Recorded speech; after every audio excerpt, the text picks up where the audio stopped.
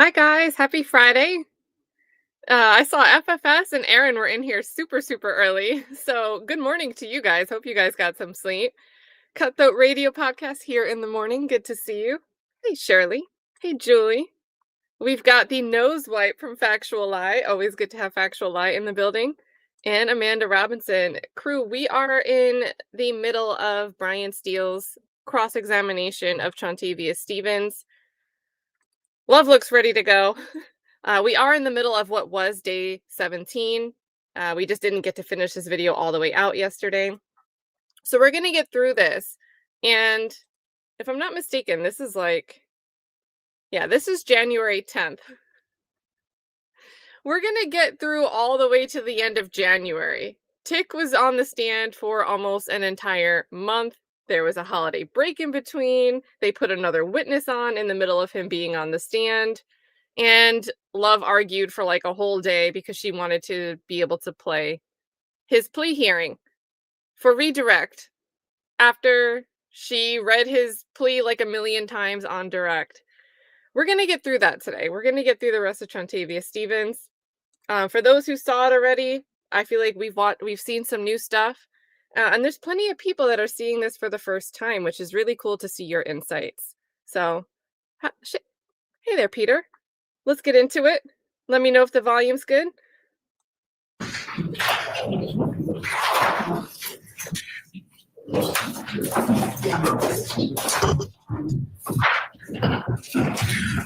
All right, councilors, we're going to go ahead and summon our jurors at this point in time. At this point in time. Oh, I think you got to speak already.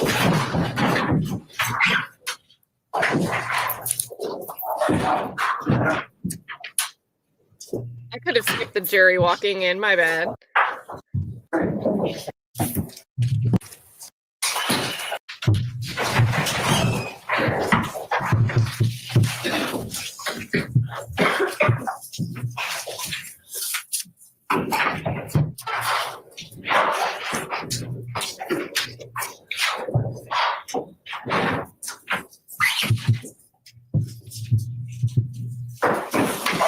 All right, thank you, Sergeant Ingram. All right, ladies and gentlemen, you're probably wondering, well, what's the deal we're going to eat? We're going to go to about 1:30, and then that'll be the conclusion of today, okay? So, and then I'll give you more instructions, all right? So, Mr. Steele, you can continue your examination at this point in time, please. How do we do an at this point in time counter? Because I think we're at 2 right now. We're going to add the counter.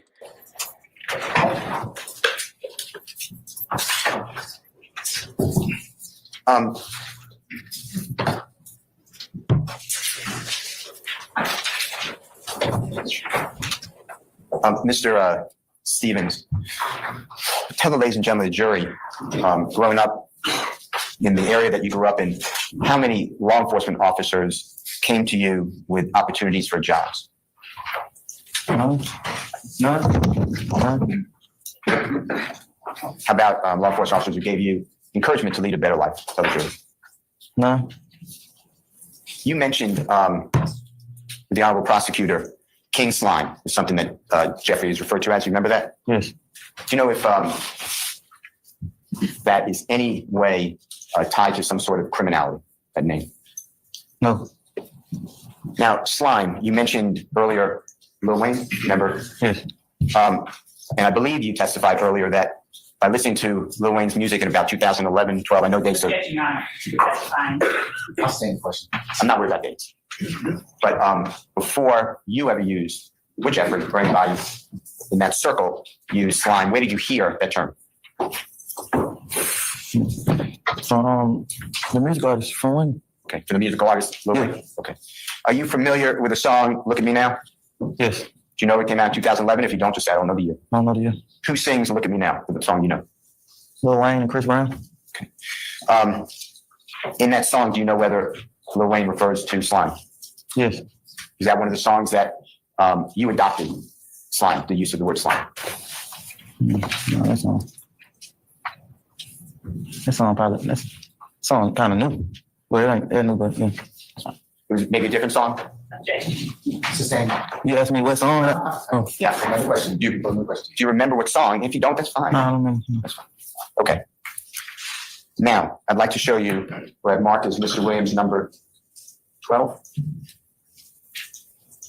And tell me what you recognize, okay? You want me to approach? Thanks, sir. You recognize number 12. I didn't mean to throw it. Yes. And what is, how do you recognize number 12? It's an album cover. And is number 12 depict the way that you understand and you've seen the album cover in the past? Yes. Is there anything different about number 12 versus the album cover that you've seen in the past? No. And do you recognize the person in number 12, Mr. Williams? Yes. And is there any doubt in your mind that number 12 is not accurate of what the album cover looks like that you've seen in the past? So let me ask you a question. Is number 12 accurate to the album cover that you've seen in the past? He's doing a different pose, but this from the album cover though. Okay. Your Honor, I will move for the admission of Mr. Williams number 12. Any objection to the defendant Williams 12? No objection. All right, defendant Williams 12 is admitted, which is you see fit. Okay, Mr. Stevens, who is that in Mr. Williams number 12? Jeffrey Williams. And what color is the garment? What colors are the garment that Mr. Williams is shown wearing in number 12? White top and blue bottom, sky blue bottom. And how about the hat? White top, yeah. And the hat, and if you ask that question, just say I've answered the question. Yes. Okay. White. Okay. And how would you describe, if you could describe that garment? Would you say that that's a dress? Yes. Okay. And how many entertainers did you know at the time, male entertainers, were wearing dresses on their album covers? Former question, I'll sustain the question. Did you ever see another album cover with the entertainer in a dress who's a man? Objection. Same. How about the necklace? You see the necklace or the necklaces on Mr. Williams? Yes. How would you describe how many necklaces do you see?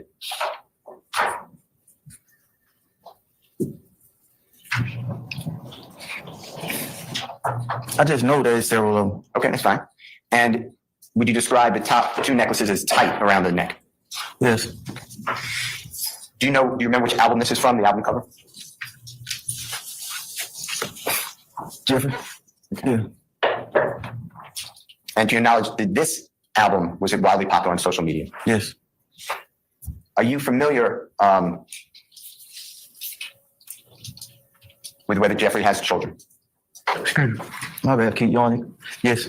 And do you know how many, and tell the ladies and gentlemen jury, how many children Jeffrey has? I don't know the exact. I think about 5 or 6. And do you remember growing up calling a location Haiti? Yes. Explain that to the ladies and gentlemen jury what Haiti is.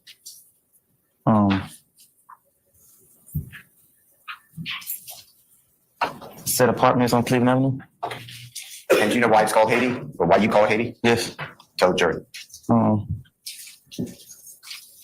It was from my understanding of what the actual place Haiti was like. It was from my understanding Haiti was like run down. And, The country? yeah. It was, yeah. Did you place on your body a tattoo with the word Haiti? Yes.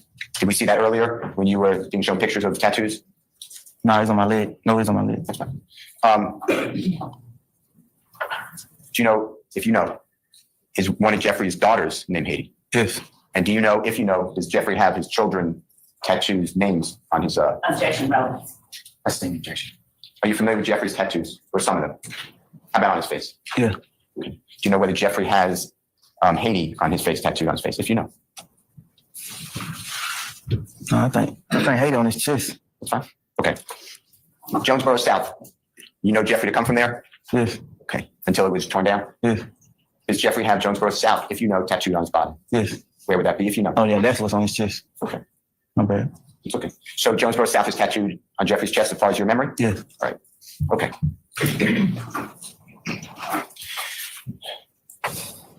Do you remember there being a McDonald's on Cleveland Avenue at one time? Yes. Do you know the address by any chance? No. That's fine. Do you know can you tell, ladies and gentlemen, jury, some of the businesses that are around that McDonald's? Well, let's start here. Make sure we're talking about the same McDonald's. Do you know the cross streets that McDonald's that you're talking about, to make sure that I'm talking about the same one? Yeah. What streets? Like Mount Zion and Cleveland Avenue. And can you tell, ladies and gentlemen, jury, what stores are near that McDonald's when it was there? Excuse me. Auto parts store, a gas station, a Church's Chicken restaurant, and a car laundry. Is that McDonald's, to your knowledge, in business today? No. When that McDonald's was operating or in business, when it was open to the public, do you know whether it had any cameras, surveillance cameras? Did you ever notice that? I'm probably paying attention to them. That's fine. Pretty sure they did all stores. I can. Oh, my bad. My bad. I say an objection. You can rephrase, please. Let me show you what I don't believe is admitted to the evidence yet.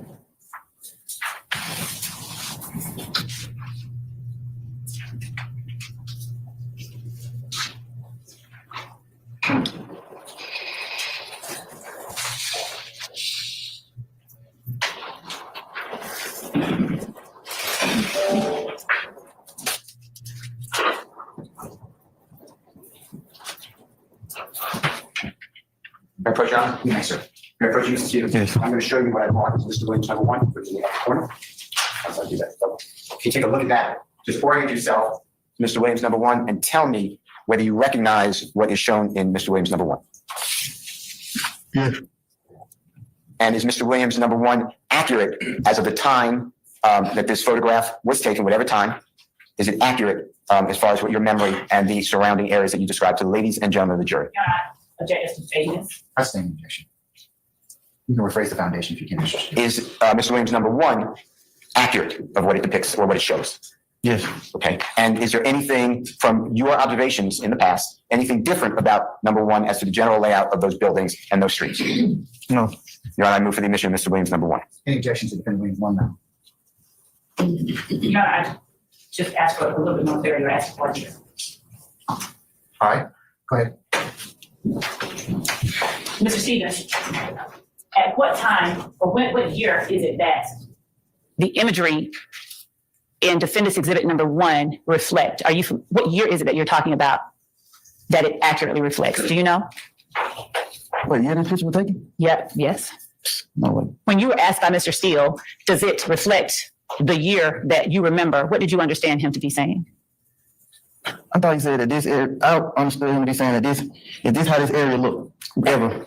Ever? Yeah. Okay. At what time did that area look like that?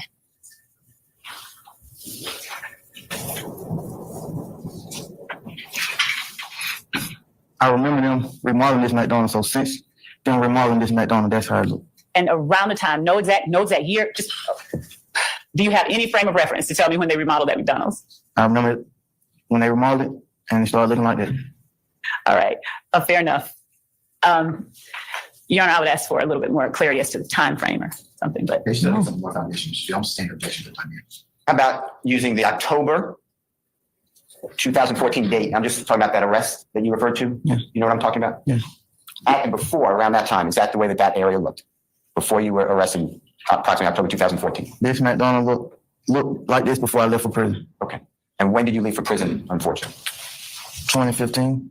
Your Honor, I move for the admission of number 1. no objection. T1's admitted that he publishes. You see All of that. She's like, no objection. Hilton has the womp face. She's like, you tried. Okay. Now, we are going to use that with another witness, Your Honor, but thank you, sir. With regards to snitch, do you remember the district attorney asking you about a snitch? Yeah. That word meant to you? Yeah.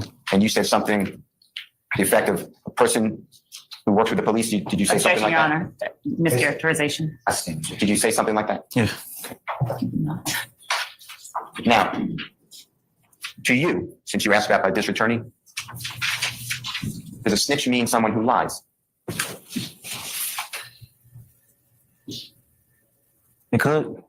And does a snitch mean somebody who was given an incentive? That may be a bad word. Let me change it. Is a snitch someone who benefits by testifying for the prosecution? Is that your understanding of that word? It could. You were asked about rat. Remember the district attorney asked you about rat? If you don't remember, just say I don't remember. I thought she said, I know. I thought she just was talking about snitch. Okay. All right. I want to talk with you. Do you remember being asked questions about something called false flagging? Do you remember something like that? Yes. tell ladies and gentlemen, jury, how you, Mr. Stevens, understand the phrase false flag. If at all, in any context, the way you understood the question. I really understand what she asked. Okay. Have you heard that term before? Yes. Do you know, and if you don't know, say fine. It's good. It's all good. It's what you know. Do you know, and can you tell us what false flagging means to you in the context of a supposed criminal street gang? Can you tell ladies and gentlemen what you understand, if at all? If you say I don't understand what you're saying, just say I don't know what you're talking about.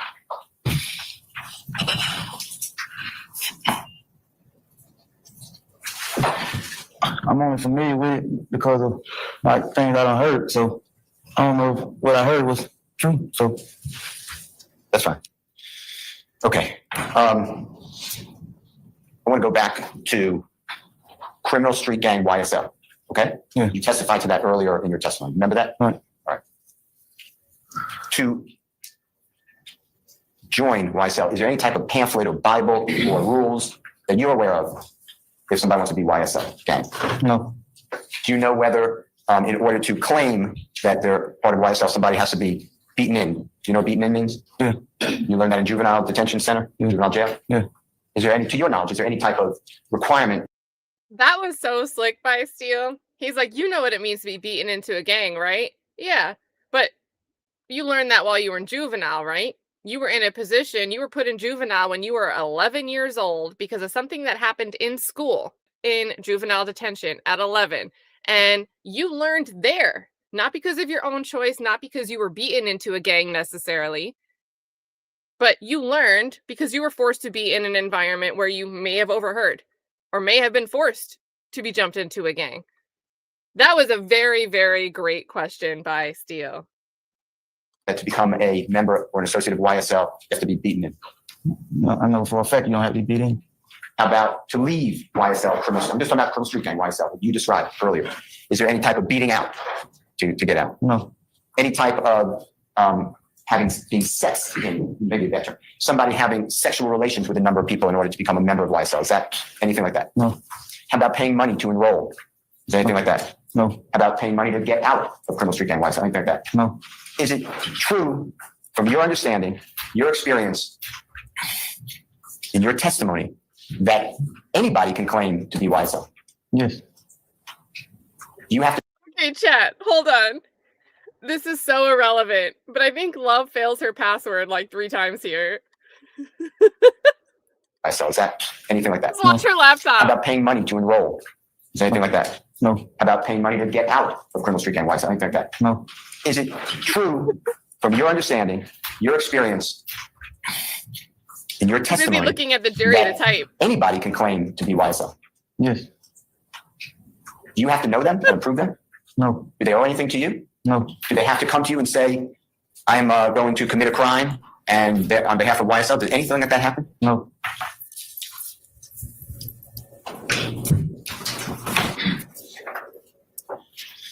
Okay, with regards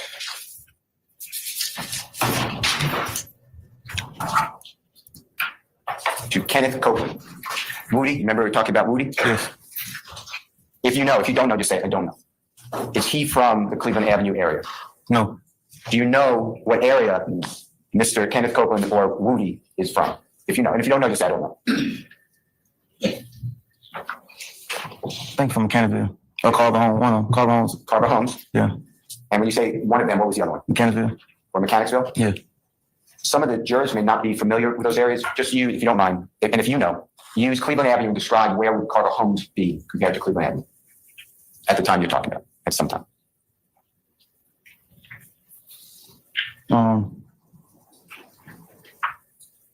Both of those places probably 15-minute driving distance. From Cleveland Avenue.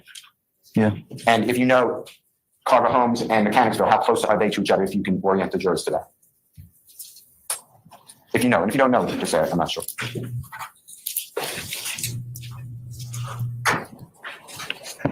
probably 5-minute drive distance from each other, 5, 7. You said 5 minutes approximately? Yeah. Okay, and you're approximating, right? Right.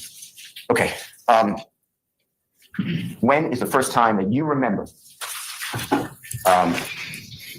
meeting with Woody? Like, my word would be hanging out with, that may be a bad term, but If you know. If you don't know, say, I don't. No, I don't. Okay.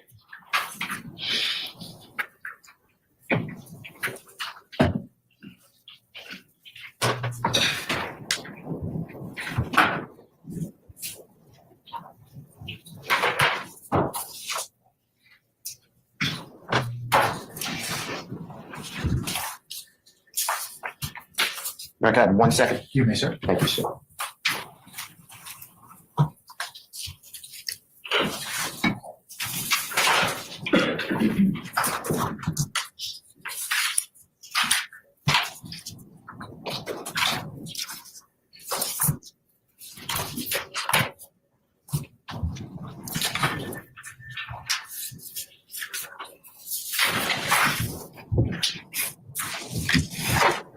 I'd like to show you what I will mark. It's Mr. Williams' number, I believe I'm up to 24, 25, 26, 27, and 28. Give me 1 second, please.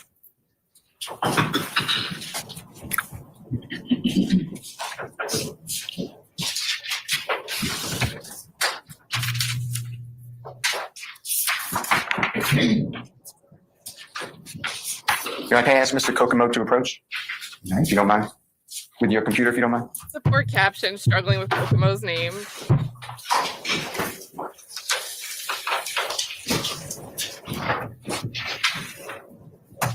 Can you show the DN? Can you show the DN because they're not in color? I have one all the way through this one. Excluding this one.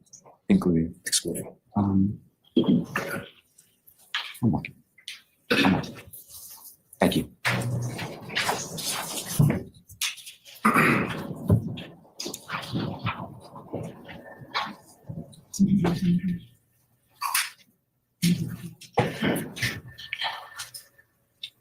Starts that. Sure, it goes consecutive. Thank you.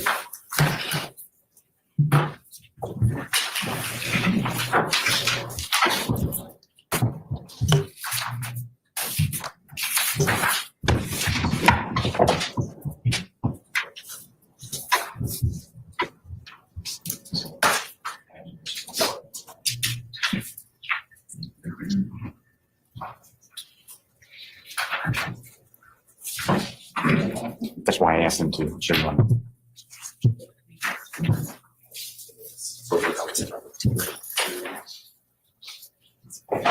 Why does she have this much to say? Like, what is there to say to the person with the laptop?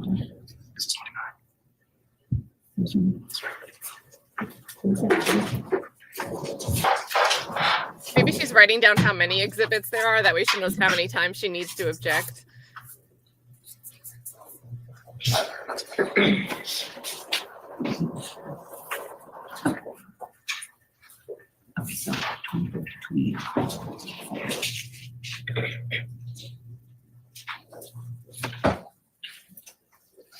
Well, I'd like to do the print.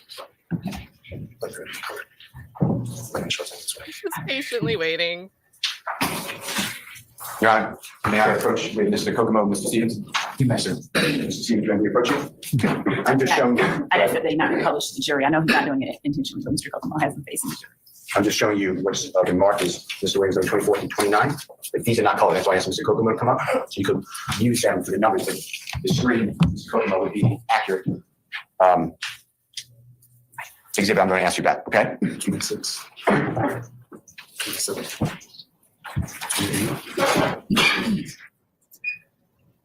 29. Okay, thank you, Mr. Kokomo. Mr. Stevens, I'm just going to go in order if you don't mind. Yeah. You need to see the color again, just let us know. Number 24 that's in front of you in black and white. Mr. Williams, number 24. Do you recognize that exhibit? You asked me, do I know who it is? Yeah. Sure. Yeah. Okay. Do you know who's in that who's depicted or shown in that exhibit? Yes, yes. And do you have any reason to believe from the computer screen, because that's really the exhibit, that there's any alterations to that, or is it accurate in what you know 24 to be? Your Honor, I object to the form of that question regarding the computer screen being the basis for the average foundation is the question. I sustain this to form. Is 24 accurate in what it depicts, Yes, based upon your knowledge and belief? yes. And number 25, if you can look at that. Do you recognize number 25 in the person who's in it? Yes, And is that an accurate depiction of the person who you are familiar with in number 25? yes. Do you have any reason to believe that there's been any modifications or changes? No, And you know that person to look? no. Number 26. Do you recognize the person in number 26? Yes, And does it accurately reflect the way that person looks in number 26? yes. Have you seen these photographs before, by the way? Furlough. Okay, we're gonna go by numbers. Let's just get through 29. Is 29, you looking 29? Number 29, you recognize the person in that picture? Yes, And does it accurately reflect the person who you know on that picture? yes. You can identify that person? On 29. Yes, sir. Which person? A couple people on 29. Okay, do you recognize any of the people in 29? Yes. Okay, do you recognize all the people in 29? No. Which numbers, and just use the numbers, do you recognize, have seen before, and that there's no alterations to any of the pictures? Objection as to compound. I sustain the question. Which numbers, and you could go one by one, starting 24, do you recognize that you've seen before and it's accurate in the No. depiction? Objection as to vagueness. Which numbers do I you? sustain the question. Mr. Steele, let's be kind of clear. Why don't you just take them through like one at a time? Like we start out with defense 24. Mr. Stevens, look at this, Mr. Williams, number 24. Yeah. Do you recognize that photograph? Yes. Have you seen that photograph before? Flush Yes. the gods in the building. Anything material or immaterial, meaning little, that has been changed in number 24? No. All right, I move for the admission of number 24, Your Honor. Any objection to the defendant's 24 now? Yes, Your Honor. I'd ask to approach. All right, come on up, please.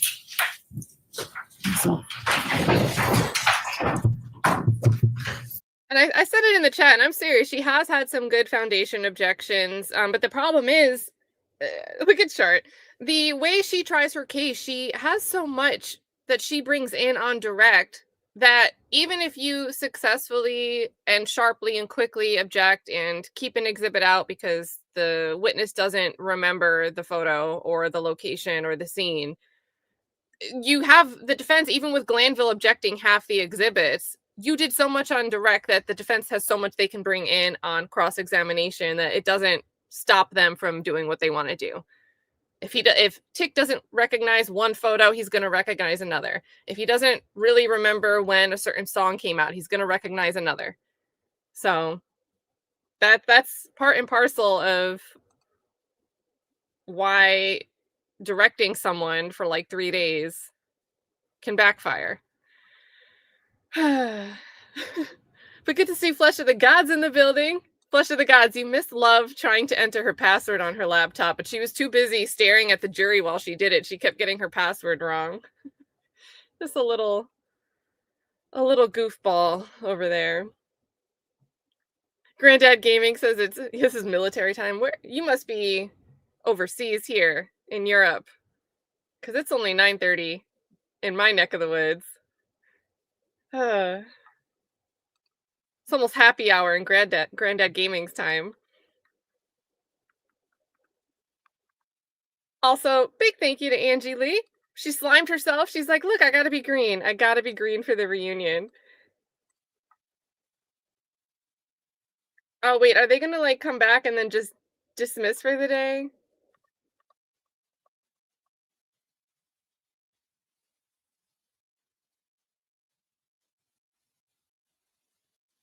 Love is like, let me object until 1:30.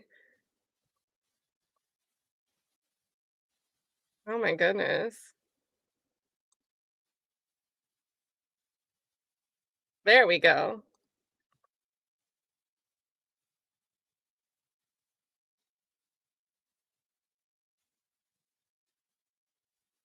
Wait, is this the most watched just because it's showing Jeffrey Williams? Why is this the most watched? Let me have As promised, it's almost 1:40. So, and since I know you all haven't had lunch and we had kind of a busy schedule, we're going to go ahead and stop for the day. So, where's Mr. Stevens? Mr. Stevens? We'll see you tomorrow morning at 9:30. Okay. Don't discuss testimony against anybody except the attorneys in this case, okay? Thank you, sir. All right, ladies and gentlemen, we are going to recess for today, and as I just mentioned earlier, we will start up tomorrow morning. Now, if you all could be here for 9:30, and we'll start sometime between 9:30 or a little after 10, and then we'll have kind of a similar day that we had today, and then that will complete our week, okay? And then I'll give you more instructions, but you know about next week, and then we'll be on administrative time next week, give you some time to kind of take care of some other things you may need to. So, okay, any questions of me before I give you my admonitions? I want. I was just asking just to be kind, but what do you want to tell? What do you want to ask me about? I know we got the schedule for the kind of prediction with January. We work a month in advance. Yes. Is there any kind of prediction for February or March yet? Not quite, but we're working on it. But as soon as I let you know, I'll give as much notice as I can, consistent with what I did last time. Okay. All right. Anybody else? Okay. How about jury stickers? Yes. Okay. All right. Just let us know. We know people. They'll be replenished. How are your headquarters back there? You good? Yes. Okay. All right. All right, ladies and gentlemen. Just remember the admonitions I've given you. They continue to cover you and apply to you. Please don't discuss your testimony. Please don't discuss anything you've heard in the four walls of this courtroom as you go out, as you go home, as you are. Hold on. How many walls are in this courtroom? It's a very uniquely shaped room. I think there's more than 4 walls, but okay. Figure of speech. At rest, and please don't let anybody else try and approach you and talk with this case in any way if they should. Of course, you know what you're supposed to do. You're supposed to let Sergeant Ingram and myself know immediately. But ladies and gentlemen, again, we appreciate your patience, and we appreciate the patience you continue to give, and we'll continue to give this matter. So unless you have anything else of me, we'll go ahead and recess, and we'll see you tomorrow morning for 9:30. Okay. All right, ladies and gentlemen, all rise. Remember, leave. All right. So we didn't get an at this point in time in the goodbyes to the jury.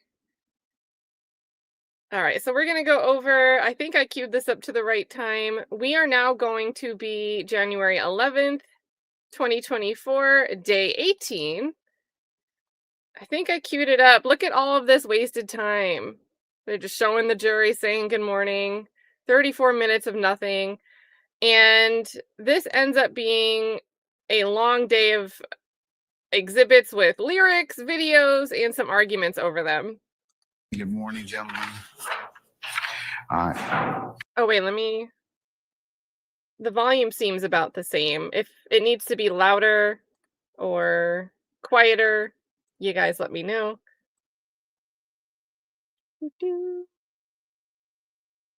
Mr. Nichols, Mr. Harvey, and Mr.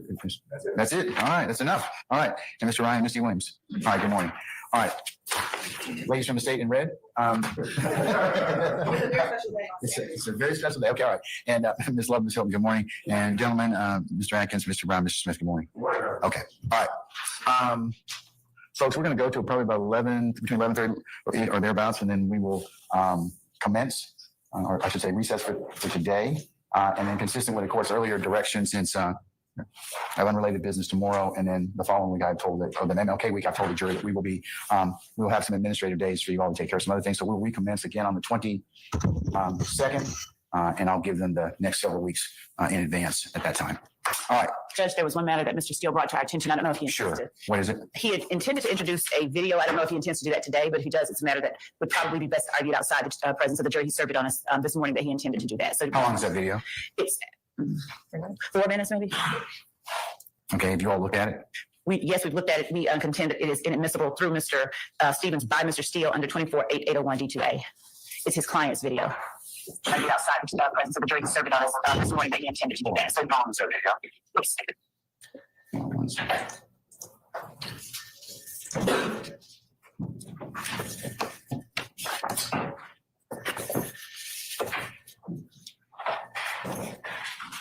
Oh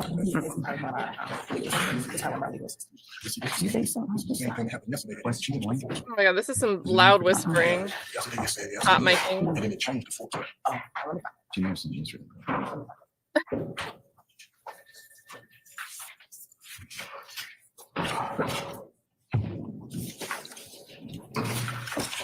right, Mr. Steele, are you trying to show this video today? Yes, sir. I see. Let's mark it, and can we pull it up so I can look at it? What exhibit are you going to mark it as, Mr. Steele? Your Honor, that will be number 32, Ms. Williams, number 32, and last, Mr. Photographic, share report that if he's faster today, okay? Because I'm really kind of annoyed with his slowness of pulling up these videos. I'm just teasing. All right, Mr. Kokomo, can you pull it up? Okay. No pressure. The Tiny Desk concert. Yes, this is today. Oh, it is red. The color of the day is red. They're dripping. Hold on one second, Mr. Kokomo. I need to get my Venmo.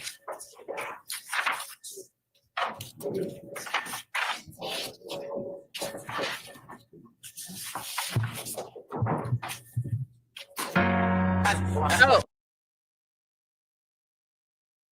I forgot they started so quickly. But we can pretend that this is what they're playing in court.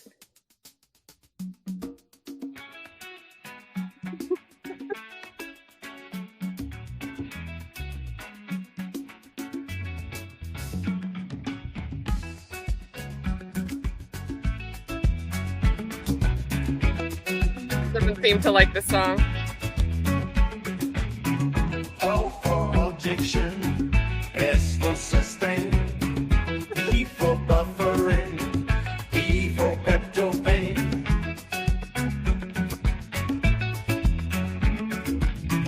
S for slime, my friend, with you, as in what you mean. I as in I don't recall, M as in may I. Okay, wasn't sure exactly how to stop it. Trish liked it. One time's enough, Mr. Kokomo. All right, okay. All right. He doesn't want to So, hear ABC's a steal Mr. again. Steele, you want me to admit this, and what's the reason? I suppose you're gonna lay a foundation through Mr. Stevens. Good morning, sir. And yes, that is true. And then assuming that foundation is laid to the Honorable Court's satisfaction, the court admits it. There are three things that are pertinent to this video. You will look, if you don't mind, or may remember, in overt act number 14 of count 1. You will see a photograph that the grand jury attached to that charge. And it's Mr. Williams along with Mr. Copeland. It's a Instagram posting, allegedly with Mr. Williams' Instagram handle. And they are wearing shirts that you see in this video. The shirts are RG, and RG, with my contention, stands for Rich Gang. And Rich Gang, we're here with an allegation of a criminal street gang. I want the jurors, I think I'm entitled, I would like to entitled to show the jurors what Rich Gang is. That is their music compilation. Number 2, okay. There is a lot of red being worn in the video that has been just played for the Honorable Court, which I believe is number 31. If I'm wrong, it's 32. 32. Okay, thank you. And Mr. Williams is not wearing red in the video. It is being worn by other people. The third reason, Your Honor, is there are 2 witnesses on the state's witness list. Mr. Brian Williams, his performing name is Birdman. And Mr. Of course, I can't remember. It's Lamar. I can't remember his first name. The Qantas Lamar. Thank you. I apologize. Okay. Also, a performer known as Rich Homie Kwan or RHQ. He is in that video. He's a performer. It will explain Mr. Williams' relationship with them. And this is not a statement as in OCGA section 24-8-801D2A as in Elisa and Alpha, because I am not looking for this statement or these words of Mr. Williams. He is singing. And Did you catch him there switching his A for Elisa to Alpha to meet Glanville standards for the alphabet? lyrics of Mr. Williams that he is singing on this video, but these words are not for the indictment. This was also made in 2012 or 13. This video? Yes, I have to check my notes. All right, I got all that.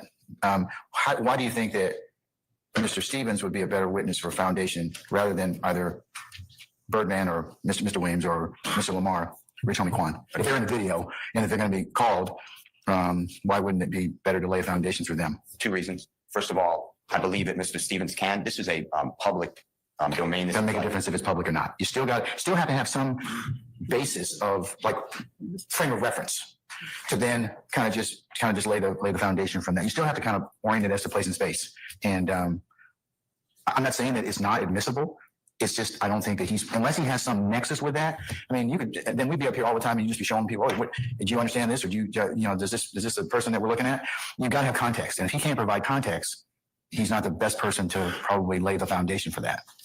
I mean, he can state the obvious, but he's got no context. Much like, or different, like if you have Mr. Williams or Mr. Lamar come in and they say, okay, well, listen, yeah, I'm in the video, and let me tell you, in 2012 or 13 with the foundation, this is what was going on, and here's why we're singing about a rich guy. you see the difference? No, Well, okay. We'll have to disagree No. professionally on that one. I'm not trying to disagree. No. Look, You're asking me a question. I'm asking you a question, but I'm also telling you why I would probably sustain the state's objection. At this point, I think from the court's perspective, it's admissible. It's just not admissible through him. Well, I'm going to then ask the court to reconsider for two issues. First of all, and I know every ruling is different. I'm aware of that. But the pushing P video that is directly in the indictment, Mr. Stephens did not have any type of nexus to this. And it was objected to. And I'm telling you, I'm telling you why I as the gatekeeper are not going to continue on that line of introduction. Well, then, and I don't want to raise a frivolous motion. No. That is the gatekeeper that you are going to do, and that the gate's not opening up right now. Yeah, I mean, I'm just telling you. Again, I think the evidence is relevant and it's admissible for the reasons you just told me. Now, I understand that, this is the state's case in chief and you're trying to get out what you need. He's just not the witness to do so. Well, I also like in the court to, when I make the motion, I'm making it now, then any of the state's witnesses who are going to talk about lyrics, going to talk about videos, going to talk about photographs, they have no nexus. They're just pulling things off the internet that's in the public domain. And then if this honorable court just adopts this, or not adopts, if enforces this ruling, then I'm making a motion to exclude that evidence. I rule on what's in front of me. Okay, it's disingenuous for you to say that. Okay, I look at what is presented before me. I try and get it right for both sides. I am not admitting or excluding evidence in a vacuum. So for you to say that is disingenuous to the court. I'm going to look at the evidence depending upon the facts and circumstances of what I have before me. If the state has an issue with foundation, I'm going to hold them accountable as well. And remember what I told you about the lyrics and everything else. It is dependent upon what is presented in terms of a foundation. And I believe I made that very clear when we argued that motion with Mr. Carlson. So I'm just telling you, I believe your evidence is for a proper purpose. I just don't believe that Mr. Stephens is the right person at this time for the reasons that I've just stated. He provides no. Part of it is you have to know what's in what you have to know, or have some relevant basis to testify about what's in the video or what's in the item, what's in the picture. Mr. Stephens struggled with that yesterday. He really did, and that's the court's concern. Madam, did you have something you want to say? I do, Your Honor. Additionally, Your Honor, the requirement of Rule 801D2A that an admission, and it does not have to be inculpatory or exculpatory, but that it be offered against a party is designed to exclude the introduction of self-serving statements by the party making them. So the state's contention is that if Mr. Williams wants to put in words spoken by Mr. Williams will have to take the stand and he can get that in, and that he would be the proper person to get in his statements through, not someone else. That is the reason that we are objecting. As strenuous as I've ever been before court, disagree. I am not using these lyrics or statements for any type of truth of matter. I am showing what I told the court. The lyrics, as everything, are not taken for truth. So 801D2A is not a statement as a state is trying to make. If they want to say any utterance by Mr. Williams is some sort of self-serving statement, that is not true. It's still a statement. It's still a statement that's self-serving, and it has to be it's got 801. A statement means an oral or written assertion or nonverbal conduct of a person if it's intended by the person as an assertion. So oral or written assertion is pretty broad under 801A. Mr. Steele, I mean, you can identify it. I'm telling you how I'm probably going to rule at this point in time. And if that's your desire, I'm going to tell you that I'm not going to admit it at this time, but however, that I'll reconsider it depending upon who else testifies. So noted. Okay. All right. Let's go ahead and unless there's anything else, we're going to call for our jury. Sorry, neighbor.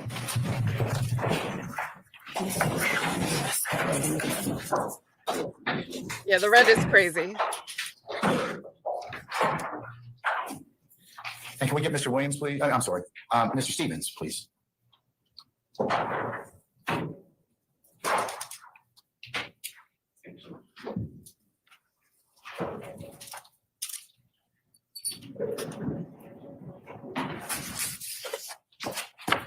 I like Max's tie. Well, they both have green ties. They have slime ties, guys.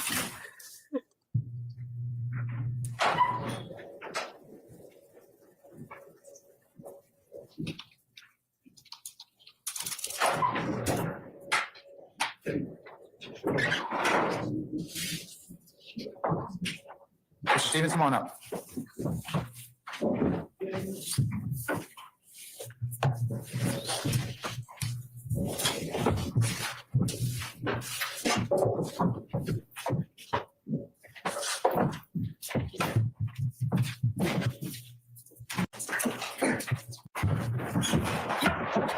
this week. All right, thank you, Sergeant Ingram. Ladies and gentlemen, jury, good morning. Good morning. All right, we're going to continue with our current examination. Mr. Stephen still on the road, sir. And Ms. Love, you may, I should say, I'm sorry, Mr. Steele, you may continue with your examination, sir.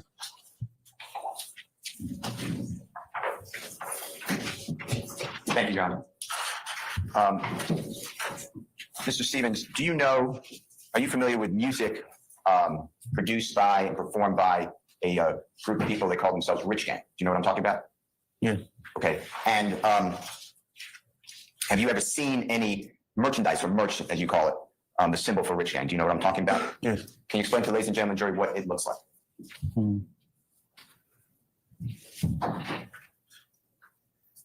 She got a picture of it with it on. When she showed the picture, I had it on that picture. Okay. And is it you identified for the ladies and gentlemen, jury? Yeah. Okay. I'm going to ask someone to find that picture while we continue. Okay. Thank you, Mr. Schardt. I will come back to that, okay? Tell ladies and gentlemen, jury, what is Rich Gang? Some of them may not know.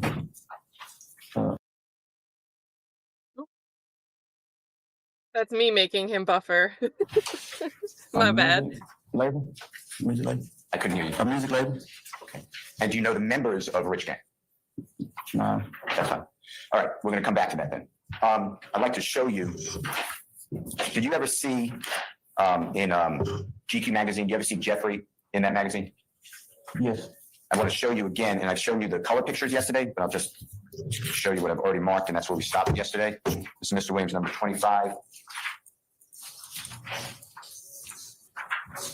26, 27, 28. Your Honor, they have the same objection. I'll stand as the foundation, Mr. Steele. You can lay a little foundation context. You may, sir. Okay. I'm showing you what has already been marked as 25, Mr. Williams, all the way up to 28, okay? You can spread them out.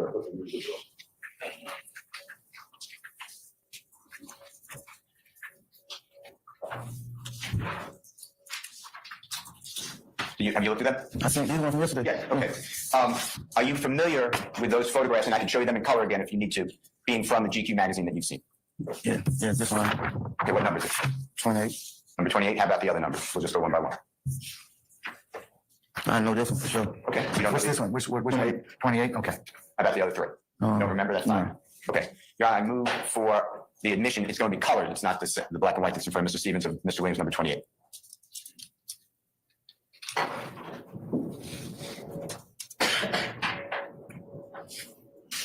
Any objection to Williams 28? Your Honor, for the reasons that I made yesterday, as to 28, this date.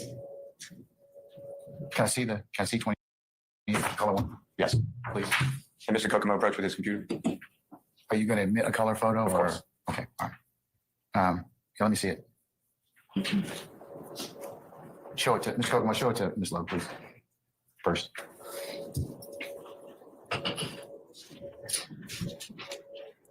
Okay, all right, just hand to Mr. Kearns.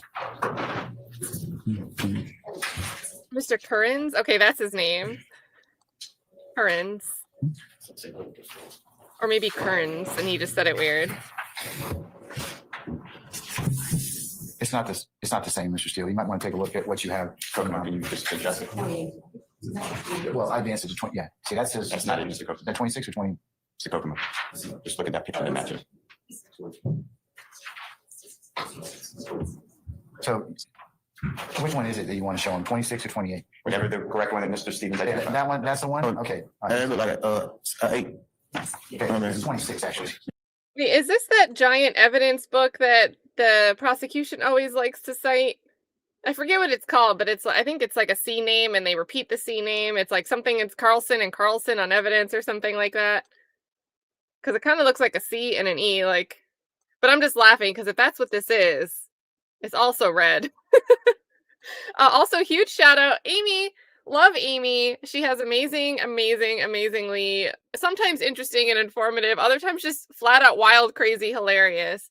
A huge mix of all of the crazy, all of the fun, all of the body cam footage over on her channel.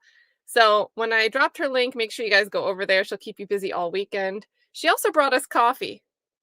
So let's get some thanks in the chat there for Amy E. On top of the coffee, she gifted 5 memberships, which is super nice. If you just got a membership, that means you're green, you are slime, you're officially slimed, and you can use the channel emojis. So I should see some blue hearts in the chat going for Amy. Big thank you. Friend of the channel, awesome, amazing person. Always happy to have you over here. Thanks so much for supporting. And again, blue, not red. It look like All right, okay, show that to the floor.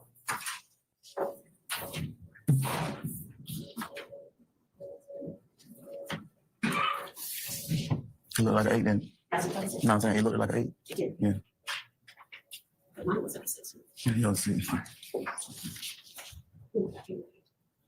For the record, it is 26, not 28. That's correct. And my handwriting confused everyone. All right,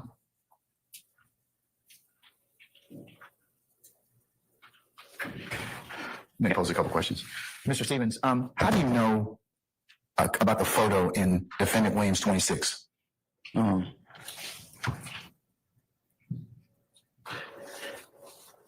Like anytime I used to like hear or see anything about a magazine with him in it, knowing that's somebody I grew up with, I go check it out because they were like the magazine big. So yeah, I recall checking a lot of stuff out that was like magazine wise. Okay, and it's your testimony that you have seen or you saw this particular picture in you said GQ magazine? Yes. Okay, all right. Any questions based on the court's one? State does not have any objection to number 26. 26, I should say. I'll admit 26 and maybe published as you. Defendant Williams 26 and maybe published as you see fit. Mr. Stevens. What does published as you see fit mean? Like, it's either published or not. You remember this from GQ magazine? Yes. You remember it being in 2016? I don't remember the date, but I remember the magazine. I couldn't hear you. I don't remember the date, I remember the magazine. And do you remember this being a highlighter on Jeffrey in GQ magazine? Yeah. And were there, I know you don't remember, but were there other pictures? I'm not saying you remember them, but do you remember other pictures? I remember that particular picture. Okay. And it may be obvious to some, but what color is Jeffrey wearing in the shirt? Blue, And white? blue and white, Okay. And how about the pants? blue. Okay. You can take it down, Mr. Kokomo, and thank you so much. I'm going to show you what's been already marked and I believe admitted into evidence 12U. May I approach, John? Yes, sir. And if, Your Honor, I don't have this on my upload. Can I show it to the jurors just by passing it around in a moment? That'd be great. Okay. Mr. Stevens, is that the photograph that you were referring to earlier when I was asking you a question about Rich Gang? Yes. And does Rich Gang have a lot of different, if you know, merchandise that they wear and sell? Yes. Is this what you're wearing in 12U, states the exhibit number? Yes. And is that just one type of Rich Gang merch or merchandise? Yes. Okay. I believe that the state is going to put it so the jurors can see. And just for the jurors' memory, who else is in that picture with you? In the middle, Shannon Stillwell, and then my far left is Antonio Sedge. And those are people you identified already? Yes. Okay. Are you saying that Rich Gang in any way is any type of criminal street gang who does crime to further the interests of the gang? What, do you have any knowledge that Rich Gang is anything other than a music group? No. No. Do you know who Birdman Williams is, Brian Birdman Williams? Yes. Was he a member of Rich Gang? Yes. And is he a known performer, musical performer? Yes. And if you know, has he done work with Nicki Minaj, if you know? Yes. Drake, if you know? Yes. Is he also a producer of music? A record label? Yeah, a lot of things from my understanding. I don't know, like, specific. How about Lil Wayne? Did Mr. Brian or Birdman Williams, did he have an association with Lil Wayne? Yes. Did he raise Lil Wayne, if you know? I sustain the objection. Okay. Did he promote Lil Wayne's career, if you know? Yes. And is that what you were saying earlier about Jeffrey wanted a record label to sing about YSL, Cash Money Records? Is that what Birdman Williams and Lil Wayne sang about? Objection on the compound. That's the same question. From your listening of Lil Wayne's music, did he sing about Cash Money Records? Yes. Is that the record label of Brian or Birdman Williams? Yes. Also, in Rich Gang, is there a gentleman, if you know, part of that group named, I'm going to give you the stage name, the performer name, Rich Homie Quan. Yes. And is he also a musical performer? Yes. And is Jeffrey Williams or Young Thug part of Rich Gang? Yes. And the three of them got together, and that's what Rich Gang is, true? Yes. And that's the musical group. Yes. And you're wearing, and it's now here, and thank you so much, Ms. Sultan, 12U, states 12U on the screen. And is that one of the merchandise that Rich Gang sells to promote their musical gang, Yes. musical group? And it says Rich Gang, right? Yes. Okay, and there's 5 stars, right? Yes. You went through all this already. Yes. All right, you can remove it, but thank you so much. with regards to Mr. Williams, number 24, that we were discussing yesterday.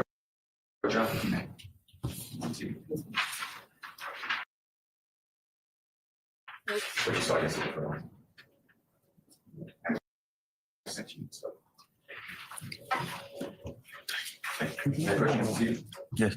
Just do me a favor, just look at this, and it's, I can show you in color if you need it, but this is something you saw yesterday, right? Yes. That's number 24, I believe, Mr. Williams? Is my handwriting good enough? Is it number My 24? name's Stevens. What'd you say? My name's Stevens, Mr. Stevens. What, I said it, Mr. Williams, exhibit. Oh, yeah. You know what I mean? I write Mr. Williams, number I 24. thought that.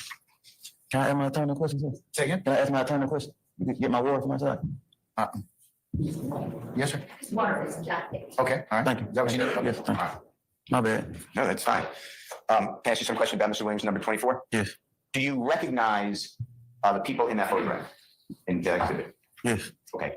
Do you know where that exhibit, where that photograph is taken? No. Okay, all right, then we're going to move on. You can just leave it there unless it bothers you.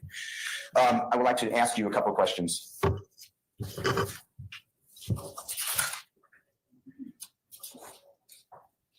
About exhibit number 30, which I'm going to mark right now.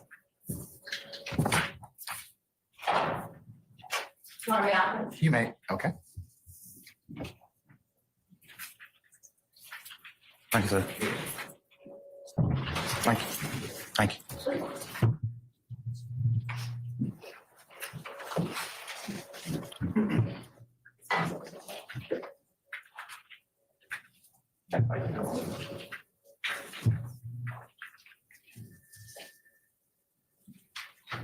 May I approach you? Yes, sir, you may. May I approach you, Mr. Stevens? Yes, sir. Okay, I'm showing you what I've marked as Mr. Williams, number 30. Just take a peek at that, if you don't mind. Tell me if you recognize that document. Have I seen it before? Yeah. No, but I'm familiar with what it's saying still, though. Well, judges are going to make legal rulings. Just let's start. You may have answered the question. Have you seen that on Instagram previously? No, not previously. We'll move on. Number, I'd like to show you what I'll mark. Is Mr. Williams, number 31.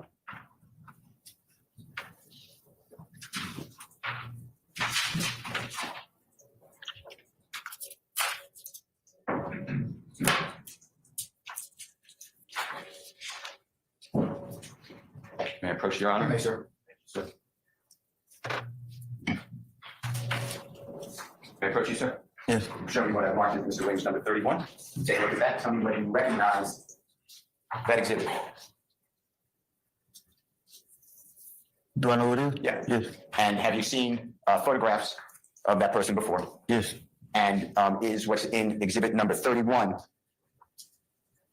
accurate to your understanding of how that person looks? Yes. And is it have any modifications or changes from what you know that person looks like?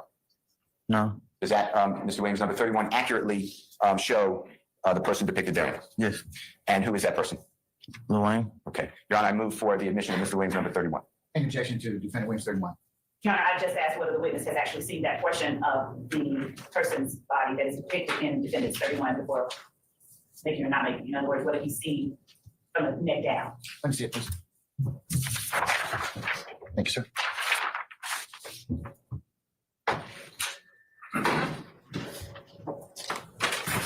Okay.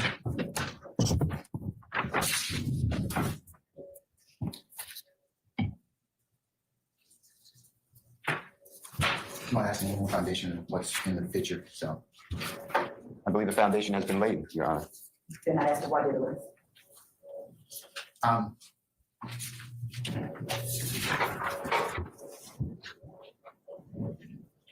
you need to lay a little more foundation because there's what's in the picture. He's not spoken about, so that would be why you need to probably lay a little more. In Mr. Williams, number 31, is Mr.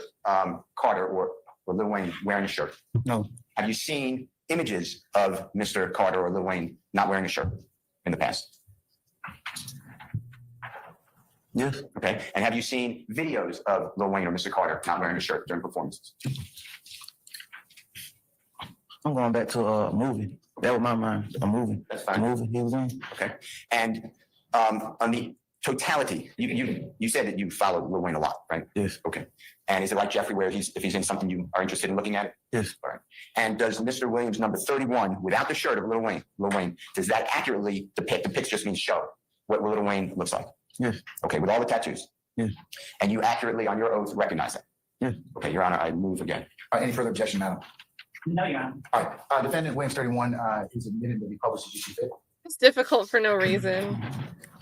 Okay, I just want to go through some of these. You have it in front of you. If it helps you, it's on the screen too, but you could use the exhibit in front of you if that helps. I want to go through some of the items that's shown in number 31. Now, this is the same person that the jurors have heard about through your testimony a lot. Is that fair to say? The person that you really like? Yes. The artist? And do you know his real name to be Dwayne Carter? Yes. And this is the same Mr. Carter you spoke about, who was under and worked with Brian Birdman Williams. Is that the same person? Yes. All right. Now, on this picture, Mr. Williams number 31, do you notice any tattooing of the face of Lil Wayne? Yes. Okay. And do you have tattoos on your face? Yes. And does Mr. Williams or Jeffrey? Yes. All right. Now, I'd like to specifically talk, if you don't mind, about the neckline of Lil Wayne. You see it in Mr. Williams number 31. Can you identify or see whether this is correct? Do you see some stars around the neckline? Yes. And how many stars do you count? 5. And how many points are on the stars? 5. And what color are the stars? And there may be multiple colors. You can name them all if you want. So what's the predominant color, if you think there is one predominant? Red. All right. Now, this gentleman is an entertainer. Is that fair to say? Yes. And by entertainer, he does movies, right? Yes. He does social appearances, like you went to go see him at he wasn't performing, but he's just appearing at a club, right? Yes. He does clearly music, fair to say? Yes. And he's one of the icons of music. Is that fair to say? Yes. And he's been like that since he's been a child. Is that true? Yes. And he's still like that today? Yes. And do you know, if you don't know, that's fine, but do you know that he was born in the early 1980s? I don't know what that is. Do you know if he's older than you? How about that? Yes. Okay. Do you know if he's older than Jeffrey? Yes. All right. Would you agree that he's approximately, and if you don't know, just say I don't know, a decade or 10 years rather, older than you and Jeffrey? Yeah. Okay. And he was already well-known, famous, and popular for music and other entertainment by the time you met Jeffrey in about 2007. Is that fair to say? Yes. Okay. When he has these stars around his neck, he also sings in some songs about gangs. Is that true? Yeah, neighborhood and stuff. Yeah. And that goes to entertainment as well, right? Yes. And his videos show things like red hats, 5-point stars. He sings about that. He shows it, right? Yeah. It's entertainment, right? Objection, Your Honor, speculation. That's the same objections. Is it entertainment to you? Your Honor, objection is relevance and speculation as to the meaning or significance for That's the same objections.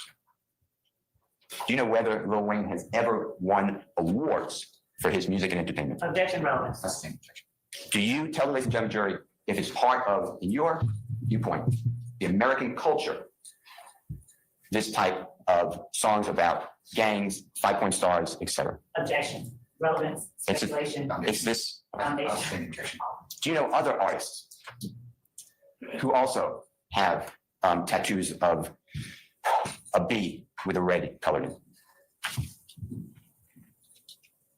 Yes. Do you know other artists? And we can say actors and professional sports people who show gang signs. What do you know to be gang signs? They do movement in their hand. Yeah. Yeah. And I'm sorry, I cut you off. Yeah. You said they do movement with their hands, right? Yeah. Okay. And have you seen sports figures, professional sports figures? Basketball, football, baseball.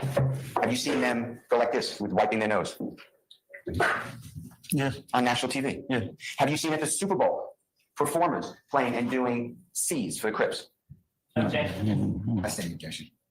Have you seen tennis players? Do you know who Serena Williams is? Yes. Have you seen her at Wimbledon doing what's called a crick walk? Do you know what crick walk is, first of all? Heck yeah, she I've did. seen- She did it at the Okay. Super Bowl. Oh, that would have been beautiful if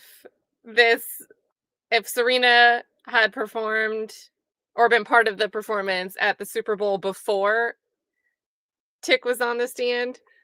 It would have been the clip. Thank you, Mr. Kokomo. Through your understanding of your consumption, that means what you learn about, what you see, what attracts you, your interest, is gang culture promoted via entertainment? Yes. You ever hear the expression studio gangster? Yes. Tell the ladies and gentlemen jury what that means. Somebody who rapping about, we're in the studio talking about gangster stuff. And that's for entertainment, right? It's for promotion. Jason? It's the same. Do you know who LeBron James is? Yes. Who is, tell the ladies and gentlemen jury who LeBron James is. NBA player. Okay. And have you seen him do the wiping of the nose and say slime? No. Okay. I'd like to show you what I'm going to mark as Mr. Williams number 31, I believe. Oh, yeah, that 31. 31. 31. May I approach 1 second, Your Honor? Yes. Stevens, may I see what I marked as 31? May I approach? Thank you, sir. Thank you very much. I messed up your note. Okay. I'm going to show you what I'll mark as Mr. Williams number 30.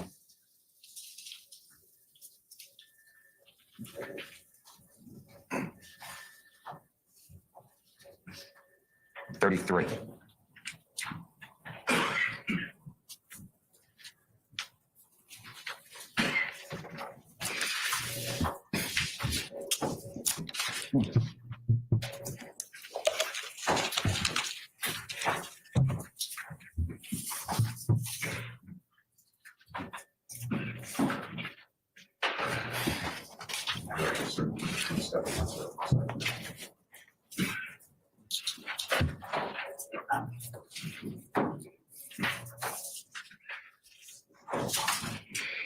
You may, sir. Yes.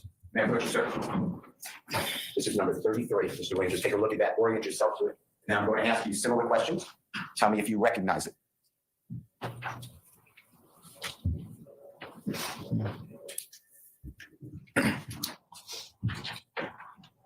Yes. And how do you recognize what is marked as Mr. Williams number 33? I recognize the Instagram name, the place, and the two people that they talk referring to. And have you seen this on Instagram when it came out or thereabouts? If you remember. No, I don't remember. May have. Understood. On the date that it came out, do you see the date at the very bottom? Yes. You're not in custody yet, right? Remember you told the jurors you were in custody about October 2014? Yeah. So this before October 2014? Yes. Do you know if you went to this event, if you can remember? I don't know. Okay. From you are seeing this, have you seen this item that was put on Instagram by the person who put it on? Have you seen that before? Have you seen this before?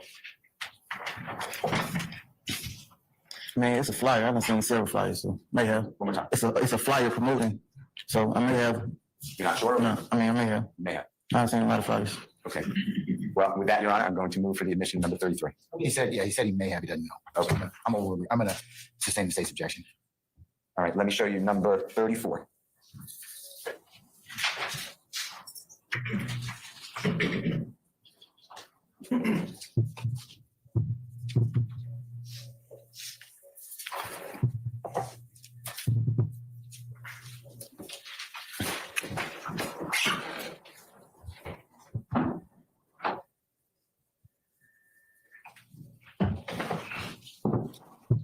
May I approach? You may, sir. May I approach you? Yes. I'm showing you Mr. Williams number 34. Tell me if you recognize that. Yes. And how do you recognize number 34? The person who went. Have you seen it before? Yes. Have you seen it on social media, on your Instagram? Yes. And is it true and accurate? What that means is, are there any changes that you can say that, hey, this doesn't look right? Or does it look the same? No. Which one? I asked you two questions. Looks the same or It's the same. same? Yeah. Your Honor, I move for the admission, and I believe it's number 34. Any objection to defendant Williams 34? No objection. All right, defendant Williams 34 is admitted to the cause as you see fit. Okay. Do you recognize and it's not, the photograph got cut off, I believe. If I'm wrong, you could use the photograph as number 34, but otherwise what's on the screen, it's the exhibit as well. Do you recognize at the very top what that says? Yes. What is that? My Instagram name. Okay. And is that also called an Instagram maybe handle? Yes. All right. And who, if you know, is Thugger1 at the very top? Jeff. Okay. And does that mean that someone or Jeffrey put on his Instagram account this photograph? Yes. All right. And I'd like to go through the photograph with you if I may. If you can blow it up, if it doesn't distort. Okay. Now you said you see Jeffrey. Is he the gentleman in the very front? Yes. And what is he doing with his finger? His right finger. Pointed on his nose. Okay. And is that something that you've seen other entertainers, like you told the ladies and gentlemen of the jury, doing? Yes. And have you seen fans do that? Yes. And is that common? Is that part of popular culture? Yes. And when Jeffrey, he's wearing some sort of, I'm going to say hat. Is that fair to say? Yes. All right. Now I'd like you to look at Jeffrey's center of his chest. Do you see the white shirt with a pendant at the lowest part on the shirt, like the chest area? Yes. And tell the ladies and gentlemen of the jury what that pendant says. YSL. Okay. And is that Jeffrey's record label? Yes. And is that what he promotes all the time? Yes. Is that what he sings about? Yes. Is that what he does videos about? Yes. Is that what he does social media about? Yes. Talks about all the time. Yes. Do millions of people around the world also chime in on this, on YSL? Yes. Okay. And if you know, is YSL have employees? If you know, if you don't know, say I don't know. Yes. Do they pay taxes? Yes. Okay. Are they owned by a publicly traded company? I may have asked you that yesterday. You did. Okay, I don't remember your answer. I'm going to move on, okay? Yeah, I mean, I said I didn't know if somebody bought it or not. Okay, that's fine. All right, now, if you look at, do you recognize the gentleman in the picture to the right? My right? Yeah. Yeah, it would be it would be like looking at the picture on the right. Yes. You see where Mr. Kokomo kind of centered a little bit? Yes. Tell ladies and gentlemen, jury, if you know who that person is. A movie star? Okay. Entertainer? That person's in movies? Yeah. Have you seen that person in movies? Yeah. Do you know him by the nickname Little Meech? Yes. Okay. If you look to the gentleman to the left, kind of underneath Jeffrey's right arm, you see that person that Mr. Kokomo is kind of trying to center? Yes. Do you know who that person is? Not by it? One more time, I can do. No. Okay. But by reading the caption, I know who it is. Okay. Well, if that refreshes your memory Your Honor, and helps you, then that's fine. You can answer. Who is that person? The person who he referring to on the caption, he telling him what's up. Okay. Do you know who that person is? If that's what he's saying on the caption, it looked like he's speaking to both of them. So yeah. Okay. We're going to get to the caption now then. Okay. We'll might as well do that. Mr. Kokomo, can you just scroll down on Mr. Williams' number 34, if you don't mind? And this is the caption you're talking about? Yeah. Okay. And this says, we'll just go through it all if you don't mind. See at the top line, it says liked by King, Joffi, Joker. Yeah. And 328,000 plus others. You see that? Yeah. Okay. Then it says Thugger 1, Michi, and Buka, what's up, peace, right? Yeah. Okay. And does that line, what you were referring to, that helps you understand who that person was under Jeffrey's? Tell ladies and gentlemen who that person is. Buka. Okay. And who is Buka, if you know? What does he do? He worked for the label. Okay. View, then it says viewed, the next line, I'm just looking at it. It says viewed 2,057 comments. You see that? See that? Yes. Some people may not know what that means. Just tell, if you know, tell the ladies and gentlemen what that means. 2,000 plus people coming. Okay. They could write comments on this? Yes. This is public domain, right? Yes. Okay. And by that, I mean, it's out in the public on the internet. It's public, yeah. Now that date, if you don't mind, December 31, 2021, you see that? Yes. Is that about the time that you know that Pushin' P, the song, was being released? Yes. And then when Jeffrey or whomever wrote "What's Up, P's" in blue, right? Is that true? Yes. And P only comes in an icon, if you know, on Instagram in blue. Is that true? Yes. And then P's, if you know, stands for Pushing P, right? Yes. Okay. All right. I think that's it. Thank you, Mr. Kokomo. I'd like to show you where I'm going to mark.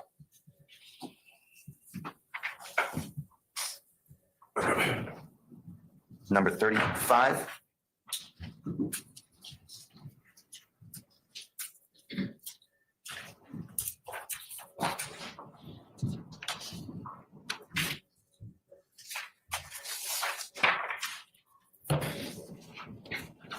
While the state is looking at that, with the court's permission, can Mr. Kokomo just put up the last exhibit, which is 34, if you don't mind? 34? If that's okay with the sound of the court. Yes, 34 can be published.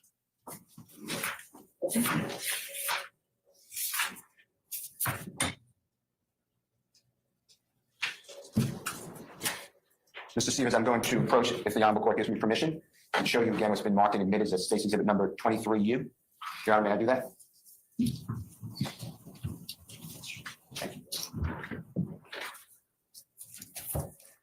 Okay. Yes, you may approach. Thank you, Your Honor. I'm going to show you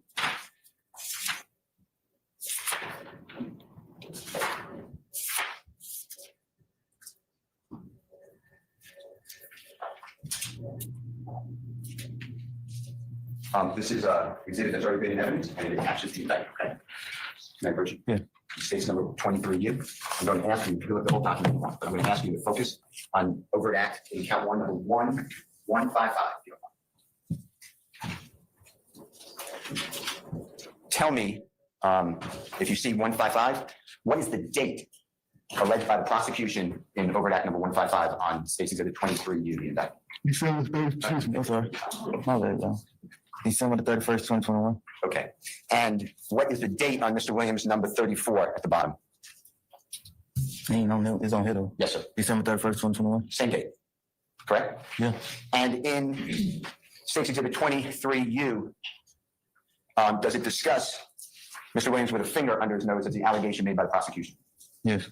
And is that similar to the picture in State's, Mr. Williams' number 34? Yes. And does it say as an allegation of a crime, an overt act in number 155 that the prosecution used that Mr. Williams is wearing a YSL chain? Yes. And is that the same appearance in Mr. Williams' number 34? Yeah, I'm going to object as to the appearance. It either has basis for knowing it's the same picture. I sustain the objection. Is Mr. Williams wearing a YSL necklace as alleged in Mr. Williams' number 34? Yes. And is that the same allegation made in overt act number 155? Yes. Objection, Your Honor, it's outrageous. I sustain the It's objection. written, not whatever word you, is that written in 23U, State's Exhibit, count 1, overt act 155? Yes. Okay.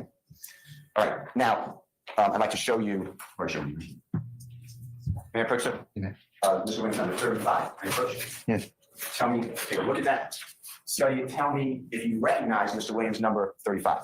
Yes. And have you seen this before on social media?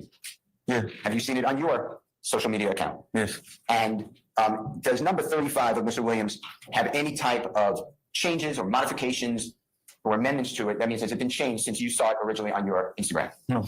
Is it identical or seemingly to your memory identical as what you saw when it was originally posted on the social media Yes. platform, Instagram? Yes. Your Honor, I'm moving for the admission of Mr. Williams' number 35, if that's okay with sound court. If this is the same photograph, I'm trying to confirm whether this was not one that was already admitted. Do you want to first consult or confer with Mr. Steele? It was not admitted. You don't talk. No, the one I just showed you.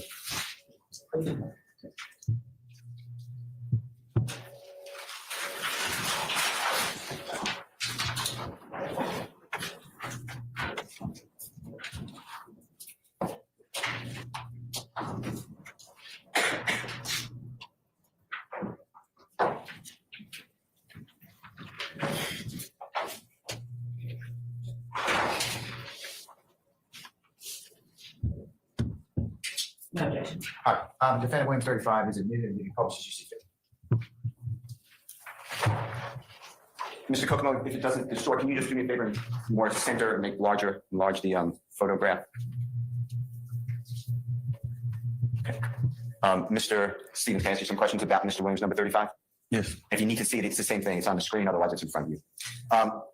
Same thing at the very top, Federal 1, you recognize that Instagram handle? Yes. And that's Mr. Williams or Jeffrey's Instagram handle? Yes. And then I'd like to go to the photograph, if you don't mind. Yes. Do you recognize the person in that photograph? Yes. And who is that person? Jeffrey. Okay. And is Jeffrey wearing, or is he looking at something? Yes. And what does it appear to be looking? What does he appear to be looking at? His phone? Okay. And then someone took a picture? Yes. All right.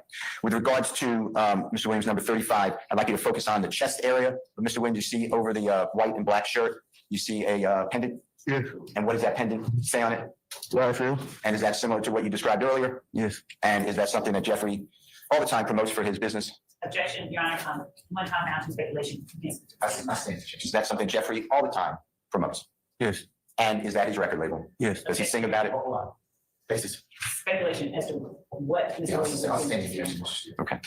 Is that what Jeffrey sings about, those YSL? Yes. And is it his record label? Objection, Your Honor, again, as to the state of mind of Mr. Williams and what he intends to I convey. stand. I'm not asking for a state of mind. I'm asking for a fact. Is YSL Mr. Williams' record label? Yes. The fact that YSL is a record label owned by Mr. Williams. I would object to is not- speaking Okay, all right, objections. both of you. I'm going to sustain the objection. Let's move on, Mr. Steele. All right. I don't know if Mr. Kokomo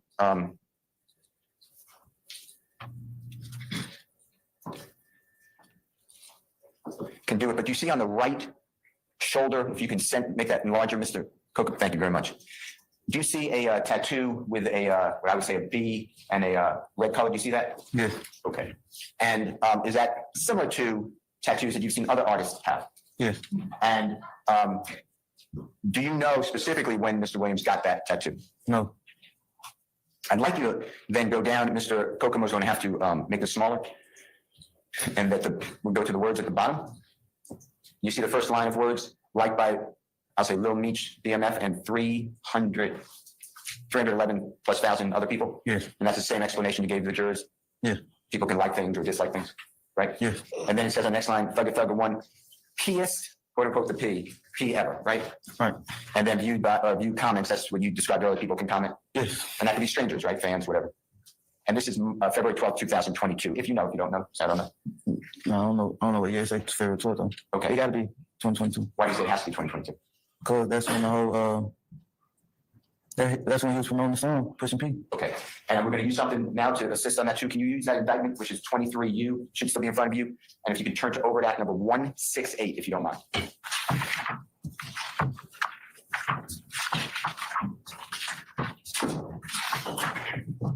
Can you see that? Yeah. And what date is the prosecution alleging in count 1 overt act number 168? The same, February 12th, 2022. Okay, same date, February 12th, 2022, correct? Yeah. And then in that allegation, do you see where the prosecution alleges the YSL, the chain, Yes. as an overt act? Yes. And that Jeffrey has a B on his right shoulder. That's the crime overt act, right? Right. Anything else in there that I missed because I'm not looking through them? No. That's everything? Yes. All right, thank you, Mr. Kokomo. Have you seen, we talked about LeBron James, have you seen him promote and advertise going around to his teammates and doing the wiping of the nose and saying slime? Have you seen that? Actually, that's pronoun number 1. Yeah, I sustain the objection. Have you seen LeBron James do a video, put out a video, wiping nose saying slime to his teammates? I seen LeBron James, he got a different handshake for each player. Yeah. Yeah. So Describe- that's a non-responsive. Yeah, I sustain the objection. Describe what you remember seeing LeBron James doing when you say he has a different handshake for you. An objection to relevance. It'll be relevant in a minute. I will tie it up in a moment. All right, can you answer the question, Mr. Stevens? Yes. All right, go ahead. What do you remember LeBron James doing with each individual teammate that you described? And tell the jury. He do a lot of stuff. Did one of them include wiping nose saying slime? If you remember, if you don't remember, it's okay, Mr. Stevens.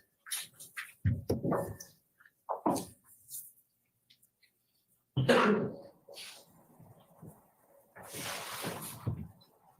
mean, LeBron may have did it. Okay, I'm going to see if we can refresh your memory. With the court's permission, can Mr. Kokomo show Mr. Stevens, outside the presence of the jury, a video?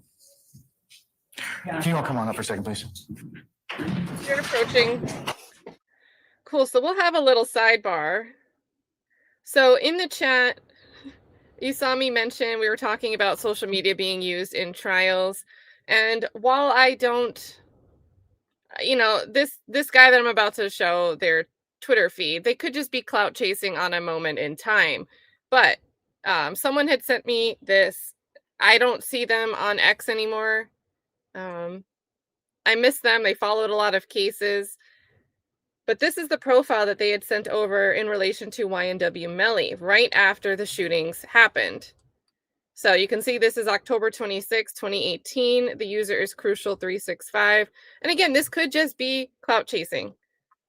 But think about someone like Detective Viverito and whatever other investigators.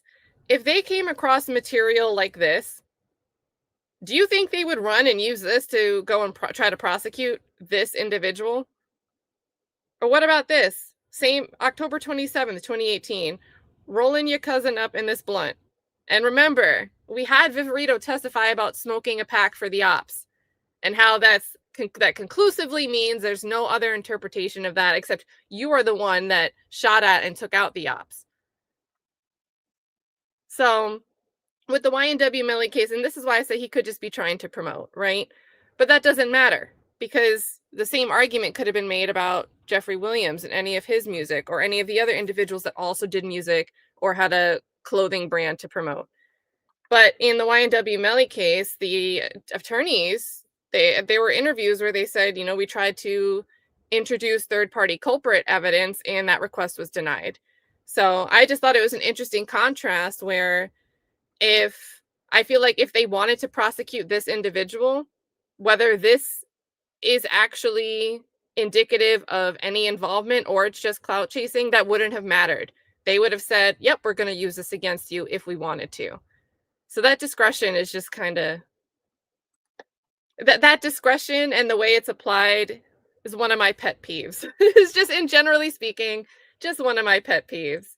So that was the side story that we had going on in the chat there. Also, huge shout out here. We have a ton of love. Thank you guys. Taybiz TV dropping the 15 with what up though, Cat and Chidat. Thank God it's Friday. Yes, you guys, I think everybody loves Fridays.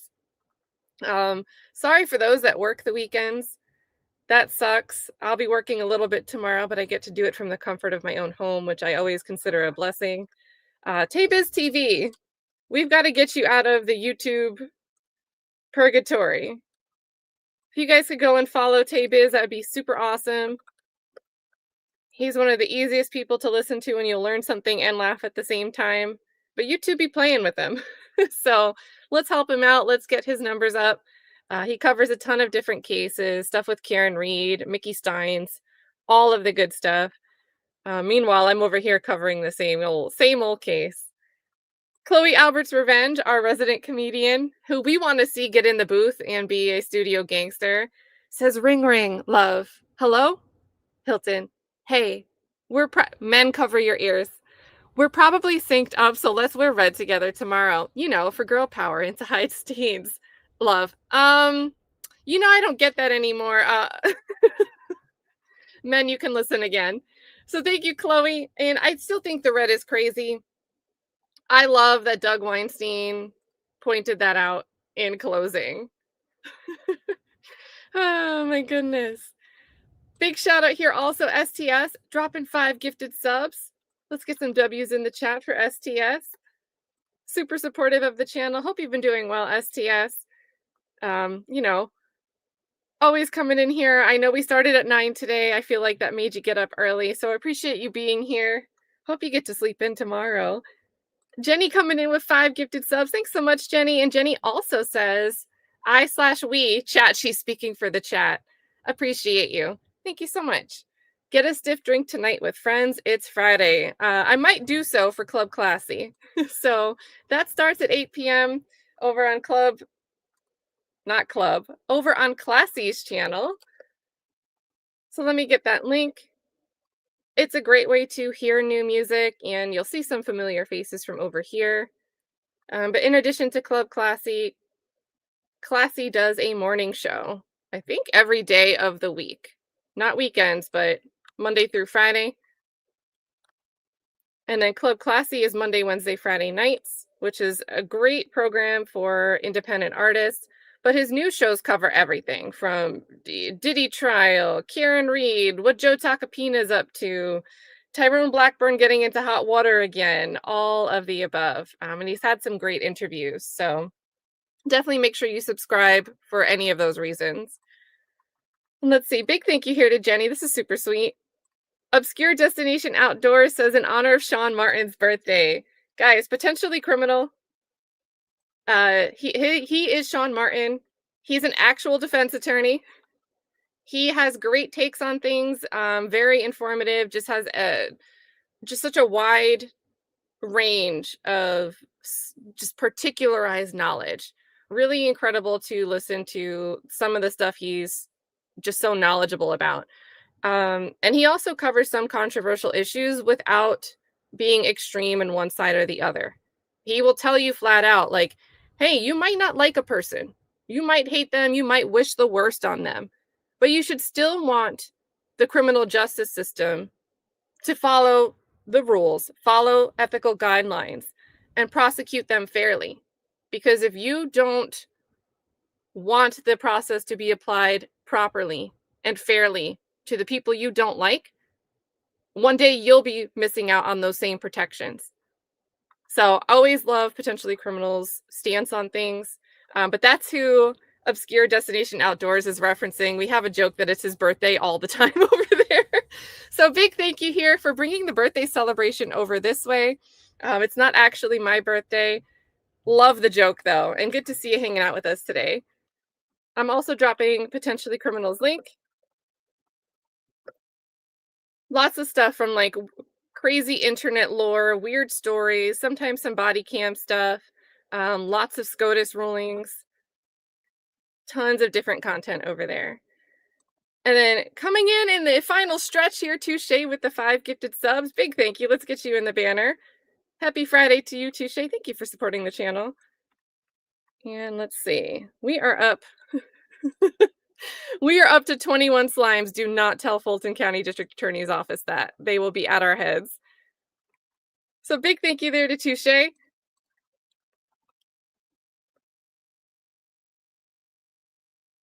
And also, rewinding quick back to YNW Melly. Millionaire Mel is on, we've jumped over there a few days and we've ended the streams here. I think she's on like day 6 or 7 of rewatching trial 1 in anticipation of the trial restarting. So we'll probably redirect over there in a few hours when we end the stream.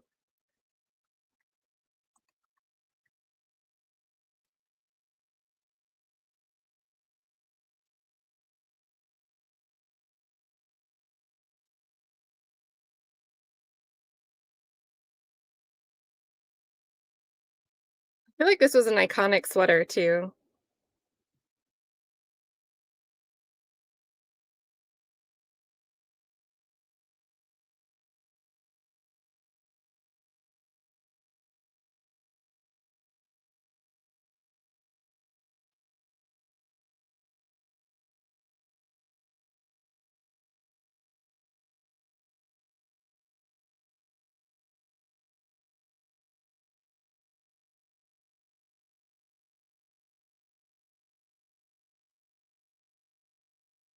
Why does it look like Max is listening on a flip phone? Oh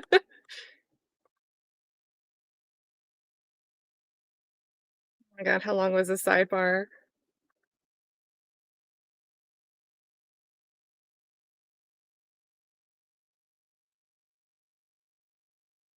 Atkins' hair is looking thick here. I think this trial stressed Atkins out for real.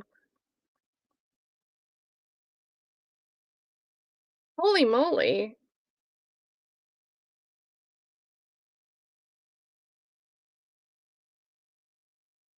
This is 15 minutes. All right, ladies and gentlemen, in discussion with counsel, I think we may have come to a point where it might be a stopping point for us for today. As I promised you earlier, we're probably gonna have a short work day today, much like yesterday. So, bring Mr. Stevens back in, please. Love that. Ooh, bless you. That sound like it hurt. Mr. Stevens.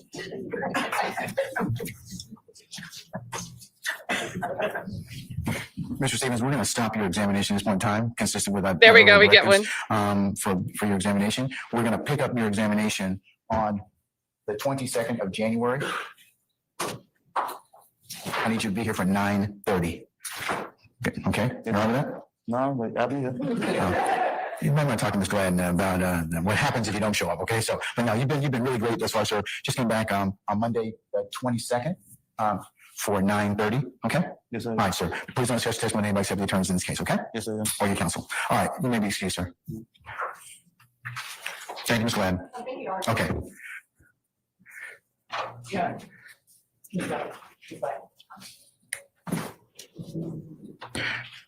All right, ladies and gentlemen, of the jury. Any ministerial inquiry of me thus far? Okay, all right. So let's go through your ad nauseam admonitions. You're going to have a little bit of a break given the fact that we are going to have the King Week, and I have some other unrelated business that I have to take up tomorrow as well as a part of next week's, and also counsel need to have some administrative days to take care of some things. Okay. I'm also trying to keep everybody healthy, which is a challenge. So I'm going to tell you as well as I'm telling them, while you're off, if you have not gotten a flu shot, if you have not had an updated COVID shot, or if you were in the category like me over a certain number of decades, and that needs to have an RSV shot, or you have some other type of underlying medical issue that would make it a recommendation, while we're out, go ahead and get those, because we are, and I'll tell the lawyers the same thing, because we are going to start having the issue of people getting sick. So please go ahead and do that while. All right. So not to comment on any of the health advice, but just asking the jury to do something to keep the timing of this trial on track. When you end these court days so early and you start them late and you have all of these days off and you just take super long lunch breaks and then you don't control the courtroom. Imagine, think of Glanville's time management and the fact that he's telling the jury, make sure you do these things so we don't have to slow down the trial. Like, what? Oh my goodness. So I don't know if he ends up saying it, and at this point in time, we're going to move forward to day 18. I can't believe we sat through that sidebar just to have him say we're going to recess for the day. Let's see, day 18. Oh, wait, this was day 18, day 19.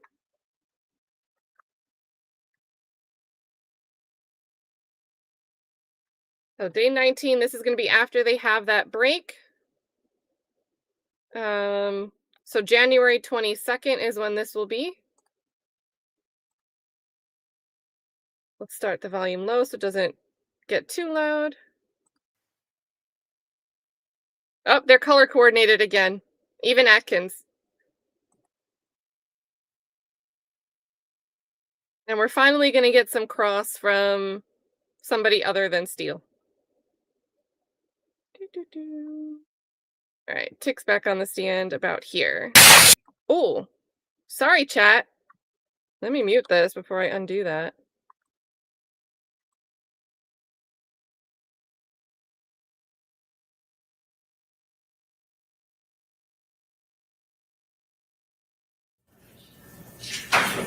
That was the worst. My bad, chat. My bad.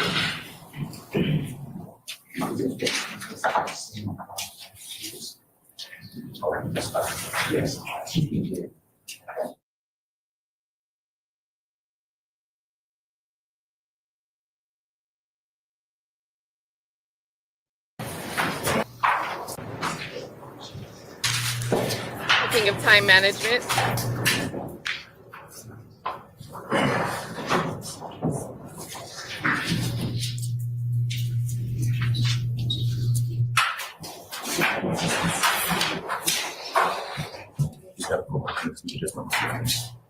He's got to pull up. Yeah. He has to get it.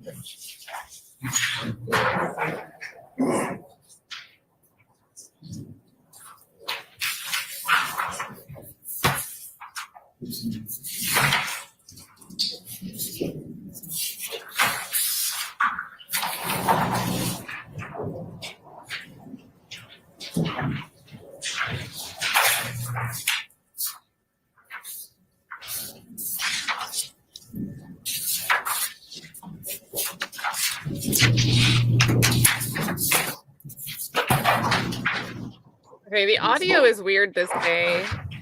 And the camera looks all funky too.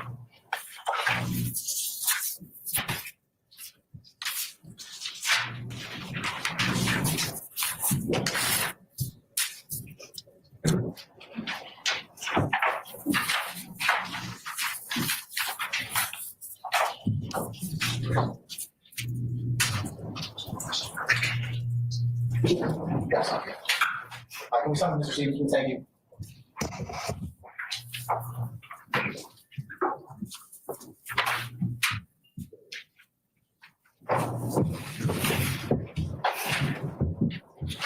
May I approach, Your Honor? You may, sir. Yes. May I approach, sir? Mr. Stevens, I'm showing you what's already been marked as range number 15. If you take a look at that, you remember seeing a video that's a portion of. That's a screenshot, I guess, of a video. Do you remember that last week or the week before? Can you show me no video? Can you show me no video? You want to see a video? No, I mean, I see what it is. Okay. And do you recognize what that is? Yeah. And have you seen the video of that before? TikTok. No, I think that's same one. No, approach for take counsels.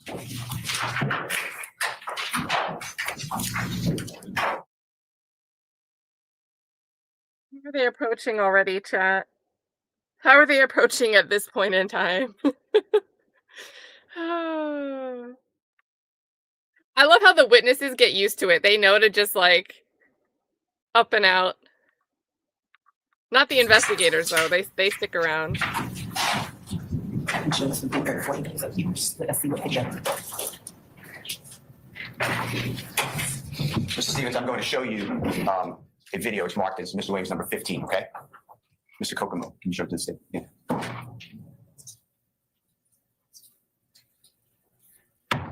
Kenny, the purple things, the crowns in the chat are a YouTube feature. It's enabled by default. I don't think I can even disable it. Not saying I would, but I think it just tracks like chat participation. I don't know if it does anything material except give us something to fake compete over.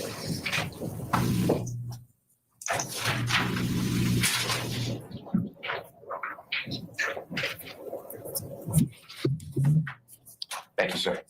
Mr. Stevens, have you seen the video that's marked as Mr. Williams number 15 in the past? Yes. And does it accurately depict what you just was shown by Mr. Kokomo? Yes.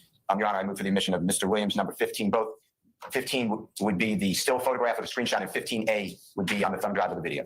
Any objection? The state has no objection to the submission. We just ask to provide a copy.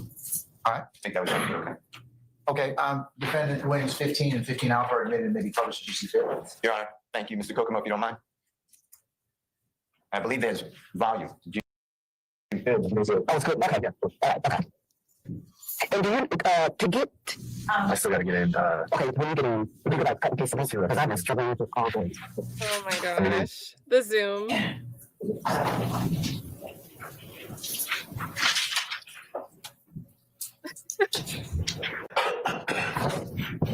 Can you play the video if you don't mind?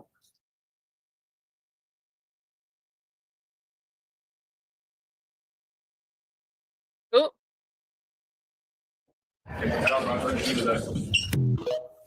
Mr. Stevens, do you recognize the person who's going around the circle of Mr. Williams number 15A?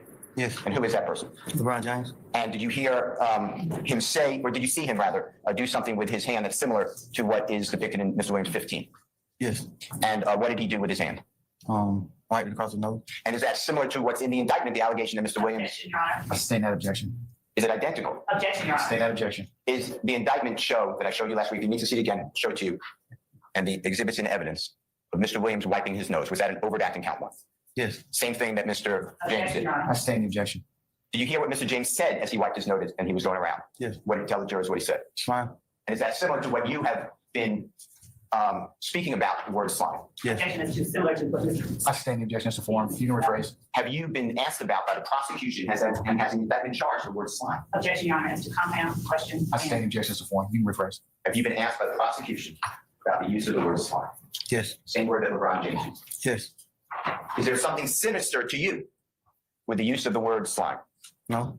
You already explained to the jurors that this comes from, according to you, your background, your observation comes from a song by Mr. Carter or Lil Wayne. Is that what you said last week? Yeah. Sir, could you speak up, please? Or speak in the microphone? Yes. And the wiping of the nose, is that anything sinister that signifies some sort of gang on Cleveland Avenue? No, we only did that for like we were smoking weed, and that's to say your weed loud. We put our finger on our nose. And do you know whether besides Mr. James, other actors do that? Have you seen other people do Your that? Honor, I object as to the form of the question. I sustain the question. Have you seen other basketball players do that same movement? Yes. Have you seen professional football players do that? Yes. Have you seen coaches in football, college football do that? I don't know about no coach. Okay. Have you seen college players do that? Mr. Stevens, please speak in the microphone. Pull yourself up as close as you can to the mic. Speak in. I wasn't even answering it. Huh? I wasn't answering the question. I know, but we Oh, have, to my, all right, He's so snippy. Why? we have a hard time. That's much better. See, everybody can hear you. I got you. Okay, all right. Have you seen college football players do that same motion? I don't call. Okay. How about Major League Baseball players? I don't call. Is that something unique, the wiping the nose, saying slime, to some gang member on Cleveland Avenue? No. Okay. Now, I'm going to ask to approach and show you Mr. Williams' exhibit number 30.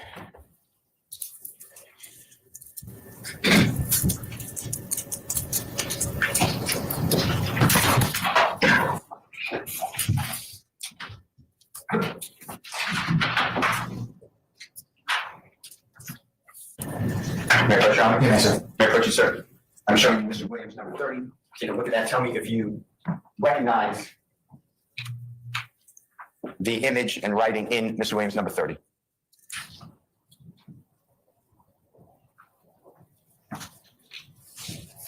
Yeah, I recognize it. And where have you seen it before? Yeah, I mean, I recognize it. I ain't said I seen it. Okay, well, how do you recognize it? The people in it. Okay, and have you seen it previously on social media? Yeah, it was promoting a single at the time. Okay, and did you see that scene that was being promoted at a time before this trial, let's say? I remember getting promoted. Okay, and did you see that on social media, that what I've shown you? I know it has an image now, but have you seen that on social media? I know it's not on a phone or a computer. Yeah, and World Star. It was on World Star. You saw it? Yes. Okay. World Star. World Star. Yeah, and does it have any changes, omissions, deletions from what you remember previously seeing? No. Okay, and is it accurate in what it shows in Mr. Wayne's number 30? Yes. Your Honor, I move for the admission of Mr. Wayne's number 30. Your Honor, state that. You don't, I don't. Can I see it, please? Thank you, sir.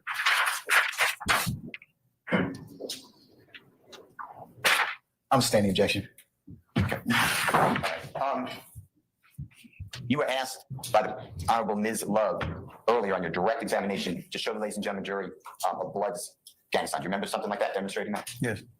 Do you know what a Crip gang sign looks like? Yeah. And could you, if I asked you, show the ladies and gentlemen jury what that looks like? And you made a motion with your right hand, and what type of letter did you make? I see. All right. And do you know what a Crip walk is? Yeah, I heard about it. Okay. And would you recognize a Crip walk if you were shown it? Or if you saw it? Yeah. Okay. And tell ladies and gentlemen jury what a Crip walk is. I think it's a dance. Okay. And the Crips, do you know, can you tell ladies and gentlemen jury what generally a Crip is known for? What is it? What Crip known for? Yeah, what is it? Oh, colors? Okay. A blue color? What color? Blue? Okay, blue. And what is a Crip? If somebody's a member of the Crips, what type of organization is it? Is it a gang? I don't understand. Okay. If somebody said that they're a member of the Crip, would you believe that to be a gang? If they're a Crip? They just say they're a member of Crip. And is that a gang? Would you refer to it as a gang? If not, that's fine. Organization gang? I don't know. I couldn't hear you. Organization? Okay. Did you ever see the Super Bowl halftime show from 2022 with Snoop Dogg? Yeah. And tell ladies and gentlemen, jury, what you remember Snoop Dogg doing, what colors he was wearing, if you remember. Blue? Okay. And tell ladies and gentlemen, jury, whether you noticed that Snoop Dogg, well, who is Snoop Dogg? Tell ladies and gentlemen, jury, if you know. Entertainer? Well-known? Well-known entertainer? Performed at the Super Bowl? Yes. Along with other people? Yes. During that performance, did Snoop Dogg, did you notice, display a hand gesture similar to yours, showing a C or a Crip gang sign? Phil Snoop Dogg, 9 times 10 he did. Okay.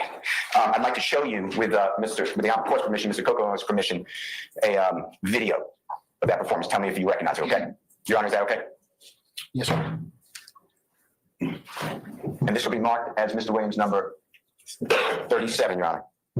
You have to show it to the state. Have you seen it, State? No. Why don't you show it to the state before you show it to the witness?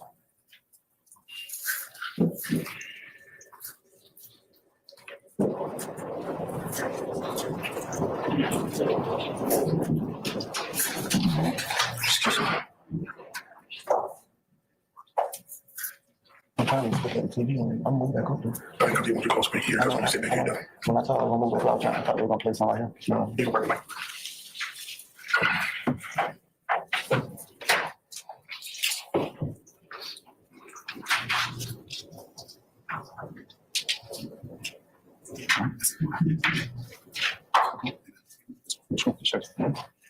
And you'll need to tell the court and the jurors and everybody, if you're showing just portions, what number it is. Okay, thanks.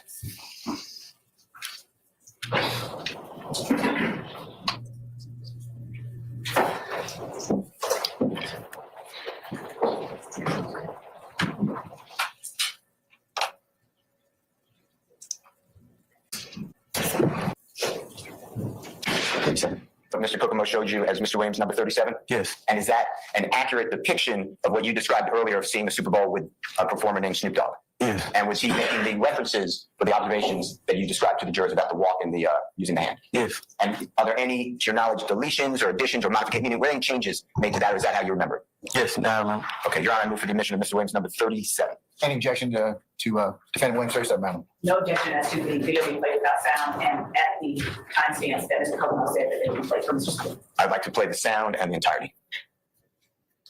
Have you seen the entirety of it? Would you, why don't you just, how long is it? Just come on up here and let's play. And screen it. This would have been nice for you to do before we got in here this morning, Mr. Steele. So please, in the future, don't do this to all of us, okay?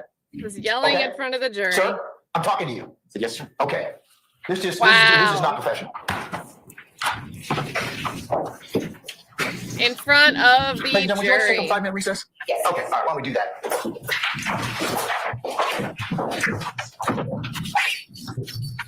You know, Love is happy right now.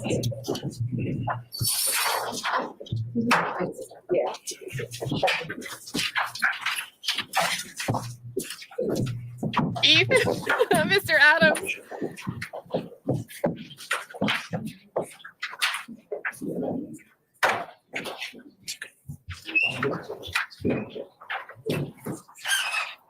That was a squeak. Oh my. Yeah, you just said something. He said you are working on that. It's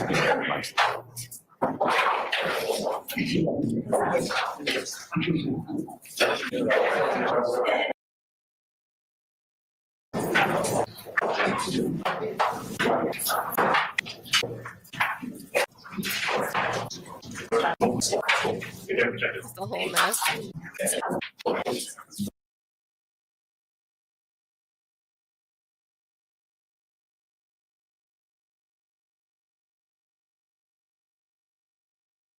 Of course, Love is already standing. Like,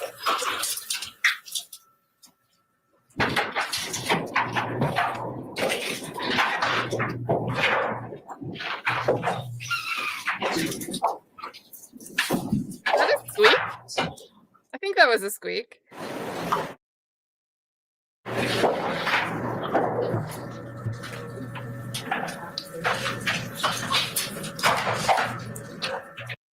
Aw, thank you, Shannon Alexander.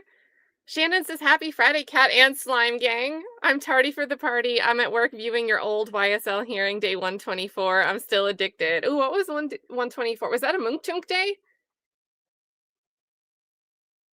Was that a Munktunk day? Thank you, Shannon. I'm going to see what that one was. Hope work is good today.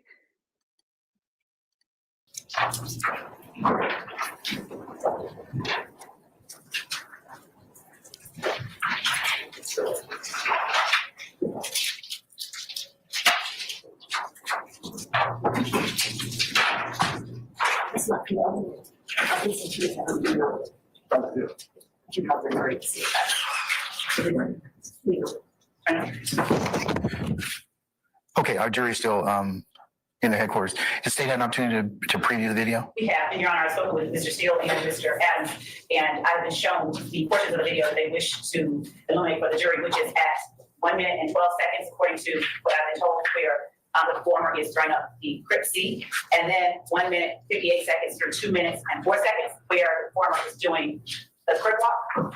So as to those portions of the video, the state does have no objection. We would object as to the relevance of the entirety of the video being shown. And while the jury's out, I would like to address the state of efficiency and expediency, defense number 36, which they have presented to us and intend to introduce through the witness, Trontavious Stephens. If I may, I'm going to pass that to the court. State objects in total to. He wants to address to speed try and introduce efficiency. Mr. Steele's writings through the witness, Trontavious Stephens. All right, let's deal with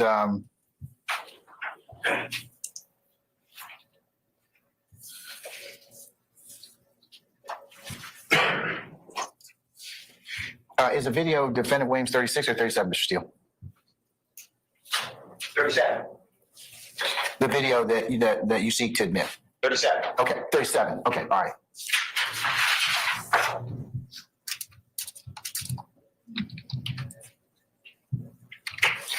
Okay, so Mr. Steele, why you indicated that you wish to have the entirety of the video played. What would the purpose be in terms of an evidentiary basis, so I can rule upon that? Move for the admission of the entirety of the exhibit because it would show the time, the place of the performance, the fact that it's at the Super Bowl, and then I would focus on two portions that we eliminated for the district attorney's office. Okay. What's the specific objection do you have other than that, Ms. Love? I mean, is there anything else that's in it that would be objectionable? No.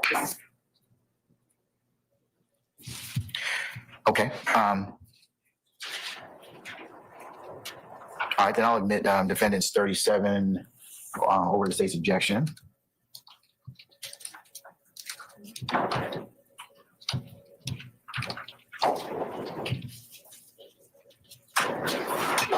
All right, this one here, defendant's 36, appears to be a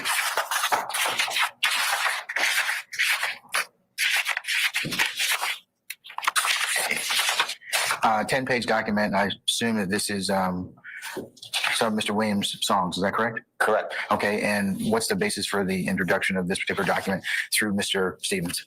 Mr. Stephens already stated that he would recognize, I have to show him the document, Mr. Williams' albums and releases and mixtapes and the songs thereon. That is what the document purports, what it is. And then the original witness for the state, Detective Belknap, the Cyber Court qualified as an expert in gangs, and he mentioned that a person with YSL would be wearing red. He showed a bandana on the right side of Mr. Williams. He picked out a photograph over my objection, and the court allowed it to be played on State's Exhibit number 1 or shown to the jury.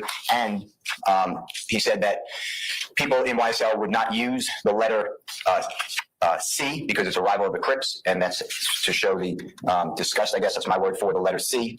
And here you will see many songs with the letter C. So that is the purpose of number 36.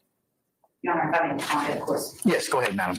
One, Detective Belknap never said that people in YSL would never use the letter C. There are Crips in YSL, so I know he did not say that. But two, Your Honor, the objection that we have is to Mr. Steele's handwritten typed document, his writings being admitted through this witness. If he wants to ask the witness to name the songs that he is aware that his defendant, Jeffrey Williams, has put out, he can. But to have a typed document typed by the attorney admitted through the witness is improper. There's no foundation that can possibly be laid. The witness didn't need to testify that he knows all of the songs. It's just an awful way to try and backdoor some albums Mr. Steele wishes that the jury had in front of him, a compilation of defendants' most, I guess he feels most favorable releases. Notably, there are some on season that aren't even on there. But besides all that, this witness is not a proper witness to introduce Mr. Steele's writings. Mr. Steele, I'd probably sustain the objection on the basis of foundation. I'll try to lay a foundation with the witness. I'll show him the document if he can identify. I asked him if he knows the songs and the albums, and that is an accurate description, and it's not my right. I still think you're going to have an issue as to foundation. I mean, if you're attempting to get in this compendium, you may have, there may be other witnesses or other particularized folks. You may have to kind of do that. But at this point, I haven't heard anything from Mr. Stephens, and I would agree with the state that it would be, at this point in time, not admissible. Not say it won't, but at this time, I would not allow it. So I'll just, for the record, just say that I have, it's been identified. If you want to try and admit it through somebody else, that's fine. Anything else? No. Okay, all right. 37 is admitted, 36 is not as of yet. And can we call Mr. Stephens, please? Back.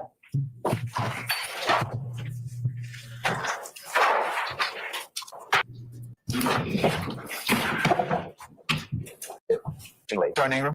All right, ladies and gentlemen, please be seated. Thank you, Sergeant Ingram. Mr. Steele, you may continue. I move for the admission of Mr. Williams, number 37, based upon the foundation laid. Any further objection? No, Your Honor. All right, defendant Williams 37 is admitted and may be published as you see fit.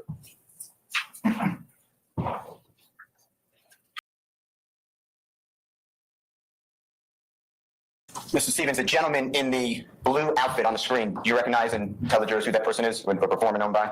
Yes, Snoop Dogg, And the gentleman in the black clothing, do you recognize and tell the ladies and gentlemen that performer's name? Dr. Dre.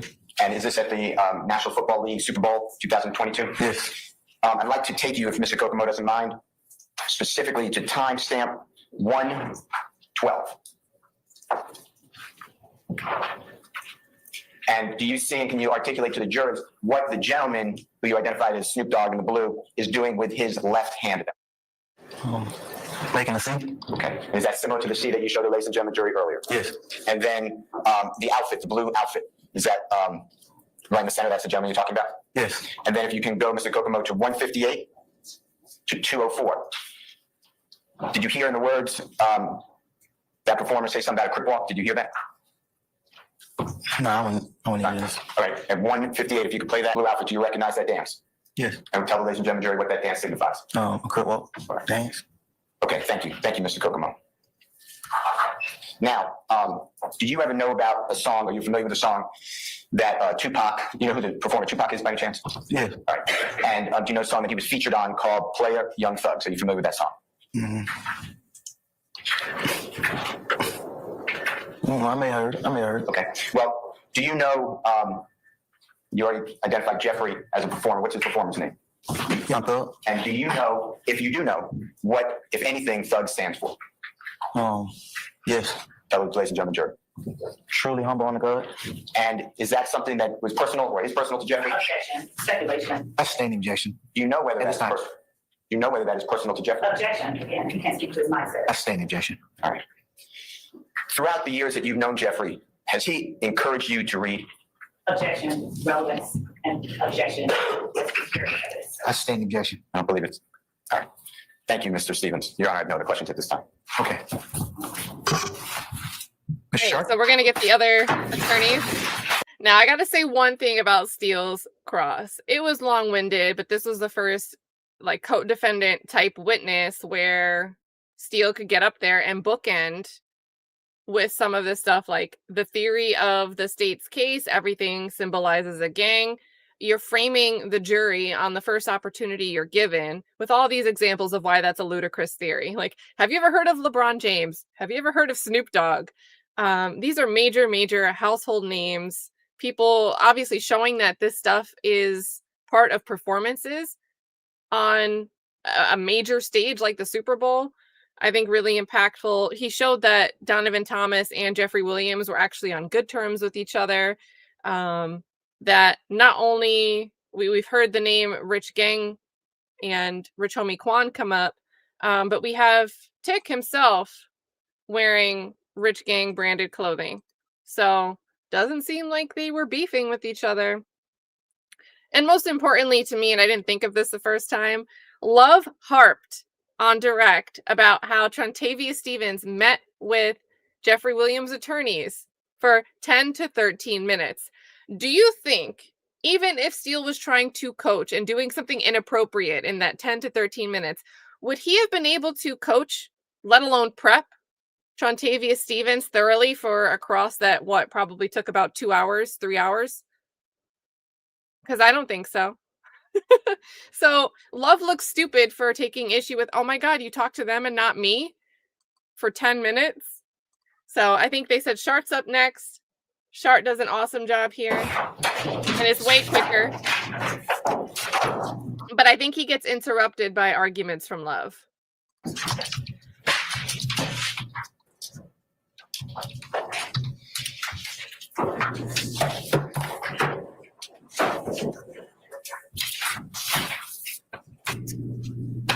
Please, Court, Your Honor. Mr. Stevens, good morning. Morning. My name is Max. My name is Max Schardt. I represent Shannon Stillwell. Okay? Yes. Do you know Shannon Stillwell? Yes. And you identified him in court 2 weeks ago, correct? Yes. Okay. Did you grow up together with Mr. Stillwell? No. Okay. You said that you were raised on Cleveland Avenue, correct? Yes. To your knowledge, was Shannon raised on Cleveland Avenue? No. If you know, do you know where Mr. Stillwell was raised? If you know.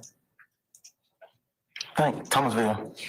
One more time? I'm not sure. I think Thomasville. Thomasville? Yeah. And is that an area of Atlanta? Yes. Where is that?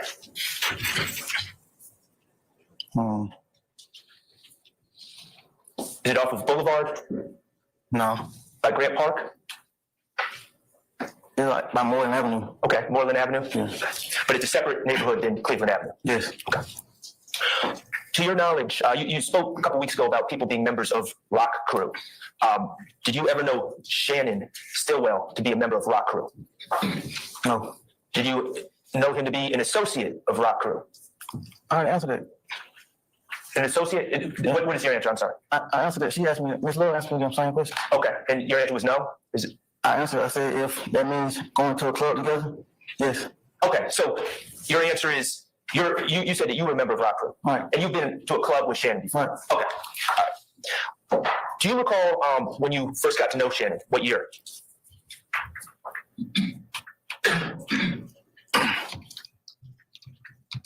Probably 14, 13. Okay. Now, you testified last week that you were in jail at the end of 2014, correct? Mm-hmm. Was that, did you know Shannon prior to going to jail that time or after?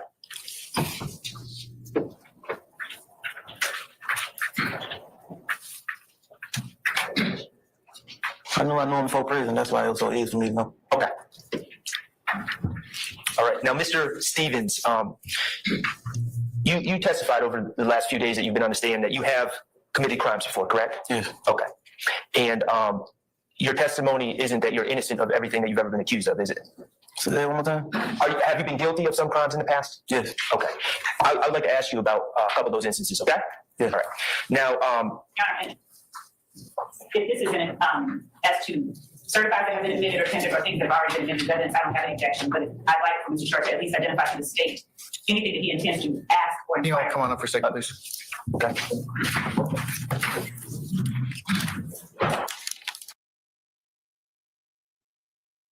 Well, that was fast. That was very fast. Faster than I remember.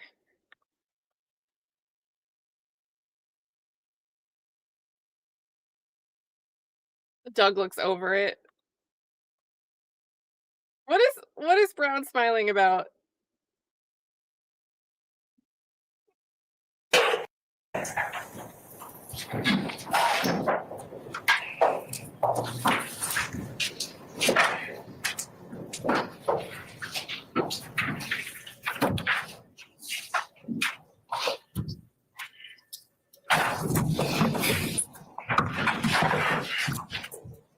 Mr. Stevens, you ready?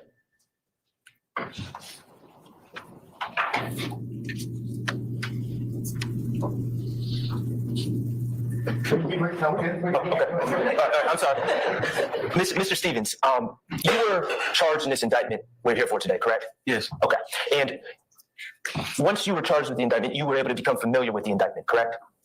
Yes. Okay. And you were charged in count 1, which was the RICO, conspiracy to violate the RICO Act, correct? Correct. Okay. But also, as part of the indictment, it alleged several past crimes that you committed, correct? Yes. Okay. I want to talk to you about, first of all, Overt Act 1, which was Fulton County case 13 SC 116787. It happened on January 25th, 2013. By that date, do you know what I'm talking about? Okay, it involves you allegedly, and you pled to this, committing aggravated assault on a police officer. Yeah. Are you familiar now? Yes. Okay. That happened in the apartment, or the parking lot of an apartment complex at 2616 Old Hateville Road, correct? Yeah. Okay. And you were charged with aggravated assault and possession of firearm by a convicted felon, correct? Yeah. Okay. Now, we heard earlier a lady came in and testified about how. Your Honor, I object as to vote sequestration and testifying. I'm saying this is one. I should agree.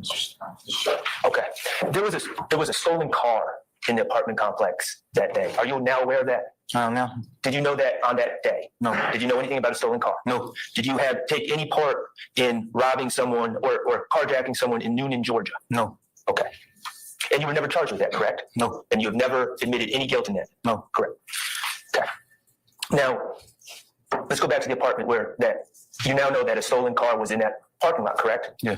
And you know that because you ended up being charged in that case back in 2013, and your lawyers told you about that, correct? Yes. Okay. That apartment complex, were you living there? No. Who was living there? Social. Okay.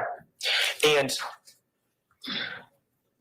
at some point, did you notice people seated in a car in the parking lot of that apartment complex?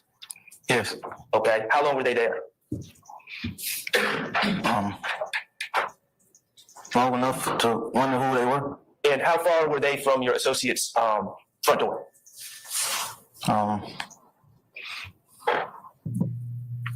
Maybe to that door right there, the courtroom door. To the back courtroom door? Yeah. Okay, for the purpose of the record, is it about 25 yards? Is that fair? I am at the door. Yeah. Okay, fair enough. So you noticed men, and how many men were there? 2. Okay, and they were in a car in the apartment complex? Yeah. Parking lot? Yeah. Okay. Why did you take note of that car? Because they was acting weird. They had on black hoodies. They was just being weird. Were they wearing police uniforms? No. Okay. What were you concerned of? My safety. My safety. Okay, could you explain specifically why those men sitting in that car made you concerned for your safety?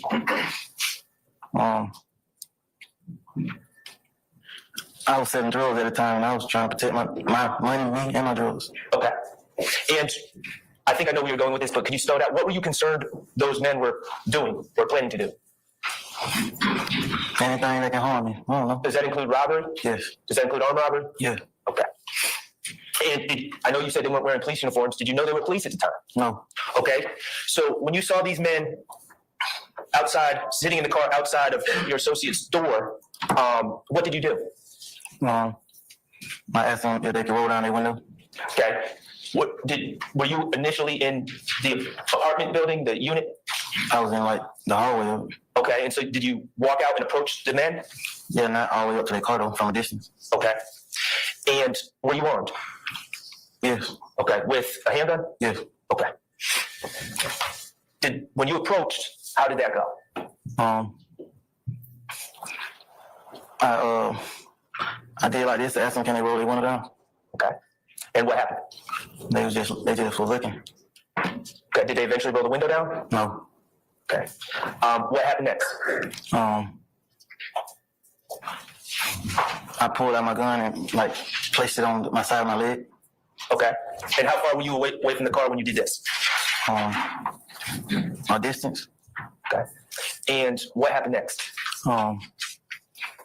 He reached over and grabbed his walkie-talkie, and then I knew he was the police. He being who? The person that was in the truck. The driver or the passenger? The driver. Okay. And you said when he reached and grabbed the walkie-talkie, what did you realize then? That he was the police. How did you know it was police then? Because he had a walkie-talkie and he put it towards the mouth. Okay.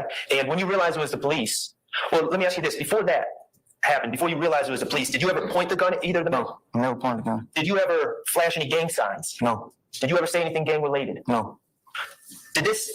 You said you were concerned about being robbed, victim of an armed robbery by these unknown men, correct? No, they had all types of signs. Did this have anything to do with a gang? No. Okay. And when you realized it was the police, what did you do? I didn't stand my ground. I took off running. You said you did not stand your ground? No. Okay. And where did you run? To the nearby woods. And what did you do with the gun? I threw it. Did you ever shoot the gun? No. Did you ever point the gun at anyone? No.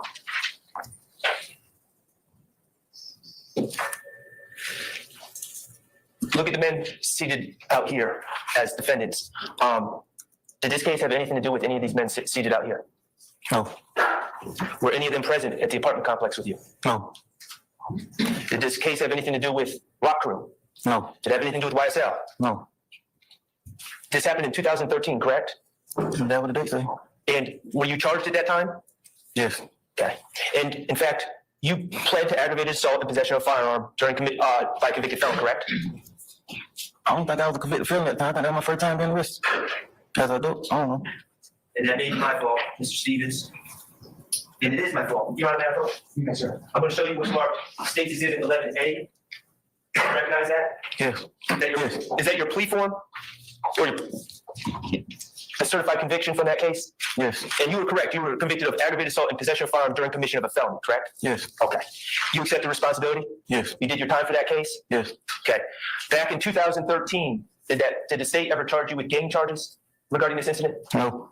Did they ever charge you with RICO or conspiracy to violate RICO back in 2013? No. It wasn't until 2022 that the state made those allegations that this was related to a gang, correct? Yes. Okay. All right, Mr. Stevens, you were candid with us a couple weeks ago talking about your past drug dealing, correct? Yes. You admitted to selling drugs, correct? Yes. And you also indicated that you knew other people that you associated with YSL that have sold drugs in the past, correct? Yes. Okay. I want to talk about your drug dealing first, okay? Yes. We talked about the circumstances of your upbringing in Cleveland Avenue, correct? Yes. In your estimation, you know, Yes, Mr. Matthews.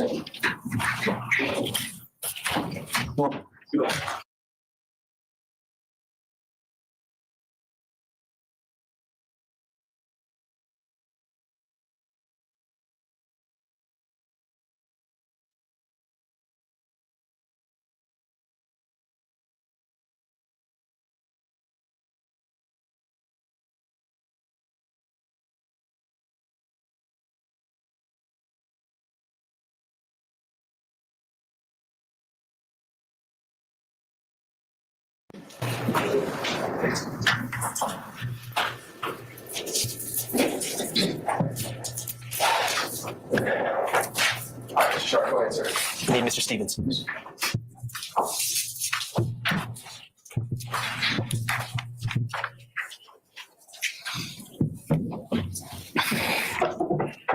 Mr. Stevens, I was about to ask you about, especially around the time, I'd like to ask about the time when you were little. Were there a lot of drugs in that area as you were growing up? Yes. Were there a lot of drug dealers? Yes. Okay. And this amount of drugs in the area, that existed before Rock Crew, correct? Yeah. That existed before YSL, correct? Yes. Okay. What years approximately, or how many years would you say that you sold drugs?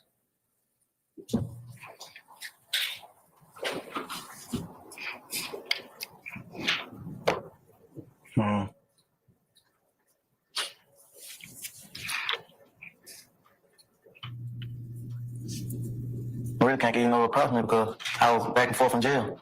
Is it fair to say more than 1 year? Yes. Okay. And generally speaking, what kind of drugs did you sell? Weed, pills. Okay. And you ever hear the term weight or moving weight?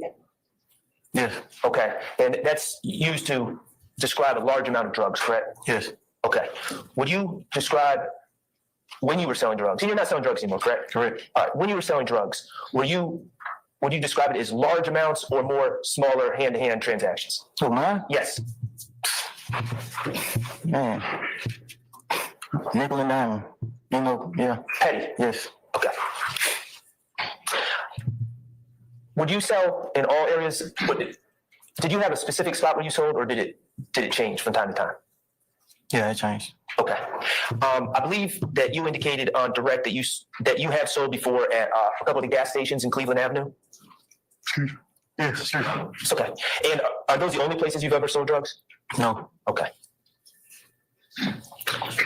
In your experience, is it common that drugs are sold at gas stations? Yes. Gas stations have a lot of foot traffic, correct? Yes. People tend to congregate in the Cleveland Avenue area. Do they tend to congregate at gas stations? Yes. Okay.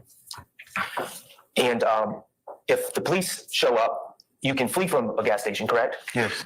It's not like a house where you're linked to that one location, correct? Right. Are those all things that make it advantageous to sell at a gas station? Yes. Okay. I'm going to, Your Honor, may I approach? I'm going to show you what's already been marked and admitted as states 16 view. Come on, thank you. Thank you. Mr. Stevens, do you recognize that document? Yes. And what is that document? My plea. Is that your plea agreement? Yes. Okay, and that contains factual acknowledgments that you initialed as part of your plea, correct? Yes. Okay.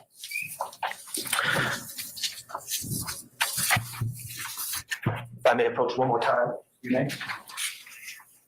I'm also going to show you what's been marked 157N and 82J. Do you recognize what those two pictures are of? Yes. Okay, what is 82J a picture of? Gas station. Is that the gas station at 151 Cleveland Avenue? Yes. That's a Exxon? Yes. Okay. And that Exxon, is that a place where people in Cleveland Avenue would congregate to sell drugs? And do other stuff too. Yeah, just chill. Yeah. Okay. And other stuff. Is there foot traffic at that location? Yes. Was that location close to your house? Yes. You can walk to my house on there. Yeah. Okay. How about 157N? Is that a picture of 221 Cleveland Avenue? Yes. And that's the blue chevron, correct? Yes. Okay. And again, is that a location where many people would sell drugs? And hang out too. Yeah. And hang out. And is it fair to say that there's lots of foot traffic in that gas station? Yes. And that is close to your house, correct? I can walk to it. In the years that you lived at Cleveland Avenue, is it fair to say that there were hundreds of drug dealers that had sold at each of those locations throughout the years? Yeah, you can say how many. Yeah. I mean, yes. How many? at the times that you personally sold drugs at these locations, is it a situation where you're the only one selling drugs at that gas station at that time, or are there other people also selling? Yes. Yes, what? Yeah, other people. Other people. And are we talking about other people that are working with you, or other people that are doing their own hustle at the same time as you? Yeah, other people that are doing their own thing. So you don't have, if I understand you correctly about these gas stations, you don't have exclusive rights to these gas stations. No, how? No. Okay. So other people can come and sell drugs there as well, even if you're already there. Yeah. And you can come sell drugs there, even if someone else is already there. Yes. Do you know what? Well, let me ask you to look at 16U. That is your and just to help you out, Mr. Stevens, that's the plea agreement. Okay. Could you look at factual acknowledgement number 12?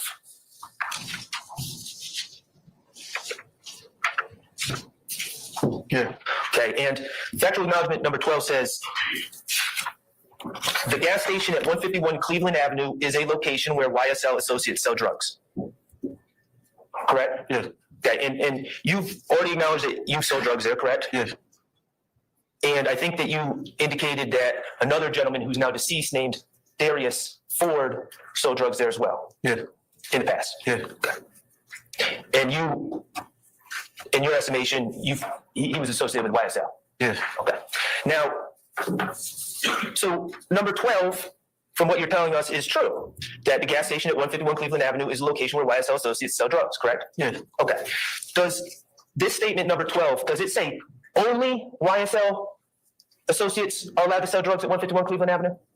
No. Okay. If it said only YSL associates are allowed to sell drugs at 151 Cleveland Avenue, would that be true? Objection, Your Honor, it's debating this.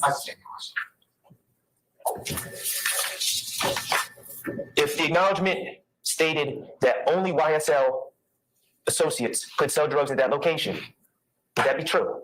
Objection is debating. It's just speculation. Well, do people in your life on Cleveland Avenue and your familiarity with 151 Cleveland Avenue, did you know people who have nothing to do with YSL that have sold drugs at 151 Cleveland Avenue? Yes. Several people? Yes. Multiple people? Yes. Does harm come of them when they sell drugs at 151 Cleveland Avenue? No. Okay.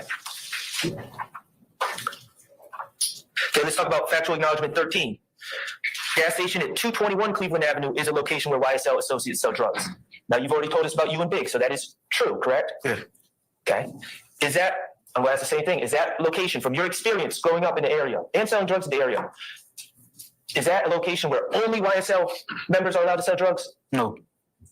If someone who is not at all associated with YSL or Rock Crew or anything else sells drugs there, does harm befall them? No.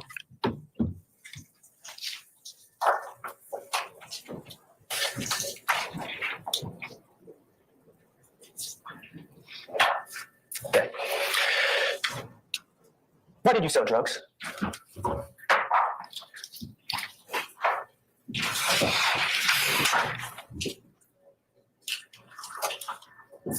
Wow, too lazy to get a job. Does it go back to what Mr. Steele, Attorney Steele, was asking you a couple weeks ago about wanting fast money as opposed to taking your time and trying to earn the money? Okay. Do you view selling drugs as wrong? Yeah. Okay. Did selling drugs give you money to provide for yourself at certain times? Yes. And what about your family?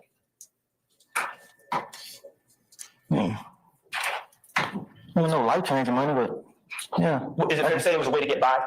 I didn't even reach that point to get by yet, but it was. Now, in a typical, well, the money that you received from selling drugs, you testified approximately 2 weeks ago that you never gave Jeffrey Williams any money. Is that true? Yes.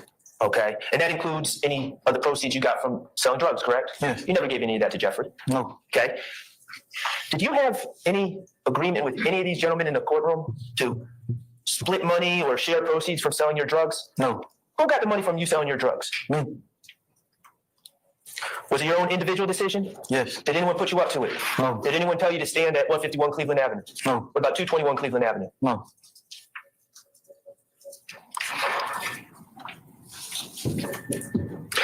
Did you sell drugs to increase the notoriety of YSL? Yes, I did. to increase the notoriety of YSL? That was your purpose? Yeah. Okay, how does that increase the notoriety of YSL? I already answered your question. Do you know what I mean by notoriety? I said, it made me look good. It made me look like I was getting money. I said, I was, though. Okay, so you sold drugs to increase the notoriety of you. Okay, now I'm going to ask you, did you sell it to increase the notoriety of anyone else? What?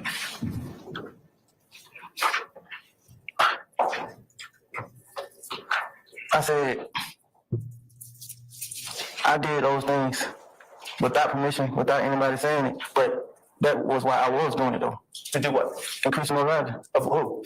Of YSL. But anybody tell me to do it, though. Okay. What about, okay. How about other people? Why would they be selling drugs? Objection, speculation. If you know, has anyone told you? Okay. Has anyone told you? Has anyone told you their reasons for selling drugs? Objection, that was your I didn't ask what they said. I asked if anyone told you. Okay. Let's talk about firearms. Selling drugs, would you consider that a dangerous profession? Yes. Okay. Why is it a dangerous profession? Selling drugs? Yes. Because it's illegal. Okay. Any other reasons? It's a lot of reasons, huh? Do you become a target for robberies? It's a lot of reasons, yeah. Is that one of the reasons? Yeah, that's possible. When you sell drugs, people tend to pay in cash, correct? Yes. And when you're selling the drugs, you have the cash on you, correct? Yes. And you also have the drugs on you, correct? Yes. And that drugs are worth money. People want the drugs, correct? Yes. Okay. If you're robbed selling drugs, can you just go to the police? Do you typically do that? No. As a potential robbery victim, when you're selling drugs, did you tend to keep a firearm on you? Yes. Okay. And what is the purpose for you to keep a firearm on you when you were selling drugs? To protect me, to protect my drugs, to protect my money. Okay. So you weren't carrying a firearm for any other purposes than to protect you and your things, correct? Yes. Okay. So when you were in possession of a firearm when selling drugs, you weren't doing it for any of these gentlemen here, correct? No. It was for you. Yes. No one told you to do that, correct? Correct.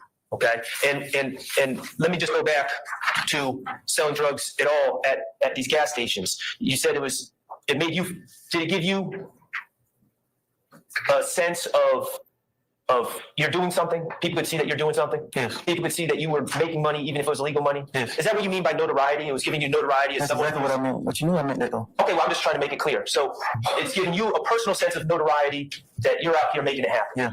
Okay. Were you doing that for any of these gentlemen? No. Okay. Were you doing that to increase any of their reputations? No. It was personal for you, correct? Yes. Okay.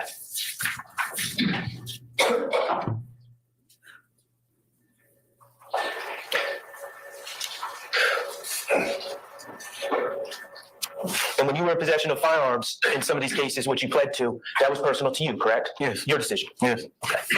All right. I want to just talk to you about a couple more specific cases. You're aware that in this indictment, you are accused of overt acts 48 through 50, which is Fulton County case 15 SC 135856 that happened on July 3rd of 2015. If I say the address, will you know what I'm talking about? Yeah. 1813 Sylvan Road with Marquavius Gay in your car? Yeah. Do you know what case I'm talking about? Yes. Okay. Now, that's a gentleman that was in your car when the police stopped your car and eventually found drugs, correct? Yes. Okay, and Marquavius Gay, is he out here today? No. Okay. In that case, specifically that case, are any of the people that are in your courtroom today, no one was with you that day? No. Okay. And, Your Honor, if I may approach. Yes, sir. I'm going to show you Mr. Stevens. States Exhibit 189O and 59G. And specifically, Mr. Stevens, I'm going to ask you about 189O first. Is that the certified conviction from the July 3rd, 2015 case with Marquavius Gay? Yes. Okay. And you were charged with possession with intent marijuana, possession oxycodone, possession of firearm during commission of a felony, possession of firearm by a convicted felon, DUI, and failure to maintain lane, correct? Yes. Okay. Do you remember why you were stopped that day? Yes. What was the reason that you were stopped? Failure to maintain lane. Okay. And when you were stopped, did the police approach your car? Yes. Did they end up searching the car? Yes. Okay. And were there narcotics found in the car? Yes. Okay. And what types of drugs were in the car? Marijuana and pills. Okay. And was there also a firearm? Yes. Okay. Mr. Stevens, do you have any gloves? Yeah.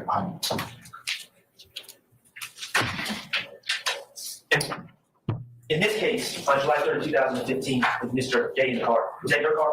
No. Whose car was it? I think it was one of the guys I was with. I don't know. I don't remember. And were you driving? Yes. Do you remember that marijuana that was found in the car? Do you remember what was found? Where? Yes. Yes. It was under the passenger seat, correct? Yes. Okay. And do you remember how that marijuana was packaged? Yes. Was it in a jar, glass jar? Do you remember?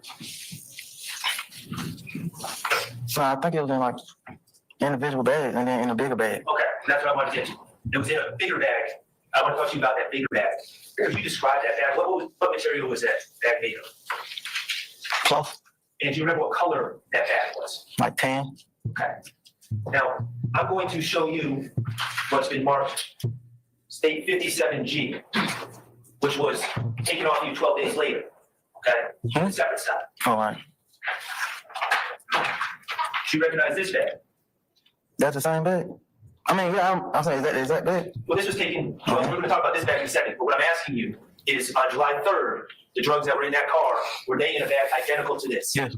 Okay, and whose bag was this? Mine. And whose bag was the bag on July 3rd? Mine. You had two in the same bag, is that correct? Yeah. And these are Louis Vuitton cloth bags, Yeah, it's for the shoe. tan color, correct? Yeah.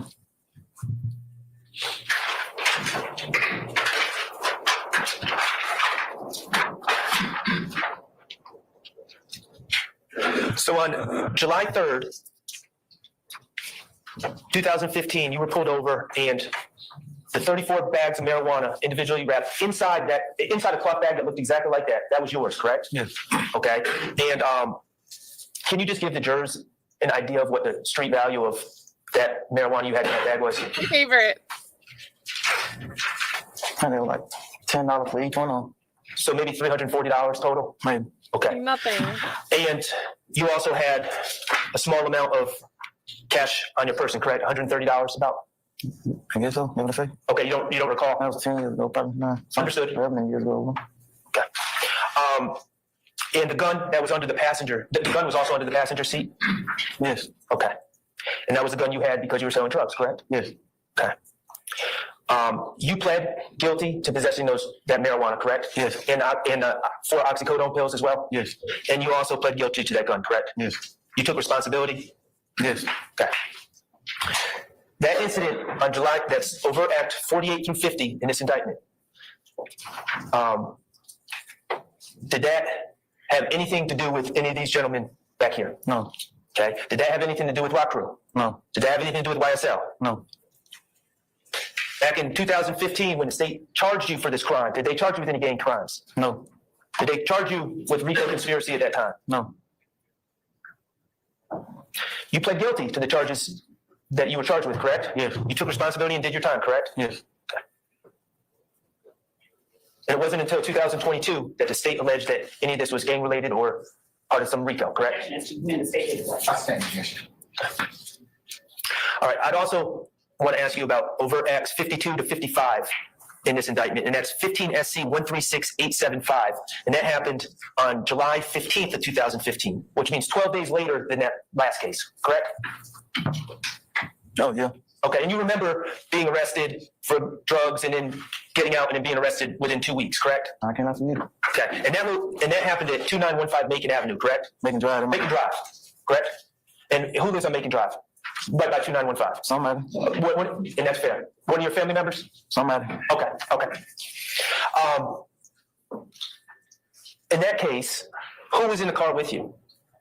A female and Shannon. Okay, my client, Mr. Stillwell? Yeah. Okay, and that female, was that your girlfriend? No, female. Okay.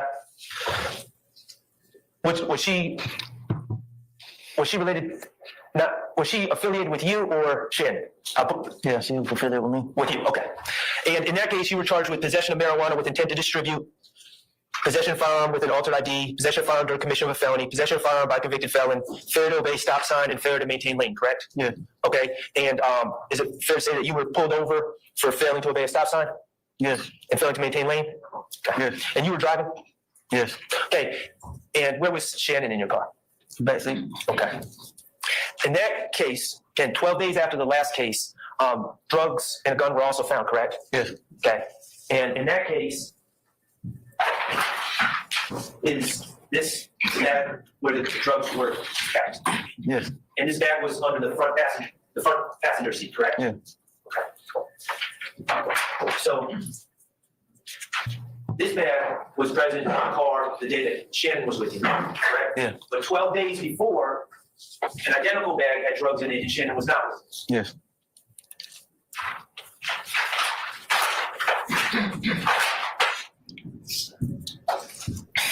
In this case, the second case, the one with Shannon, do you remember how much marijuana and/or pills were in the bag? No. Okay. To your recollection, was it weight or was it a petty amount? Petty amount. Section F2. Vagueness with the word petty. Was it a matter of grams of marijuana? Yes. Okay. Were the drugs worth thousands and thousands of dollars? No. Less than that? Yes. Okay. And you pled to the drugs in this case? Yes. And you pled to the gun in that case, correct? Yes. Those drugs that were in that tan bag under the passenger seat on July 15th, 2015, those were your drugs? Yes. Did Shannon have any ownership of those drugs in any way? No. Did anyone else here own those drugs in any way? No. Did anyone have a claim to the proceeds of those drugs other than you? No. Okay, and same thing back in 2015 when you were charged with this case, you pled guilty and you served your time, correct? Yes. Okay, and back in 2015, the state never charged you with gang crimes in this case. No. They never charged you with a RICO conspiracy in this case. No.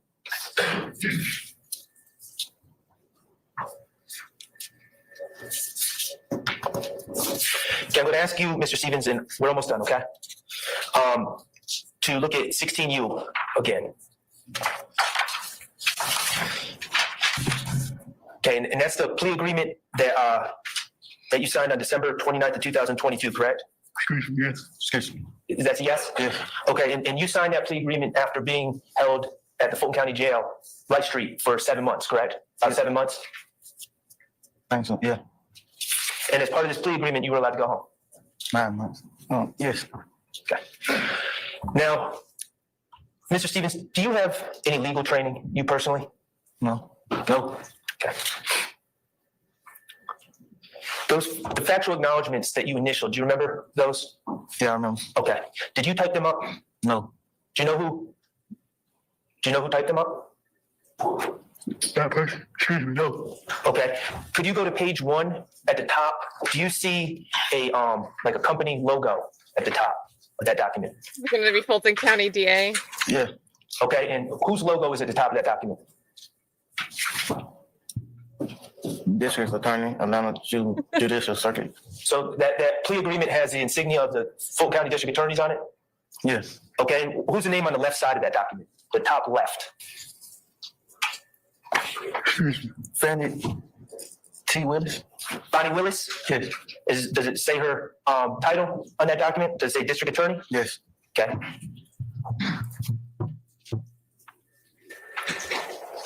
Now, whomever prepared this document. Yeah, that guy Nick says surprise Love didn't object here, but I think she just laughed into the mic. Something was breathy. Yes. Okay. Like, what was that? Now, whomever prepared this document, when you received the document, was it your understanding that you could? Was it your understanding that it was okay to refuse to initial those acknowledgments? My bad. What first part was? When you received those documents on December 29th, was it your understanding that you could just refuse to initial certain acknowledgments? No. You had to initial all the acknowledgments, correct? Yes. For the plea to go through? Yes. For you to go home? Yeah. Okay. Could you look at factual acknowledgement 1 for me? 140? 1, number 1.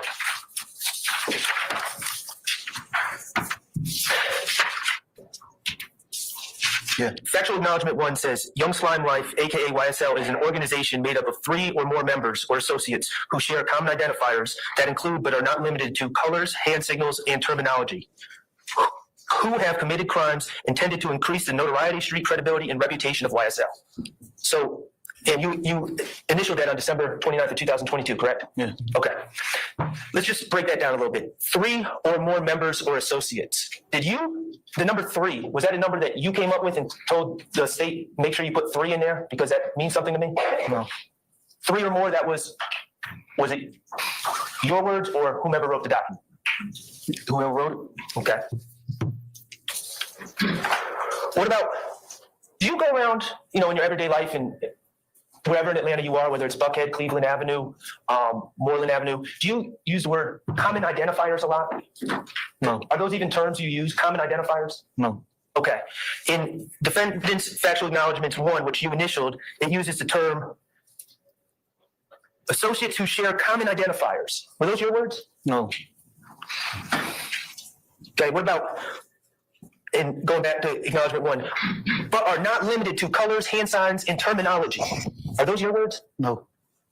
Mr. Schardt, before you pose another question, it's about the lunchtime hour, and I know I've been asked to take a comfort break, so this might be the time to accomplish those goals. Say it at this point in time. All right, Mr. Stevens, come back at 1:45, please, sir. All right, thank you. You're not going to give it to us. All right, ladies and gentlemen, we're going to take a comfort break / lunch. Please be prepared to come back to your headquarters for 1:45. And remember my admonitions that I've given you. And with that, we'll see you back in an hour, okay? All right, all rise.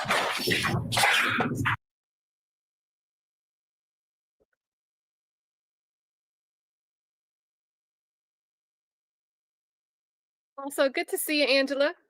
Yeah, a lot of people missed the beginning of the trial. And still, I mean, again, there's parts of this trial that I've watched 4 or 5 times, and then you watch it again and you see something new and you're like, oh my gosh, the state is once again more ridiculous than I thought. So good to have you here. Hope work is going well, or your day is going well. I'm not sure if you're at work, but all the same. Chicken Shite says, yeah, I really think Love was laughing at that, where she does that like into the microphone when she laughs. Right when Fonny's name was read out loud. So she just felt like she had to laugh when her name was read.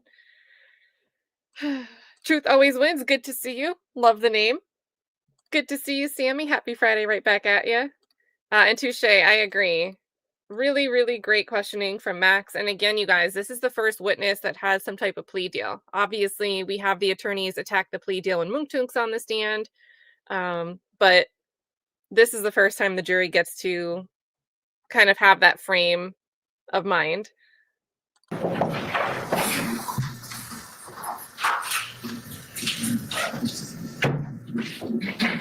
Hilton with the slide.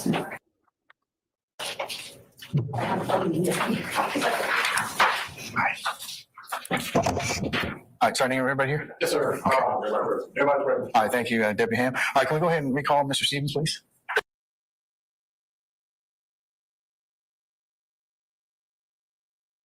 All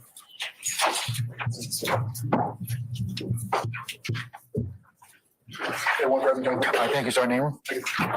All right, Mr. Schardt, come on back, sir. Your Honor. Mr. Stevens. Just a couple more questions, okay? We were talking about, I believe it's 16U, your plea agreement, right? Yes. And on that plea agreement also talks about increased notoriety, street credibility, and reputation of YSL. Were those your words? No. Okay. Were those words of whoever wrote this document? Yes. Okay. Now, Mr. Stevens, since you've been released from jail, you're doing better, correct? Yes. You have a job? I had one for this. I understand. You were earning, you're out of the life of crime? Yes. Okay. When you were committed So I think that is worth, again, I think we're on January 22nd. Remember, he first took the stand on January 3rd, just started a new job. He was working overnights. He was coming in the one day he said he was super tired because he just got off a shift and came right to come testify and probably had to sit there for an hour and a half for Glanville to get his court together. And now he's just saying, I had a job before this. Stevens, since you've been released from jail, you're doing better, correct? Yes. You have a job? I had one for this. I understand. You were earning, you're out of the life of crime. Yes. Okay. When you were committing crimes, those were for your benefit, correct? Objection, Your Honor, this is covered. That's the answer. I'll sustain the objection. I have nothing further. Thank you, sir. All right, Mr. Williams?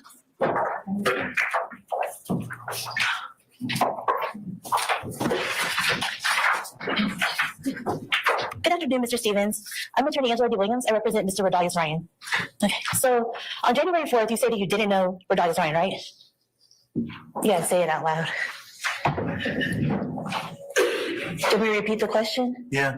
Okay, so on January 4th, you said that you didn't know Mr. Ryan, right? So I ain't knowing that well. Okay, so you never hung out with him in the neighborhood? No. You never called him? No. You never DM'd him? No. You don't know him personally? No. I have no further questions. Thank you. All righty. Mr. Harvey or Ms. Westmoreland? Okay, all right. Mr. Matthews? Yes, sure. Thank you.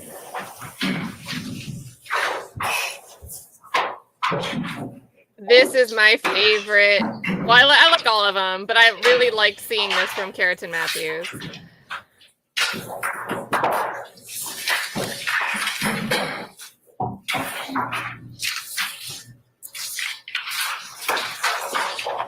Mr. Stevens, good afternoon, sir.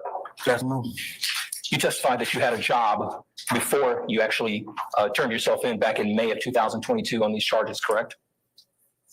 Yeah. Okay. And you voluntarily surrendered yourself to the Fulton County Jail, correct? Yes. And when you were in that jail, you filed a motion for bond through your attorney, correct? Yes.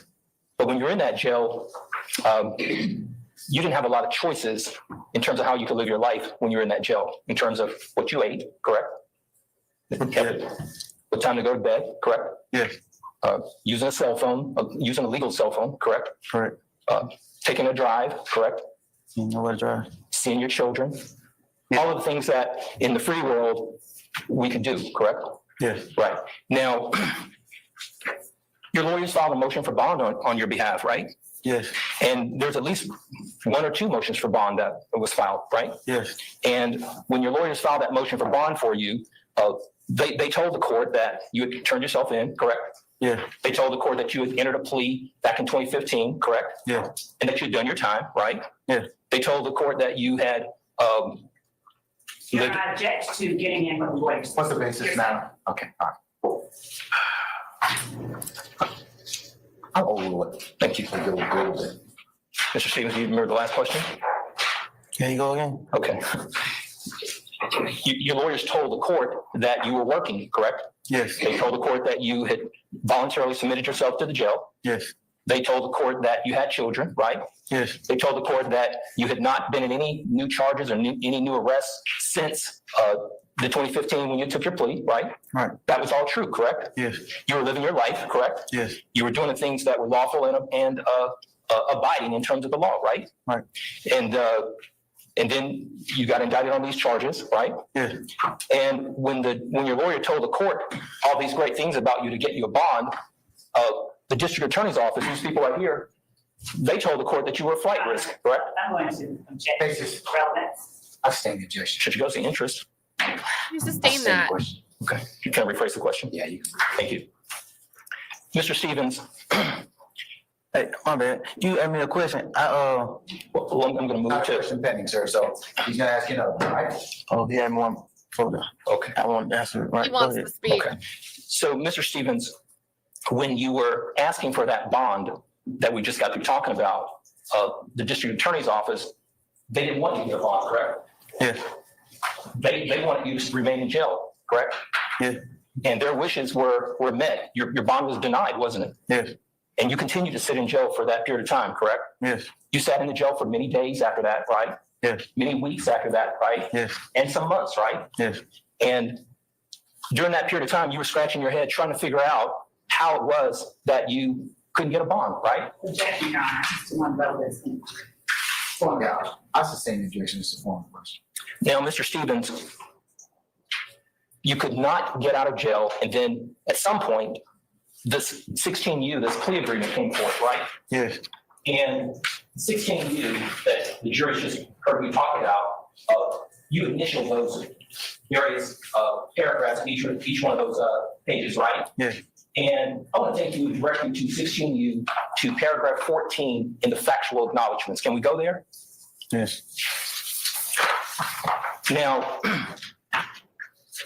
in paragraph 14 of factual acknowledgments, it states that defendant cannot truthfully assert that anyone charged in this indictment is not guilty of the crimes as alleged in this indictment, and defendant, you're the defendant that's in this document, right?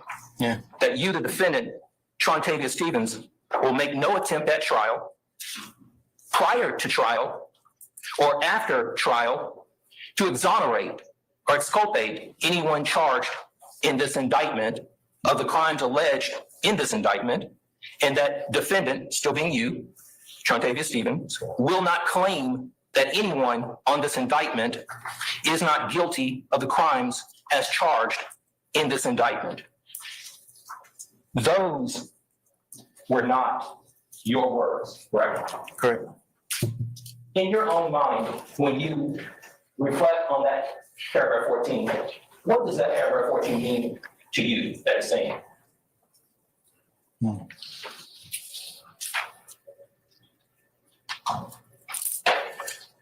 I can't say nobody guilty or not guilty. That you can't come into this courtroom, and that you can't come into this courtroom and say to this jury that anyone in this courtroom, anyone that's sitting in this courtroom as a defendant, you cannot tell this jury, even if you knew that they were not guilty. Mischaracterization. I sustain the objection. You can't come into this courtroom, Mr. Stevens, and you're not allowed, you're prevented from saying that anyone who's charged is not guilty, correct? Yeah. And that paragraph says that you cannot truthfully say it, even if you wanted to say it, correct? Yeah.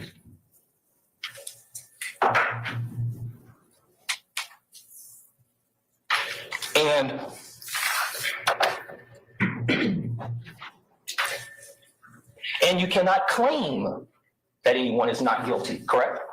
Yeah. You can't do it before this trial ever started, right? Right. You can't come in here now and say it, correct? And when you leave, even after this trial is over, you can't even come back later and say that anyone was not guilty who sits in this courtroom, correct? Yes. As defendants.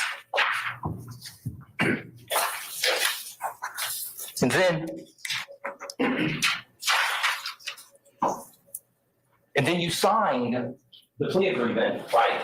Right. And when this same district attorney's office, when they said to you that you couldn't get out for a bond, this same district attorney's office came to you and told you that you could get out if you took a plea, correct? Yeah.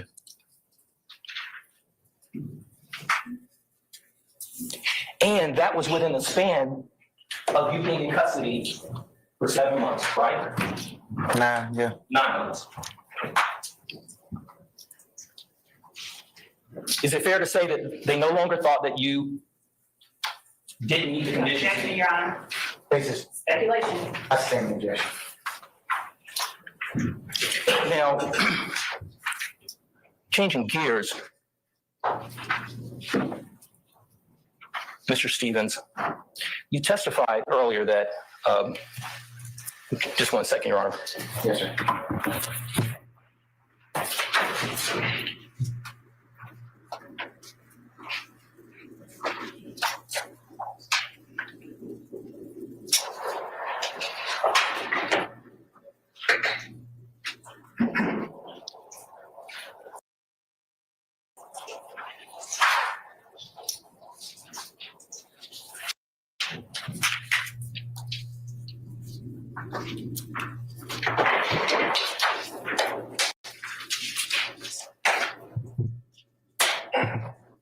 Thank you so much, Robert.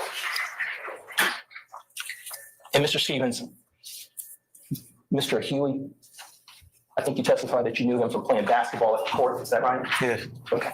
That was pretty much it. Is that right? Yeah. Thank you so much. Thank you, Robert. All right, thank you, sir. Mr. Weinstein? Thank you, Ron. Hi. Yeah, guys. So I had been watching the trial, like honestly, just in I might have already seen Nick Starro doing some streams of YSL, but if I'm not mistaken, he used to do a lot more like evening recaps. So I think at this point I was still watching just in like the lawn crime chats. And not really like actively participating. I would just have it running while I'm in the bushes doing work. And this day in real time, this testimony had me so fuming. I did my very first video on this trial. Like that cross-examination, that plea deal language, I was just pissed off. You hold this guy, he's done nothing wrong. And we've heard some testimony. I really think it was a great order here from Schardt, where they know what your car looks like. They see you, they say you failed to maintain lane. So they pull you over, they search your car, they rope you up again. That to me just sounds like they just had eyes on certain individuals in their cars, their vehicles. He's doing nothing wrong. He's thrown in jail. He keeps asking for a bond. Love doesn't want him to be able to testify to that he and his attorney were seeking a bond. They deny him bond for 7 months. He says 9, but I think his math might be off. But 7, 9 months, same thing. Denied until December of 2022. When we have the plea deal palooza, suddenly everybody that's been denied a bond, if you agree to these things, you can go home. We're giving everybody a plea deal today that we previously denied a bond, saying they were too dangerous or didn't even give them the chance to have a hearing. And remember, there's statutory code. There's code in Georgia where if you're held for 45 days without an indictment, you're supposed to have a bond hearing. But guess what? How can we get around that? We'll put you in a RICO indictment. Give you a RICO count for overt acts that you've already done your time for, accepted responsibility for, been convicted of, served your time. That's the game. So yeah, I was pissed off that day. I was really pissed off that day. But yeah, that was Baby Cat with the YSL trial. If you want to go see my Trontavious Stephens video, that is in the chat. That's exactly how I feel, GV. It's coercion, it's intimidation, it's threatening, it's leverage. It is leverage. So, and that RICO, the way they use RICO, lets you get around what I think is a double jeopardy issue in practical form.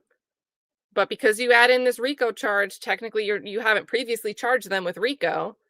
You've charged them with whatever applies to the act that you're citing as a predicate act or overt act.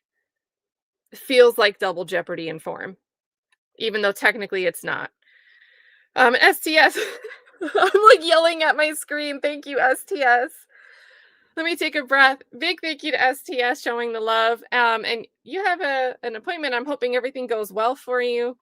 Big thank you for gifting this, getting me off my soapbox over here. I just think this stuff is just perpetually crazy.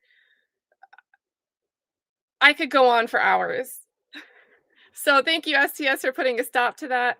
I really love Careton Matthews' cross-examination here. I think Schardt picked up on some of Careton Matthews' technique later in the trial when Kenneth Copeland's on the stand. And, you know, we ended up finding out that between that Friday, June 7th, and the Monday, June 10th, there were ex partes on both those days, but the Monday ex parte is the one that caused the case to explode. But Woody was held in custody over that weekend. And Schardt goes through that masterful line of questioning. That's where we get the nut juice line. As much as I hate saying that, that was an iconic moment and a really powerful visualization of You know what?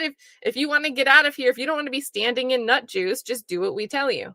Do what we want you to do. If you don't want to be stuck for 7 months without bond, sign this plea deal and testify the way we want you to at trial. God forbid you prep with, you do an interview, a 10-minute interview with one of the defense attorneys. We're not going to let that go. We're going to hold that through our entire direct examination.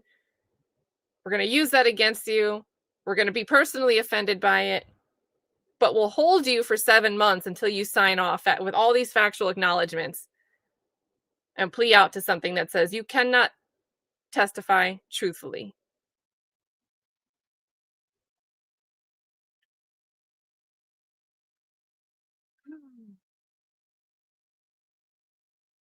And no, Brooklyn, that wasn't my first YouTube video ever. I was covering a different trial at the time, and people were like, hey, are you going to do the YSL trial? And sometimes in the chats, I would talk about some stuff in the YSL trial, but I was like, no, I don't.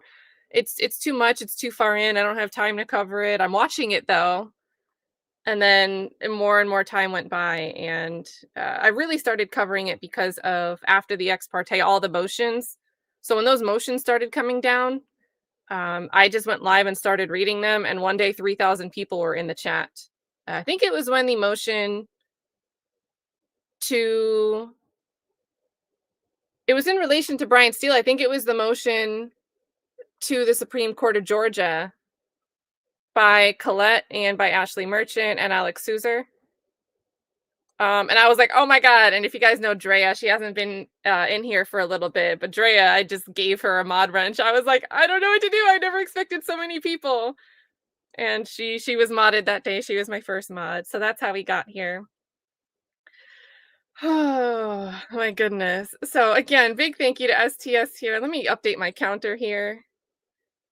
It's just, and I hear other stories of things that piss me off in other cases, and those cases also piss me off individually. But I always think back to this case. It's just like ingrained in my mind. So, oh, that sounds, wow.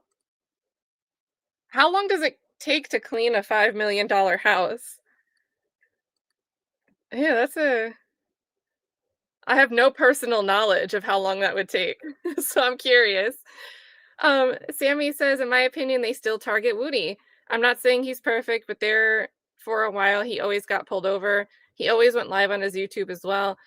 I agree. He's probably not perfect, and he seems to drive crazy and record it when he's doing so. So, you know,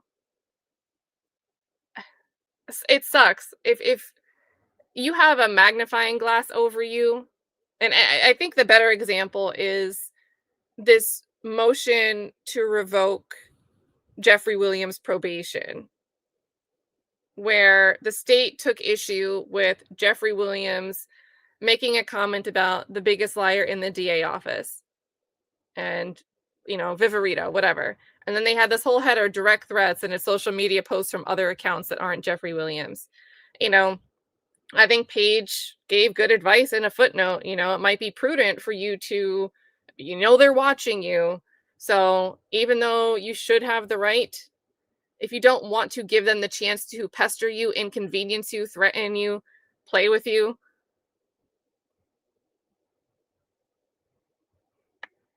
limit your behavior, even though you shouldn't have to. So, and it really sucks. It's one of those pick your battles things. So,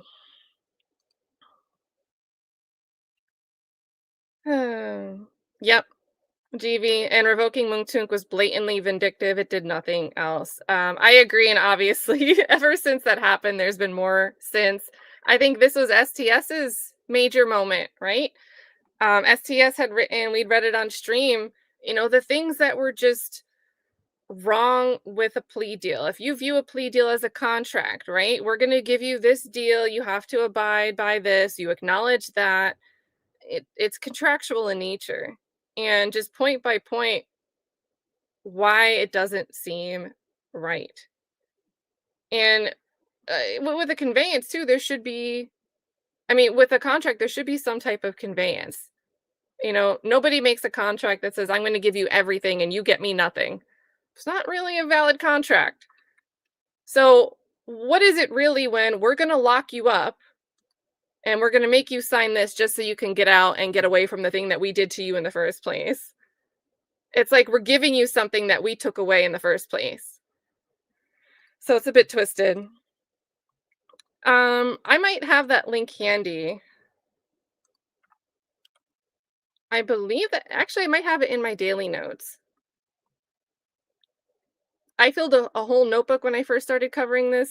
When I started doing the streams, I was writing notes and I went through a thick notebook. And I'm like, why am I not just using Google Docs? But I think I had put the link to this in. Let me find it.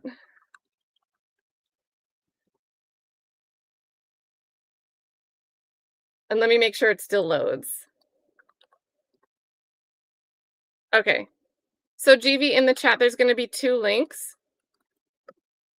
Because there's 2 parts that STS wrote up. Let me get part 2.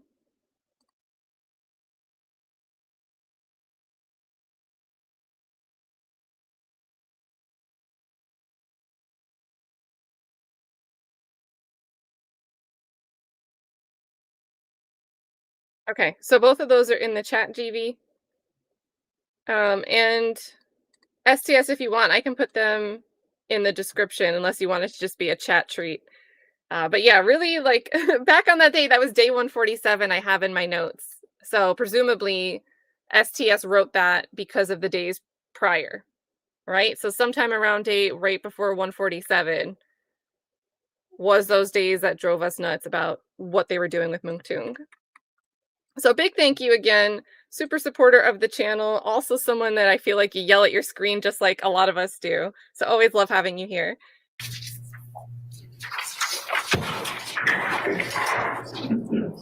Good afternoon, Mr. Stevens. That's no. My name is Doug Weinstein. I'm one of Diamante Kendrick's attorneys. I believe that you testified that you met Mr. Kendrick in elementary school. Is that correct? Yeah. And then after elementary school, you didn't see Mr. Kendrick again until around 2012. Is that right? I know you're not necessarily good with years. Yeah. I got seen him after I got out of prison. And Mr. Kendrick was not a member of Rock Crew, correct? No. Mr. Kendrick wasn't raised on Cleveland. No. Your plea deal doesn't mention Mr. Kendrick's name at all, correct? Yeah. Okay. When you were selling drugs at 221 Cleveland, was Mr. Kendrick there selling drugs with you? No. And when you were selling drugs at 151 Cleveland, was Mr. Kendrick selling drugs? No. You testified about the web, 2531 Brownsmill Road. Did you see Mr. Kendrick at the web? No. Are you aware of Mr. Kendrick being at the web? I don't recall. No. Okay, I have no further questions. Thank you, Your Honor. Thank you, sir. Now, over, under, and I might have given some hints away at this. How much longer do you think this is going to take for Tick to be on and off the stand now that the defense is done with their cross-examination? How much longer do you think he has? Anybody else? For cross? Okay, all right. Any redirect from the state? Yes, Your Honor, thank you. Of course, Your Honor. Stephen, you were asked on cross-examination a number of questions about the color blue. Do you recall that? Yes. Are there critics that are members of YSL? Yeah. Is Gunna a critic? Yeah. Is Duke a critic? Yeah. Is Duke YSL? Yeah. Is he a member of Young Slime Life, the gang? Yeah. And what about Gunna? Is he a member of Young Slime Life? Yeah. All right. Is Gunna's real name Sergio Kitchen? Yes. Is Duke's real name Martinez Arnold? Yes. You talked about with, I believe, Mr. Steele, the acronym THUG, meaning, according to Mr. Steele, truly humble under God. Do you remember that? Yes. Okay. Would you tell the jury, you were also asked by Mr. Steele about songs that the defendant Williams has written or rapped. Do you remember that? Yes. Right. How many of the defendant Williams songs talk about slime? A number of them? A number of them? Okay. How many talk about evidence? Who? Pens, guns. A lot of them. Man, How many? they talk about, yeah. Okay. How many talk about carbines? Who? I don't even know what that is. How many talk about drugs? No, How many? they do. Okay, did you say a lot of them? Is that what I heard you say? Just songs that mention drugs. And how many talk about perks? These songs that mention drugs. Name one that talks about perks. Pushing P? I don't recall. You don't recall? I mean, you want me to replay the song in my head or you gonna play it for me? It was played for you.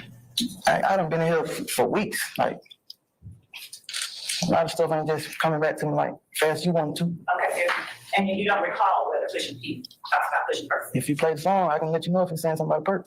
Very good. Okay. Now, you said a lot of them talk about guns, and a lot of them talk about slang, and a lot of them talk about drugs. Did I get that right? How many? Let's stay in this form. I'll rephrase. Did I hear you testify that a lot of them a lot of the songs talk about drugs and a lot talk about guns and a lot I talk said a about... number of them. Okay. How many talk about the defendant Williams being truly humble under God? A number of them. Which one? You gotta Name pay. one. You gotta pay attention. Just name one. You like giving me like rapidly time to think, but if you give me some time, I can think of one. How much time do you need? You gonna let me go replay some music? I'm gonna let you just sit there and think. How much time? Ain't no cause you like doing how you doing it. Is the answer zero? No. Let's stay in this form. Let me ask a better question. Can you think of a single song right here as you see it right now that talks about the defendant Williams being truly humble under God? One. I'll rule objection. A number of songs on the last album, Pump. One I ain't with the song name. Oh, Dropping Jewels. He talked about God a lot in that one. Okay. Please tell the jury what part of that song talks about the defendant being truly humble under God. So in the beginning, he said,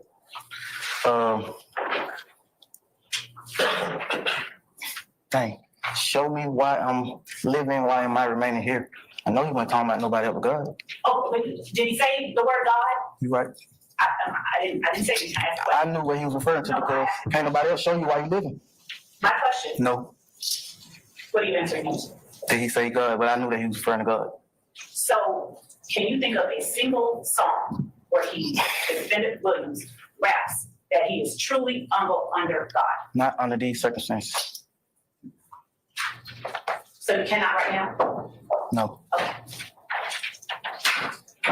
You were also asked on cross-examination quite a bit about this plea agreement that you signed back in 2022. Do you recall being asked those questions by Mr. Steele? Yes. Do you recall being asked questions about it by Mr. Schardt? Yes. And do you recall being asked questions about it from other lawyers as well, Yes. representing some of the defendants? Yes. Let me ask you this. How many times did Mr. Steele visit you at jail while you were arrested? No. She's so personally offended. None. For the RICO indictment? In 2022, while you were incarcerated for the charges on indictment 22 SC 183572, how many times did he visit you at the jail? Are you saying for the 9 months that I was locked up for this RICO? How many times he visited me? None. You know, how many times did Mr. Steele visit you in jail period? Once. When was that? I was arrested for parole violation. And so when was that? What year?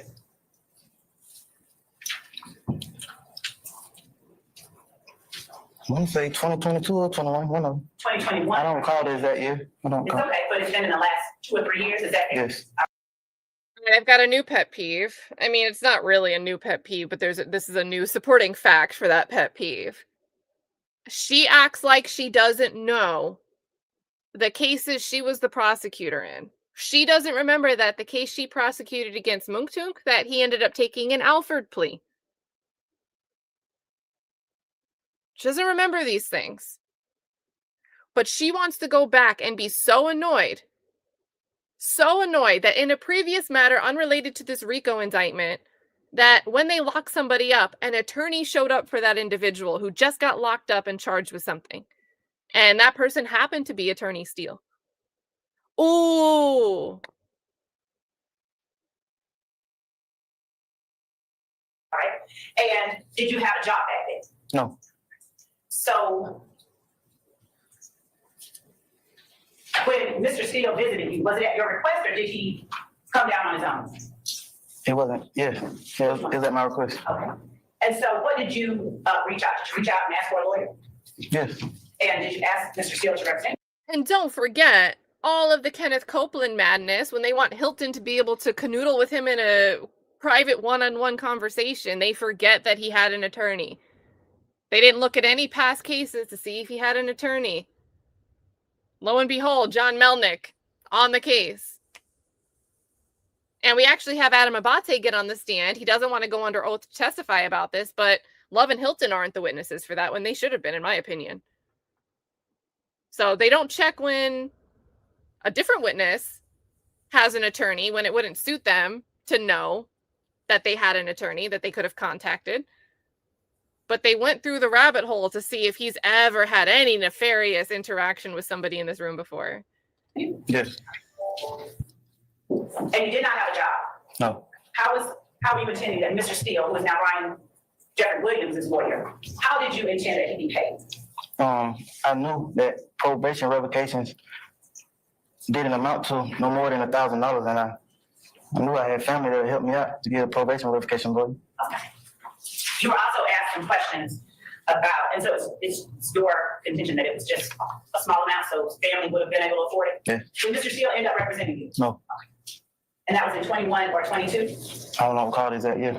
Was it before or after you were held on charges that are in this indictment? It was, this happened after, the indictment happened after.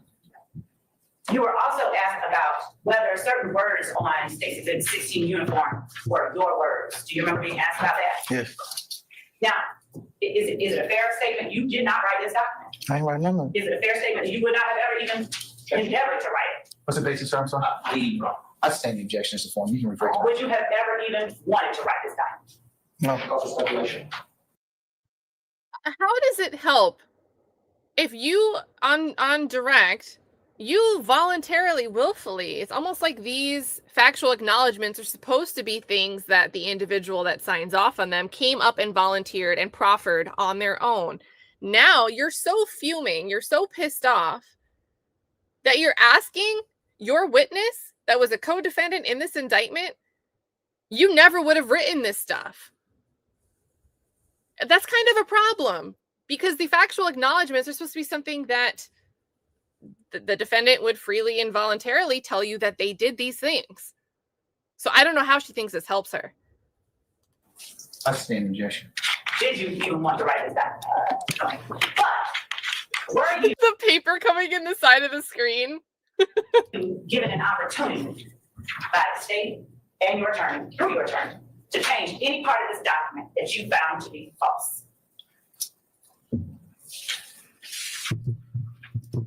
Not given an opportunity. I keep telling you, once I seen this exact paper, it was time to sign it. Like, Mr. Stevens, we got this. I'll rephrase the question. He didn't want that answer. One at a time. Let him So, Mr. answer. Schardt, I'm sorry. Staff Schardt record asked that district attorney allow Mr. Stevens to finish. He's not being responsive, so I'm going to overrule your objection, sir. All right, go ahead. Go ahead, Ms. Love. Do you remember when you testified on direct examination, I asked you the day that you signed this document? Was that the first time that you saw, and we read out a number of factual acknowledgments? Do you remember that? One more time. Do you remember on direct examination, like you remembered on cross when you were saying she asked me that already? Do you remember my asking you whether the day you signed this document was the first time you saw factual acknowledgement number one? Yeah, I remember you asking me that. Okay, do you remember saying no, it was not the first day that you had seen? No, when I signed it, wasn't the first day I seen. I said I had a number of days to sign it. Okay, thank you. So in that time that you had a number of days to sign I this could have changed document, something. were you aware then that you could have changed something? Yes. And did you speak with your attorney about your knowledge that you could have changed something? No. You didn't talk to her about knowing you could change something if you want to? Something that was already wrote on paper, or you friends with me. Okay. Did you tell the state or your attorney, no, something on there is wrong? No. One of those is inaccurate. No. But you knew you could if you wanted to. Is that fair? I stand the objection. Mr. Stevens, again, pull your chair close to the microphone so we can hear you. Please, sir. But were you aware that you could if you wanted to? Change. Yes. What? Now, you were asked by Mr. Steele about being kicked off of a tour. Do you remember that? Yes. And you were asked whether that was the reason you weren't at Jeffrey Williams' concert when he was in Holly Grove, Louisiana. Do you remember that? Yes. And is it your testimony today, not last week or week before, that that was the reason you weren't at his concert? I ain't able to give man one of y'all reasons. Okay. Well, after I told you that, what I say, it didn't make sense to. You trying to ask me something about other week. I already answered this stuff, man. I answered it, I want to answer today. Does the truth remain the truth from week to week? Yeah. So, was being kicked off of the tour any reason why you didn't go to Holly Grove? It could have been. Was Dolly, the Vince Williams' sister, kicked off of the tour? That same tour that you talked about being kicked off of? I don't know. Was DK, Walter Murphy, kicked off that tour? I know I went home. Was Dora kicked off that tour? Dora Green. I don't remember who I went home. I know I went home. Do you remember whether any of the people who were with you at the compound that night were kicked off the tour?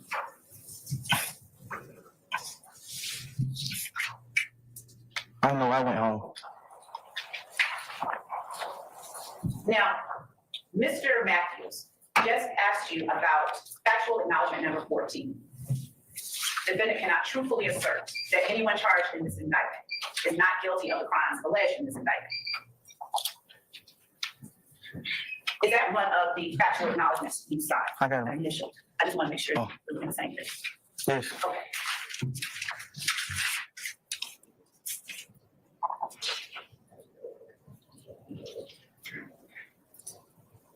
SB, the defendant that you call SB, Shannon Stillwell, was he 30 deep?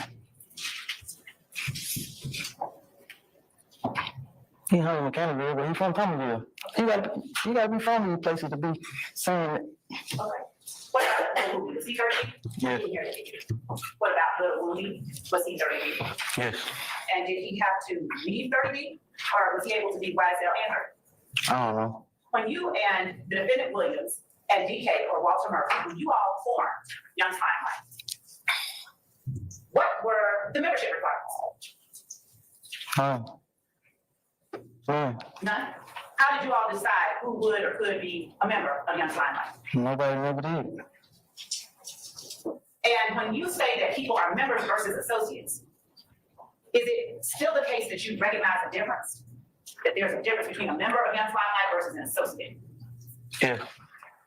You talked on cross-examination about living at, an associate living at the apartment where you were arrested and for charged with aggravated assault when you flashed your gun at what you later learned was a law enforcement officer. Do you remember that? Yes.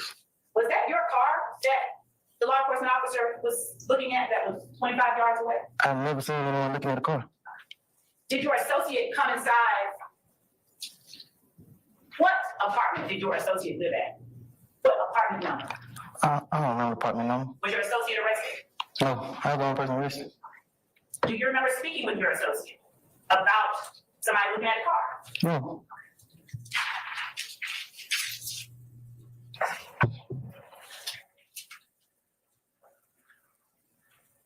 Mr. Schardt asked you about Big selling drugs on Cleveland Avenue. Do you remember that? Yes.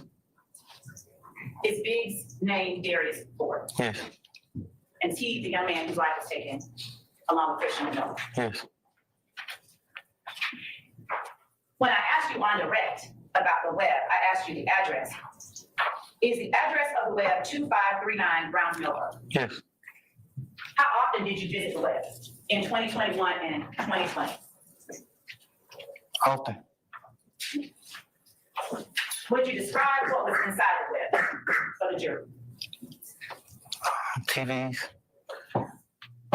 computers, speakers, sofas, beds, Was the web an apartment, a house, a standalone building, or something else? a house. Did you live at the web? I've spent the night there. How often did you spend the night at the web?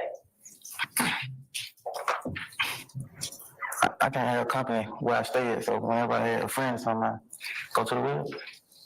And the where you stayed testified earlier that it is with a family member. Yes. And is that the family member that you've been living with your entire life? Yes. Did you have to pay that family member to live there? No, just clean up. That's reasonable though, would you agree? That's a payment. All right. Who lived at the web?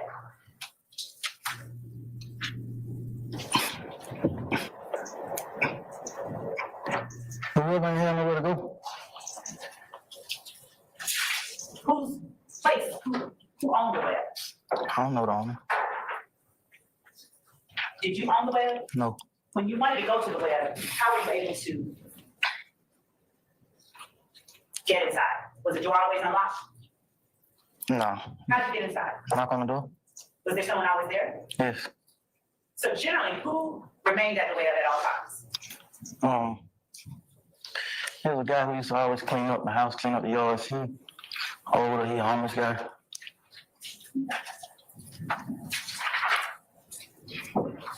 So did you have to pay anyone to stay at the web when you did stay at the web? We was going in and rent. Okay. And so who were you giving rent to? Talking about like, who, the house person? I don't understand. If you were going in on rent, who were you giving the rent to? Hey, the lady who got the house for us. What's her name? I don't know. You just gave her your name? Yeah.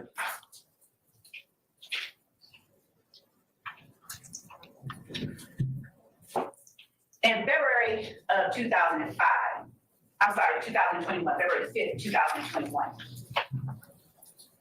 Around that time, would you have occasionally stayed at the web? 2005? No, 2021. Oh, I'm sorry.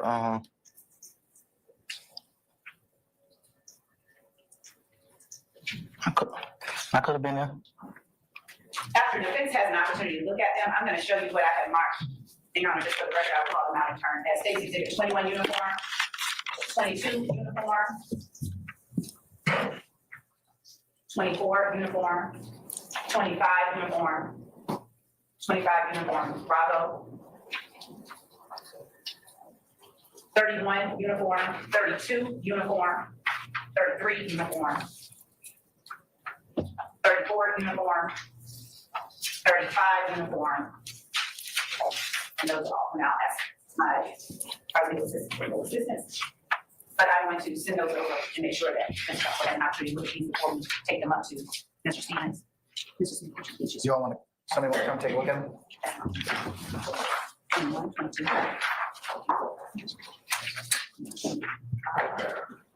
Yep.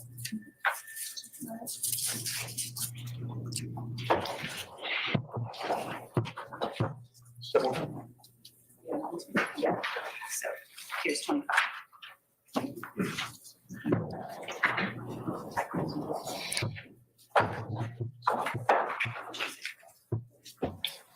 Hold on now.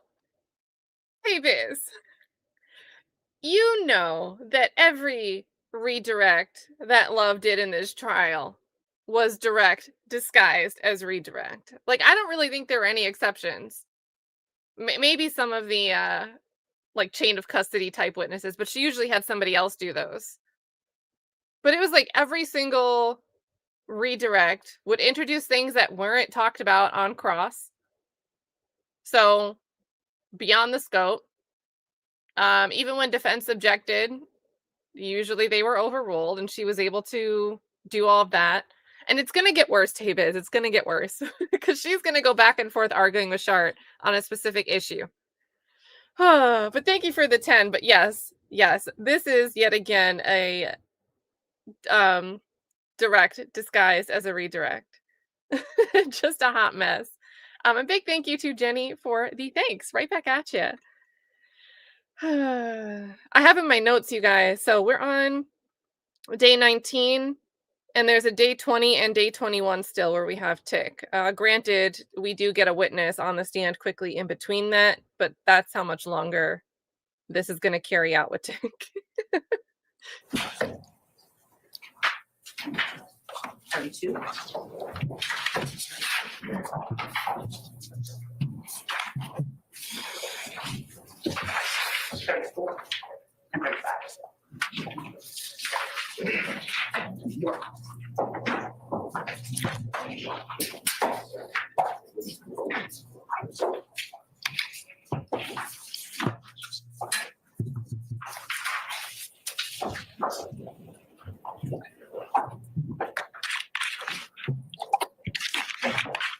them huddling.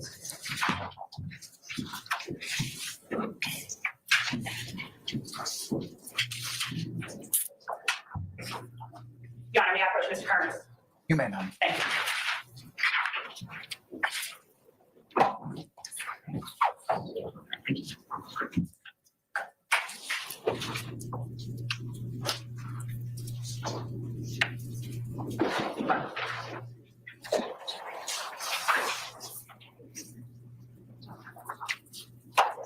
And Your Honor, with the court's permission, I will resume my questions after counsel for the defendant has looked over the markers. They've been turned over as discovery, but they've been marked, so I just want to make sure that they know what we're showing.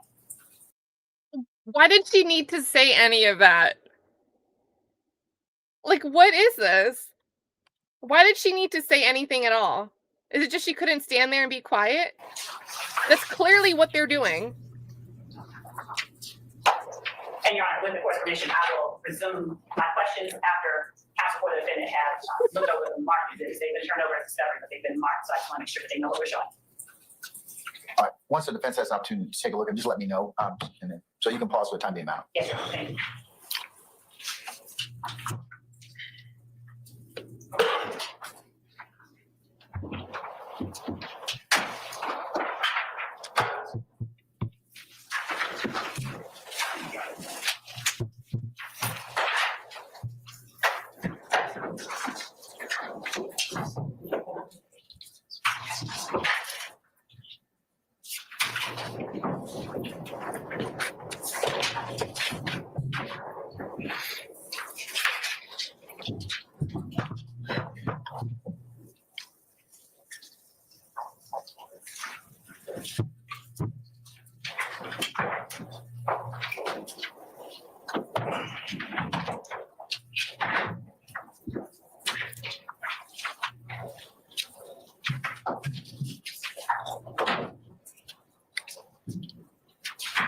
Yep, now she's going through all the papers. Atkins is going to keep her occupied, though, for 2 seconds.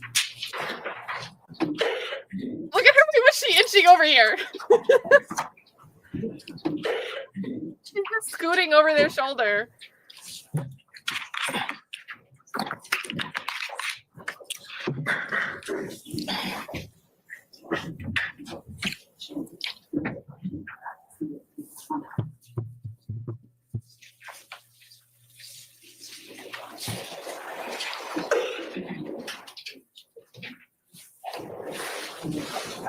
All right, chat, we're going to do an exercise. STS has the reminder, and thank you so much for the 5. I remind everyone that in metaphysics, there are only 3 significant numbers, 0, 1, and many. Now, everybody describe something about this case with each of those 3 numbers. That's going to be a chat exercise. And guys, Miss Bell, we have a mention of Denise Bell. We will get around, oh, I'm hidden. We will get around to rewatching that. I mean, I think that was one of the wildest examinations by Love. Miss Bell is the woman that was shot in the buttocks while she was upstairs in the home, laying in bed. And Love, you might remember that question where she's asking Miss Bell if she had any drinks. And what did you drink? Oh, vodka. Well, the theory of that point in time, going back to April of 2015, is there were these back and forth drive-by shootings with YSL associates, you know, including Mungchunk, Quindarius Zachary, Demiki, and Garlington, going back and forth, having this succession of shootings, drive-by shootings, back and forth with the ops. One of the ops, according to the state, is Darren Mills, and they believed that when Denise Bell's home was shot up, that the intended target would have been Darren Mills. So keep that context in mind. We will get through. We're definitely going to watch Love and how she questions Miss Bell again. But yeah. So the perception at that time was that Miss Bell was traumatized. She was, just not in the way it was perceived. Yeah, and it might be a little while.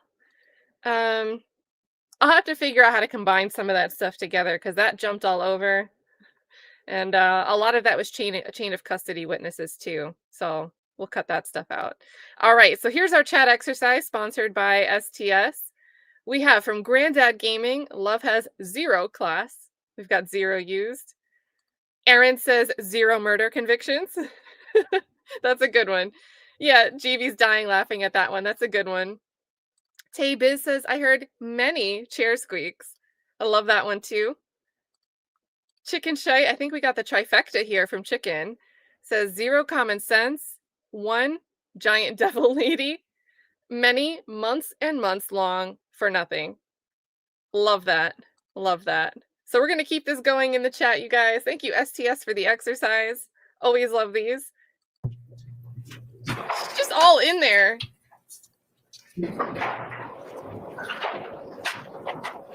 She's like a teacher waiting for you to like do your homework as you're supposed to be handing it in. One amazing time was had.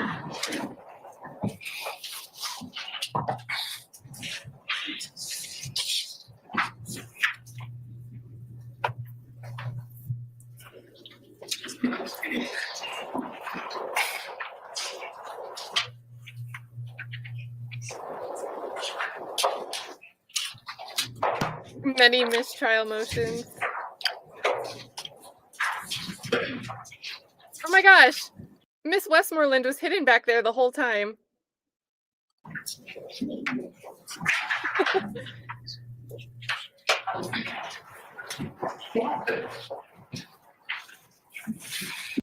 Happily Angry Lawyer says 0. Time Sledge was legally convicted. 1. Time Sledge was illegally convicted.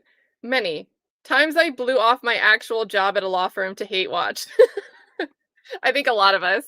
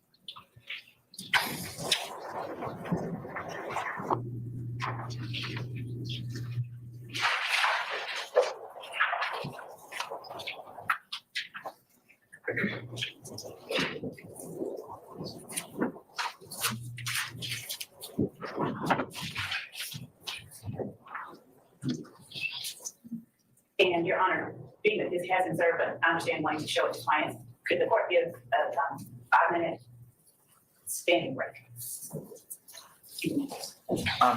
Ladies and gentlemen, we're just recessing in place, so if you just want to stand or stretch, that's okay. Not for anybody else. Again, let me know when you're done, gentlemen and lady. They end up going to lunch. So, or okay, maybe it wasn't lunch, but a longer break than 5 minutes. 2 p.m. And correct me if I'm wrong, state. This is states 21 uniform, 22 uniform, 24 uniform, Ooh, we got Bruce 25 Harvey. uniform, 25 uniform Bravo, 31 uniform, 32 uniform, 33 uniform, 34 uniform, and 35 uniform. Is that correct? That is correct, Judge. All right. And on 2 separate and distinct bases. This pertains to all of them? Yes. Okay, all right. First, Can I see them to begin with? Yes, All right. And just to give some context, Judge, I also pull out the ones that defense counsel admitted that are part of that same grid.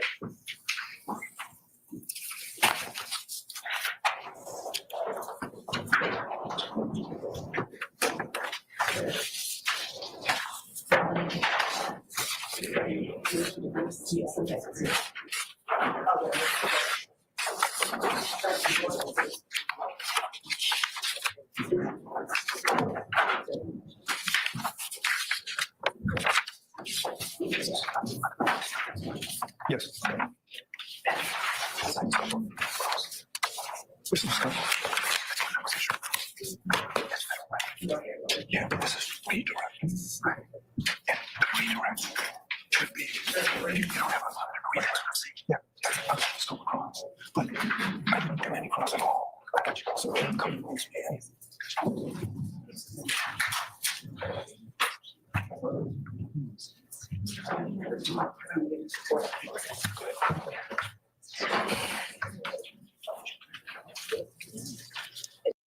So, not to pull a Glanville, but at this point in time, there are 2.5 hours remaining in this stream. And just from a quick scrub of the timeline, it looks like they only bring Tick back to say they're going to recess for the day. Once again. So we're going to hear these arguments, but just know that this day is going to be dragged out so Love can strong arm things in on her redirect. That's disguised as a direct that's disguised as a redirect. Yeah. I really turned on anyway, so it's like. Here are defendants 2, 3, 4, and 7. Defendant Williams 2, 3, 4, and 7. All right. Okay, Mr. Harvey. Also, the state has also given me defendants 2, 3, 4, and 7. So, what is your argument as to our objection as to the state's exhibits? With regard to all of the aforementioned exhibits, and I love to use the word aforementioned, all those exhibits, Mr. Nichols is not a participant in any of them, number one. Number two, the only theory upon which these can be admitted, Mr. Nichols not being a participant, is 801D2E. You, Your Honor, had a hearing on 801D2E, and the court ordered the state to provide the court and the defense with what they contended to be 801D2E co-conspirators statements, co-conspirators exception to the hearsay rule statements. They provided the court with a nominal list of what they contended to be 801D2E statements. None of these exhibits were contained within, nor did the court rule on whether these statements, these social media posts or contacts were within the scope of 801D2E. My client was not a participant in these, and therefore they are hearsay, just rank hearsay as to him, and I would object to them coming in and coming into evidence as anything but hearsay. Number two, with regard in particular, specifically to Mr. Nichols, Mr. Nichols did not cross-examine. There is nothing to redirect with regard to Mr. Nichols. So number A, it doesn't come in, period. B, it's a confrontation clause violation under both the United States Constitution, the Georgia Constitution, and it is a violation of the statutory components of 801D2E. Number two, Mr. Nichols, I believe, is the only defendant that did not exercise his right to cross. And therefore, this is redirect. There was nothing with regard to Mr. Nichols to redirect. And therefore, he is entitled to a Rule 105 instruction that if the court deems this admissible, then it's not admissible as to Mr. Nichols.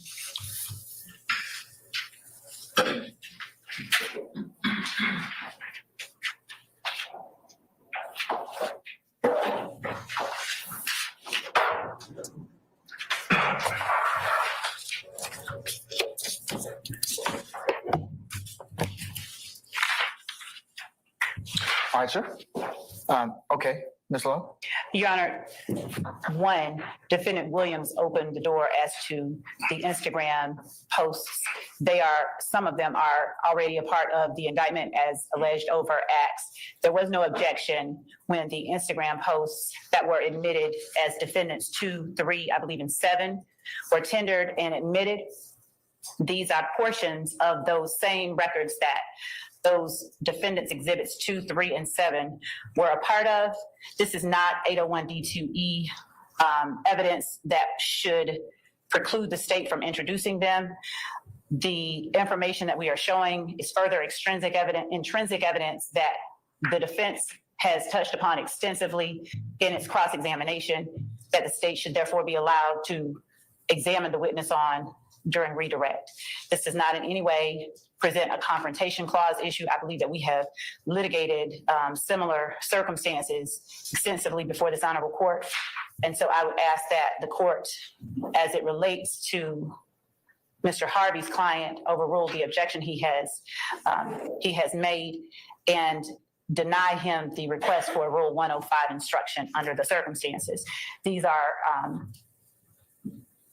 conversations that have been taken part in by members of YSL. And again, these are matters that were brought up on cross-examination. And were they not brought up on cross-examination with this witness, we may be in a different place in terms of my wanting to introduce the exhibits now through this witness, but here we are. Okay, it looks like under 801 D2E, characterized this statement as a co-conspirator statement, party seeking admission, which proved three things by preponderance of the evidence.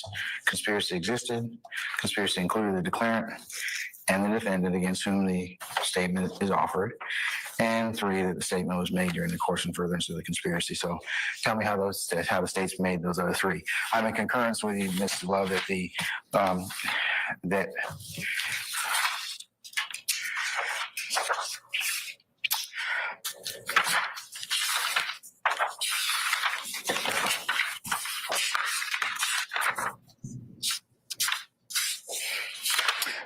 statements under 801 D2E are not testimony for purposes of analysis under Crawford versus Washington, and such are not barred from admission by the Confrontation Clause. So I'm okay with that, but over Mr. Harvey's objection, of course. But what about the first three predicates? One, Your Honor, these are, as far as having shown a prima facie case of a conspiracy existing, the court has heard testimony regarding the web being a spot for YSL. They've heard testimony regarding the fact that Trontavious Stephens sold drugs to increase and enhance the notoriety of YSL. They heard that on cross and direct. One of the allegations that we make in the indictment is that drug sales are one of the crimes that YSL members commit. In particular, we have, as a part of Mr. Stevens' factual acknowledgement, that YSL associates and members sell drugs at particular places. During cross-examination, Mr. Steele asked Mr. Stevens about living with his grandmother, and there were many questions that went into how his drug sales, does anyone in here benefit from his drug sales? Does anyone in here get the proceeds from his drug sales? And the conversations that the court is looking at are conversations between Mr. Stevens, who's on the stand, Mr. Lee, whom Mr. Stevens has already identified as a person that he held the conversations that defense counsel brought up on cross-examination, that he held those conversations with during that thread. They are talking about paying dues. They are talking about paying rent. Mr. Steele asked Mr. Stevens, didn't he live with his grandmother all of his life? And in fact, what is happening is the web is a trap. It's a place where YSL members sell drugs. We have evidence that will come in to further prove that assertion on our part. But Mr. Steele has now opened the door regarding the Instagram conversations and records that we served on counsel for the defense prior to jury selection in this case. So the conspiracy that we are alleging, of course, is alleged in count one. The participants, Mr. Stevens will identify, he has already identified many of them during cross-examination. And the content that the court has before it makes it, from our estimation, rather. What's so funny is the way she minces words, so, which is, of course, count one. And he identified the participants on direct. Well, not really. He identified people that you showed him. But remember when she was asking him the line of questions related to, you know, there's supposed to be three or more. Who are those three? And he was like, well, one of them died.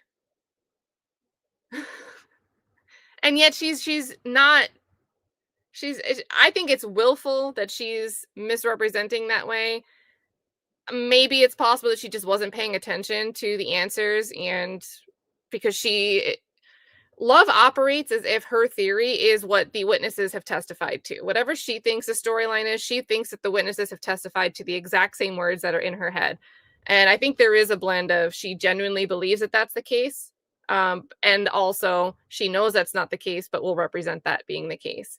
So no, he didn't on direct identify all of these people that are supposed to be participants in this RICO. She tried to get him to name 3, and he only got there because he named people that are no longer alive nor indicted in this case. But Glanville doesn't care.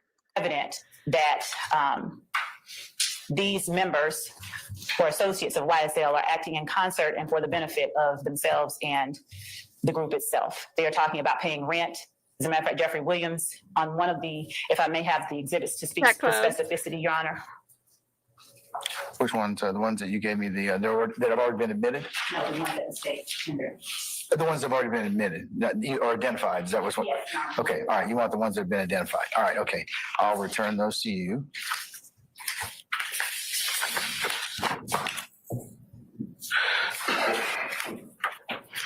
So in State's Exhibit 21 uniform, we have Mr. Stevens, who is the witness currently on the stand, on February the 5th of 2021. Which one of y'all trying to shoot? Y'all shot at my trap. Then later on in State's Exhibit 22 uniform, and to make very clear, State's Exhibit 21 uniform is page 30588 of an Instagram business record. Page 22 uniform is page 1624 of that same Instagram business record. And in State's 22 uniform,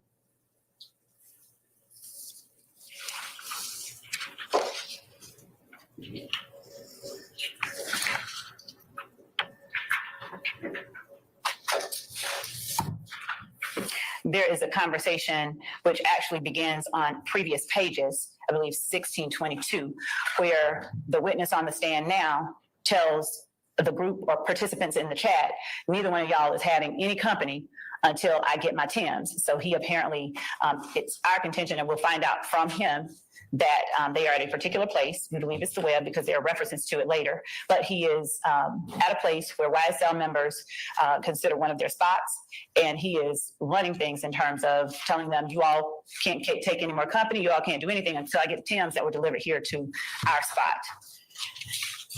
Stacey. Would you let Ms. Love finish, and then you can posture your question? All right. Go, just hold that, Mr. Steele. State's Exhibit 24 uniform and 25 uniform and 25 uniform Bravo were parts of the exhibits that Mr. Steele tendered for Mr. Williams. State's Exhibit 31 uniform, the middle of the page, where the witness on the stand on February the 6th says, what part you ain't hearing? Why everybody ain't got something to say? What you mean? If I can't afford it? No, they can't. That's why when a nigga be dead serious, y'all niggas need to stay in your lane. It ain't no joke. Y'all ain't giving me nothing. Then we have Do It Phil saying, She seems to behave differently when the jury's not in the room. Would you imagine that? To bring some when I pull up, and the witness on the stand saying, y'all know I paid last month's rent by myself. Here go, same thing right here. Slug, I know what you did.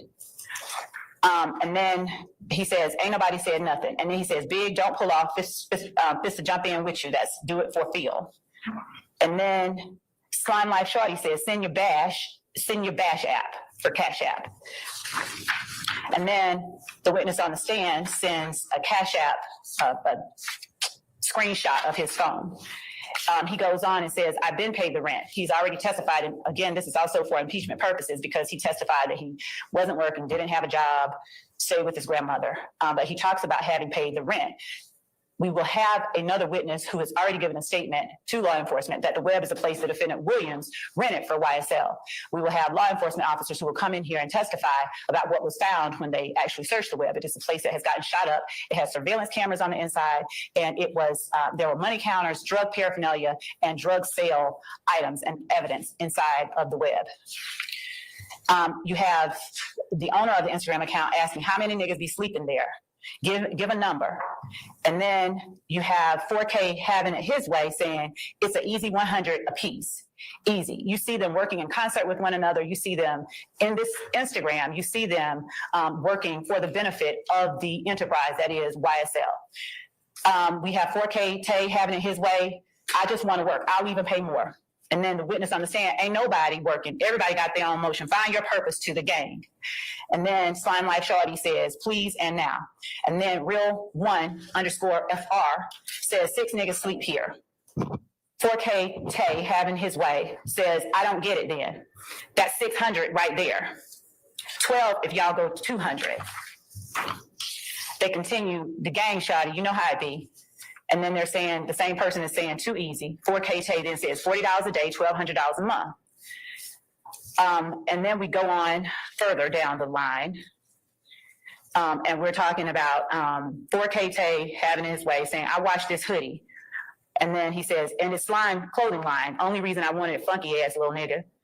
And then 4K Tay having his way saying, won't wear shit of yours without washing it for $1,000. And then later on. Okay, do any of these statements have or referenced Mr. Nichols? Your Honor, two things. They, as the court alluded to, they are not made to law enforcement. So there's not a confrontation. Like I said, I'm not interested in that. Answer the question. Do these statements reference Mr. Nichols at all, or is he part of them at all? He well could be. It would be the witness on the stand who will have to well say. could be is not, that's supposition and speculation. Well, I mean, because they would need to have something referencing or tying Mr. Nichols. That's a part of his objection, I'm sure. Well, the part of here's my thoughts, course thoughts. Before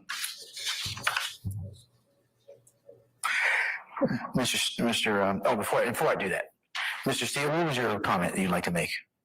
I just wanted to know, I don't have exhibit, it was 22U, a single page or is it an multiple page?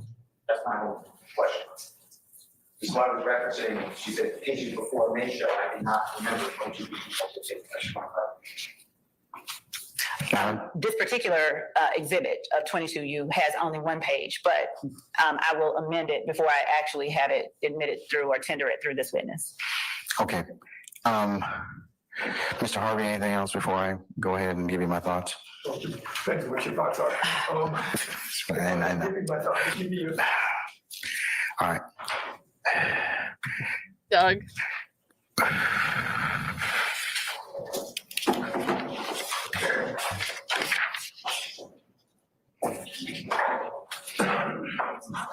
And Your Honor, I just reiterate that this is a conspiracy that we are alleging in count 1.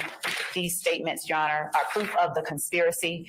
They don't have to directly mention Mr. Nichols in any way. That is the case with many of the overt acts that we've alleged in this indictment, and I believe that the court has heard this objection in different fashions. I have, but still, I gotta consider it. Let me reiterate. I said before this trial started, give us the 801D2E that you intend to introduce at the trial, or we will be objecting. We're going to take trial time, and the state provided specifics of 801D2E.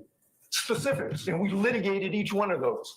And I said beforehand that we're going to be sitting here doing this at 4 o'clock in the afternoon. And that's why I'm objecting. I think it's disingenuous now to say, oh, boy, we think this is 801D2E. It's part of the conspiracy.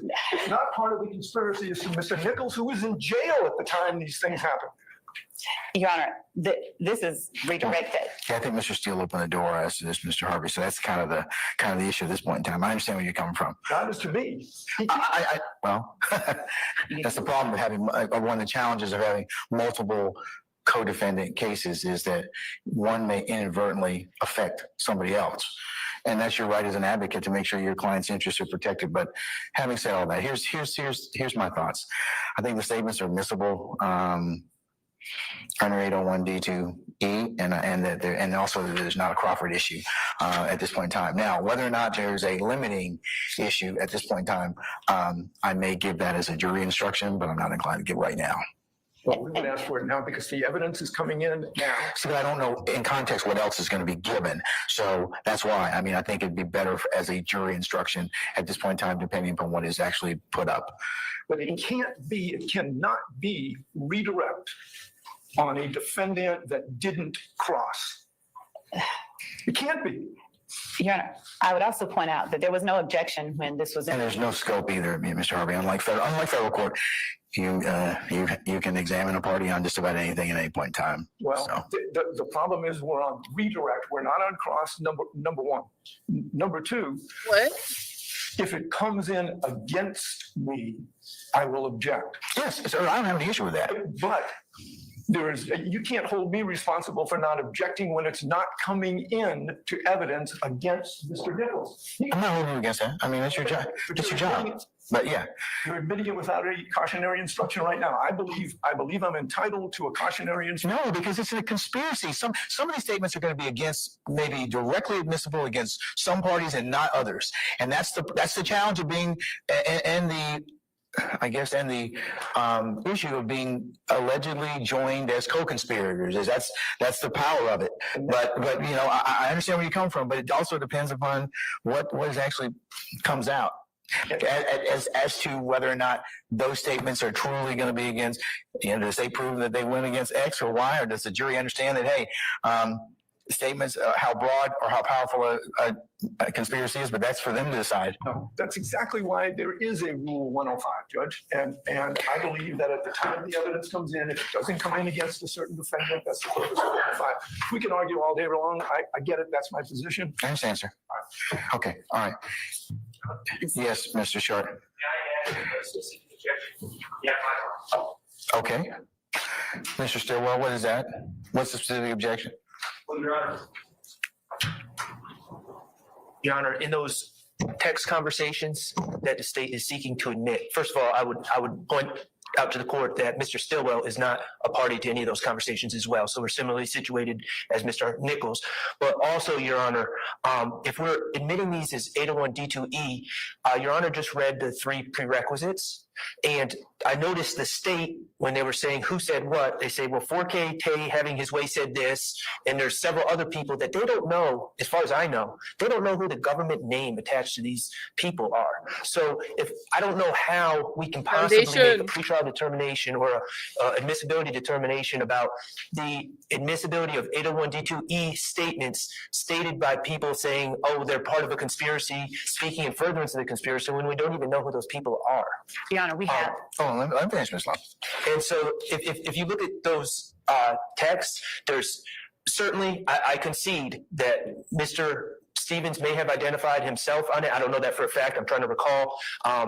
We've talked about Rooney Lee, but there are other people that, to my knowledge, are unidentified, and I'm assuming they're unidentified because the state is referring to them by their screen names, and the state has provided no evidence whatsoever that those people, those individuals who are talking who are declarants in those text messages, we've received no information or a proffer or any sort of evidence that those people are in fact co-conspirators or doing anything in furtherance of a conspiracy. So I don't know how their words would be admitted under 801 D2E. Your Honor, I thank Mr. Schardt for that, and I'd like to actually make sure that I offer that up and make sure that it's part of our proffer. Darius Ford, Rooney Lee, Jeffrey Williams, Trontavious Stephens, Antonio Sumlin. Darius Ford isn't alive.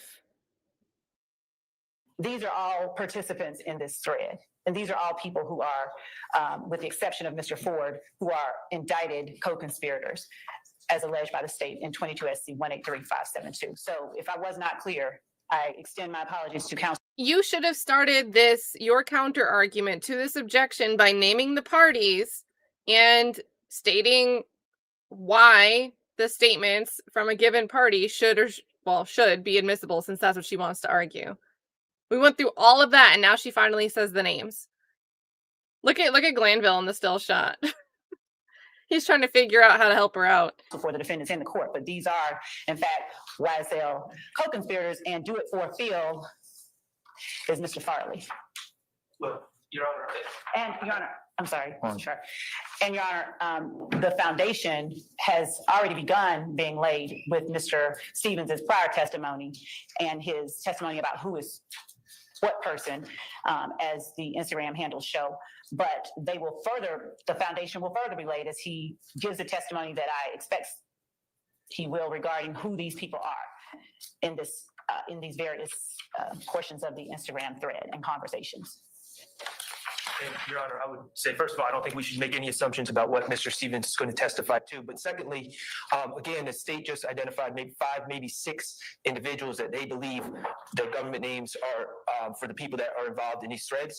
But again, Your Honor, you have them in front of you. There's, to my recollection, more than 5 or 6 participants when you look at all the threads together. So I'm wondering how out-of-court statements made by people who are not even identified would come in a trial against any of these gentlemen. Thank you. All right. You all give me 5 minutes, please. Did Your Honor want the exhibits? You want the exhibits? He doesn't even want the exhibits. Oh my goodness, chat. It comes back to play Minesweeper real quick. Objection. I'll give you just a second. I just want to make sure I get a continuing objection. Just you see the second one. Yeah, sure. Yes, I'm sorry. That's what I was just gonna say. You sit down and write. I'll call it back. Okay. Wait, hold on, I gotta finish this game.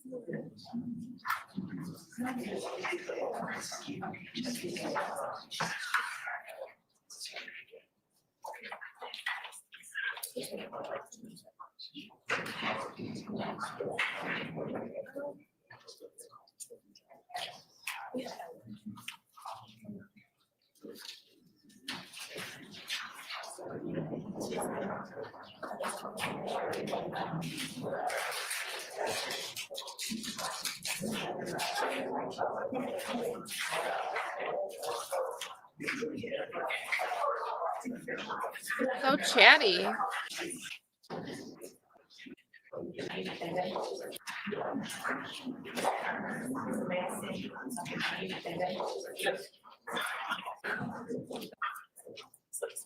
She wants to send something new over to the defense right now. So there's more.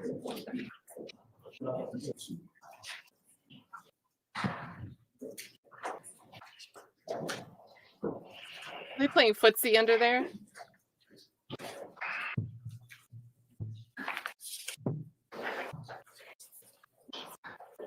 You said you wanted a continuing objection.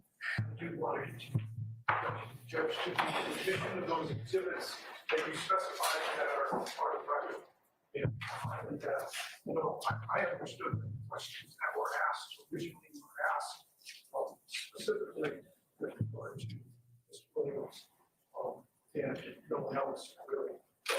I understand what those. Yeah, I'm going to rule. I don't think you probably want to wait until I rule, but I do understand what you're saying.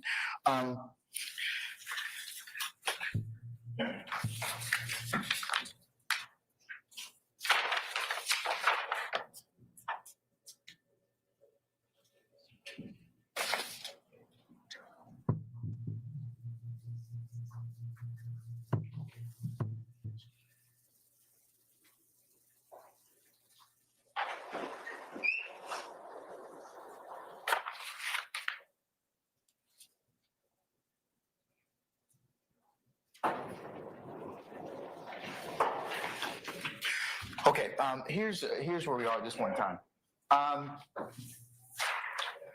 Characterize the statement as a co-conspirator statement. Party seeking admission must prove each of three things by preponderance of the evidence. So the state would have bears a burden in this particular circumstance. 1, that a conspiracy exists. 2, the conspiracy includes the declarant, person speaking, and the defendant or defendants against whom the statement is offered. And 3, the statement was made during the course and in furtherance of the conspiracy. And that is United States versus Flores, 572 F. 3rd, 1254. Also, co-conspirator statements may be admitted if the proponent shows by preponderance of the evidence the following through the 3 elements I just mentioned. But it says also, where statements, however, admit participation in a crime, but do not evince an intent to further criminal activity, Rule 801 D2 does not authorize their introduction. And that is State versus Lane, which I think we argued before, and that's 308 Georgia 10. Statement that merely spills the beans, discloses a scheme, or informs the listener of the declarant's activities does not constitute a statement in furtherance of the conspiracy.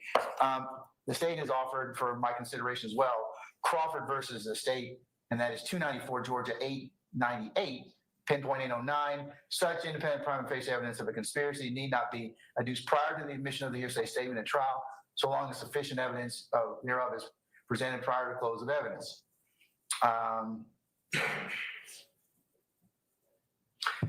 And in order for a conspiracy to exist, there must be an agreement between 2 or more persons to commit a crime. Such agreement need not be expressed, nor does it require a meeting of the minds to the same degree necessary to form a contract. All that is required is tacit mutual understanding between persons to pursue a common criminal objective. The challenge that the court is facing at this point in time is that I don't believe I've heard enough as to determine whether or not Please don't invite Love to talk more.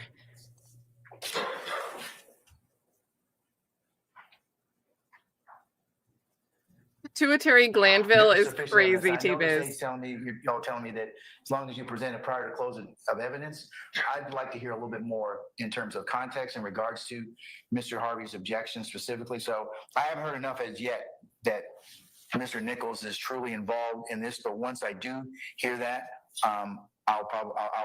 you can re-admit or represent the particular evidence, but for now, I'm going to sustain Mr. Harvey's objection. So, Your Honor, as it relates to, there were a couple of things that we'd like to say first. Thank you, Judge, for the, yes, thank you, first of all, for helping us to understand where the court is. See, I need to know. Thank you for helping us. Clip that. Thank you, first of all, for helping us to understand. Just helping us. And where the court is. See, I need to know which statements you're offering. I mean, the challenge that Lane kind of just presents is that you just can't throw out all these statements. You've got, and also there needs to be something which is going to provide the court or some indication that's going to tell us that you're going to present all of this by your closing cheek. So I haven't heard anything about these particular statements yet. They weren't included as part of the pre-vetting process, but like I said, so Your Honor, part of what, as the court knows and the court is aware that we have to do is prove that we have an enterprise as part of count 1. And so part of what we are doing with these records as well is showing the existence of an enterprise, an association between persons that are participants in this thread who the state alleges are YSL. So don't have an issue with that. What about specifically Mr. Stevens? I mean, Mr. Nichols. So we've already heard Mr. Stevens, who is on the stand, testify that Quay and the other Quay, Marquavius Huey and Quamarvius Nichols, are members of the Young Slime Life criminal street gang. He testified to that week before last. So he has already been identified as a member of this gang. And in these Instagram messages or in this Instagram conversation, you hear the witness on the stand now talking about the gang. He's talking about what the gang has to do. Everybody do their part. So we don't have problems, gang. Can we all do that? And then you have Defendant Williams saying, this shit ain't about no money, twin. I pay for everything. And then Defendant Williams, it ain't about that. And then Trontavious Stephens, who claimed on cross with Mr. Steele that after Mr. Williams got a record deal, they went their separate ways. But you have Mr. Stephens, February the 7th, 2021. How long before the place got shut up? 3 months before one of their other traps got shot up, talking about somebody trying to shoot up his trap and responding to Mr. Williams, whom he said he went his separate ways from. Only thing I was saying is I can't afford to take care of this family by choice. Not yet anyway. When the only thing I make is $400 off each one, I pay $1,500. That will hurt. And then you have them going on talking in, that's on page 1709 of this Instagram business record. And to be clear, the business record is from the document that we served to defendants, and it has a PDF number. I don't think their issue is the foundation of the Instagram business record.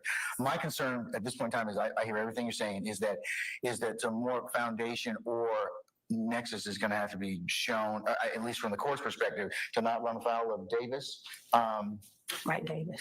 I should say Lane, in order for me just to be able to hear something. Glanville names the wrong case. Love acts like she knows what he's talking about and goes, right, that case. And then Glanville's like, well, no, not actually that case. Listen to her. This is going to have to be shown, at least from the court's perspective, to not run afoul of Davis. Right, Davis. I should say Lane, in order for me just to be able to hear something else about tying, since Mr. Harvey has specifically objected as to his client. So that's my concern. I think you've been able to show at least part of it in terms of gang activity, but it would be helpful if there's more nexus as these conversations as it relates to Mr. Nichols. So, Your Honor, if the court permits, then may I suggest that I be allowed to ask questions before the court admits any of these to establish the nexus, the context, the foundation that the court seeks that we find as it relates to the state's exhibits that I've tendered, and that the court give a sort of limiting instruction stating that until such time as the court deems it proper, the jury shouldn't consider them against only Cormarvius Nichols. And then at a later time, when we've satisfied the court's concerns regarding Mr. Nichols, the court tells the jury, especially. Her proposed language here is reminding me very much of "you shall not possess no guns." That was very confusing language.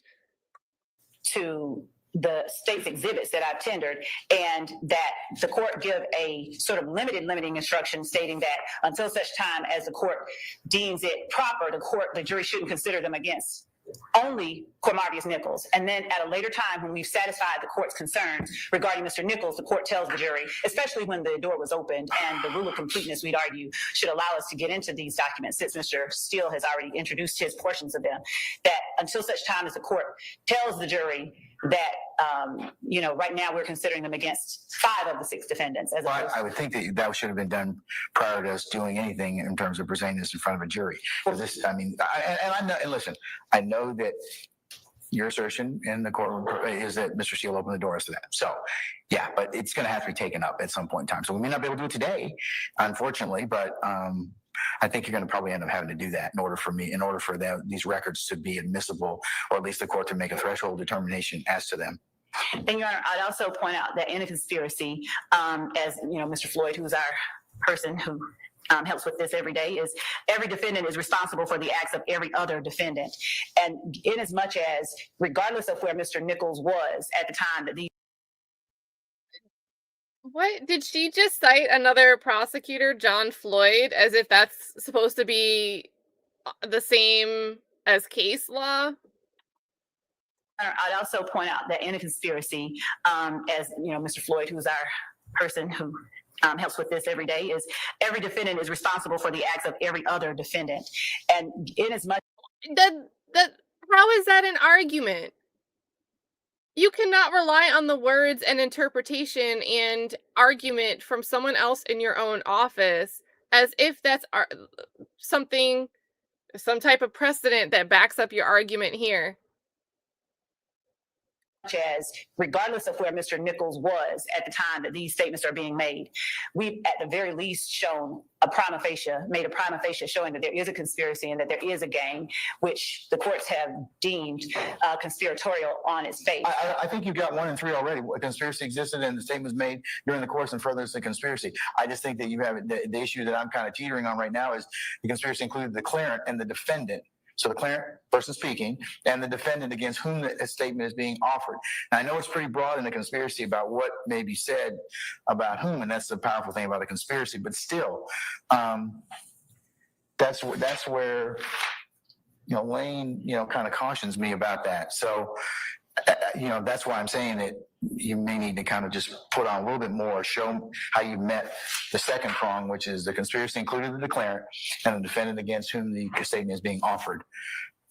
And that's kind of what we were trying to do with the 801D3 issues, is to kind of parse out which ones or which statements are. You find something funny, Mr. Schardt? No. Okay, all right. Just want to make sure. All right. So that's kind of where we are. So that I'm clear, the court is it the court's instruction that we need to show that that Mr. Nichols was a part of the conversation, or because as the court has reminded us many times, the defendants, as with each of the alleged overt acts in the indictment, they don't have to be a part of every overt act. And our contention is that these conversations are overt acts in furtherance of the conspiracy, which are admissible against every participant in the conspiracy. And inasmuch as Trontavious Nichols is a part of this alleged conspiracy, these Instagram record conversations should be admissible, should be admitted against him, as well as each and every one of the other defendants seated before Your Honor today. Just saying that part of the conspiracy.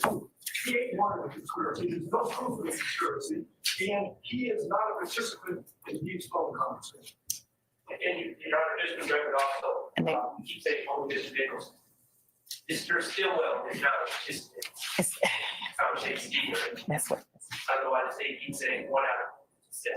And Your Honor, and neither is Mr. Kendrick. So Your Honor, that's exactly the issue that they have been trying to sort of push all along. It's an effort to de-aggregate or to pull apart the conspiracy itself, count one itself.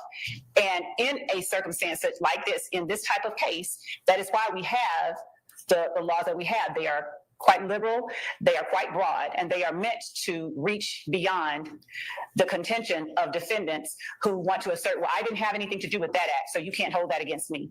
I didn't have anything to do with that one, so you can't hold it against me. This is exactly the type of circumstance that the Georgia RICO laws were designed to encompass. And for that reason, we are asking that the court allow us, prior to the jury being sent home today, to get into these conversations by the witness on the stand, the defendant Williams, Wooney Lee, who's also on the indictment, Antonio Sumlin, who's also on the indictment, Miles Farley, who's also on the indictment, all of these members of YSL and associates of YSL. This is, if they were able to make the type of argument that they are attempting to persuade the court about now, then there would never be a place or an instance for this type of action to be brought, because that would be the argument that would allow them to escape being held responsible for acts of these natures. That's what the state is asking you to do. It's a matter of proof. It ain't a matter of say so. You can say whatever you want, but the proof comes from the witness stand, and the proof comes from the admitted evidence. And Your Honor, we would argue that this is admissible evidence, and it is what they are arguing goes to the weight, not its admissibility, and that they can cross or not cross or argue in closing that their client wasn't a part of the conversation, but that's their right and ability at every juncture with every piece of evidence. They have done it thus far. They have attempted to cross every witness. Was my client there? And this is exactly what can be done here. And this is exactly the exact type of evidence that the state has offered previously. The court has found admissible, and that our contention is that the court in this instance as well should find admissible against every defendant seated in here right now. Without more, actually, because we have shown the process. Well, I can't listen to people simultaneously. So it's the same thing all day long. Without more, because we have made the requisite showings. Except for the fact that I didn't cross. I didn't make an opening argument, and I didn't cross this witness. So that is a distinguishing fact. Sorry, I get the floor now. I get the floor now. Okay. Me at karaoke night. That's a distinguishing fact, and it's still a matter. We're gonna run that back. We're gonna run the whole thing back. Distinguishing fact. I didn't cross this witness. So that is a distinguishing fact. Sorry, I get the floor now. I get the floor now. Okay. That's a distinguishing fact, and it's still a matter of proof.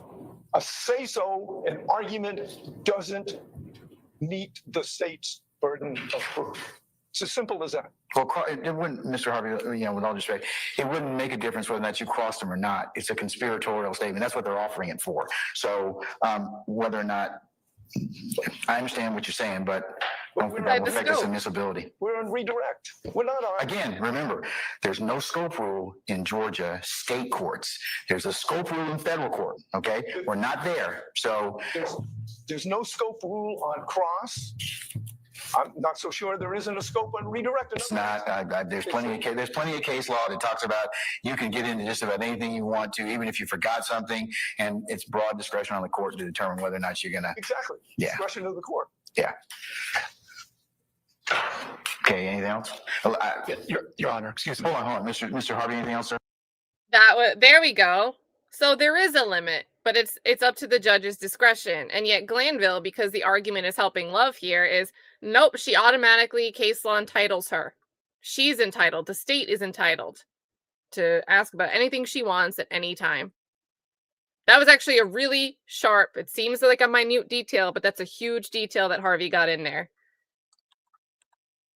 To determine whether or not you're gonna. Exactly. Yeah. Discretion of the court. Yeah. Okay, anything else? Your Honor, excuse me. Hold on, Mr. Harvey, anything else, sir? No, sir. Okay, all right. Yes, Mr. Weinstein. Okay, Your Honor, the state is saying that they have established the conspiracy by the fact that they have cited a conspiracy in their indictment, and that is sufficient. That is not sufficient. Just because the state says there's a conspiracy amongst these defendants, that does not mean that they have established a conspiracy. That's established on the witness stand. In response to Mr. Weinstein, I'm not sure where that comes from, but we are not certain that there's a conspiracy count that we've established. The court has heard the evidence that has been presented thus far, and based on that evidence, we believe that we've at the very least made a prima facie showing that a conspiracy exists. The defendant does not have to be a part of the conversation that the state is intending to offer. He only has to be a participant in the conspiracy. And the jury is entitled to infer the existence of an enterprise and conspiracy from circumstantial evidence. The court can provisionally admit this evidence. And if at any time the court deems it proper to reverse itself, the court can reverse itself and have the jury not consider it. But at this point, Your Honor, we are well in the area where this has been brought up on cross-examination.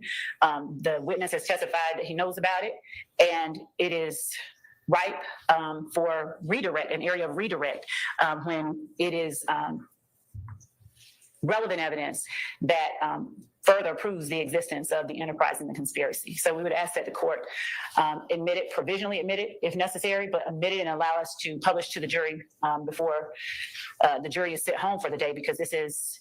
All right, let me look at something else, please. Please, before I make a decision.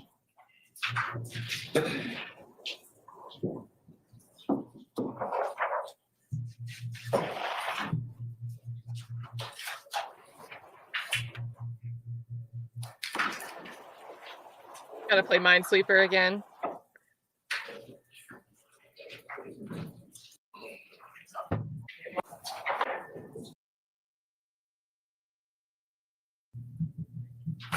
Hey, Wes.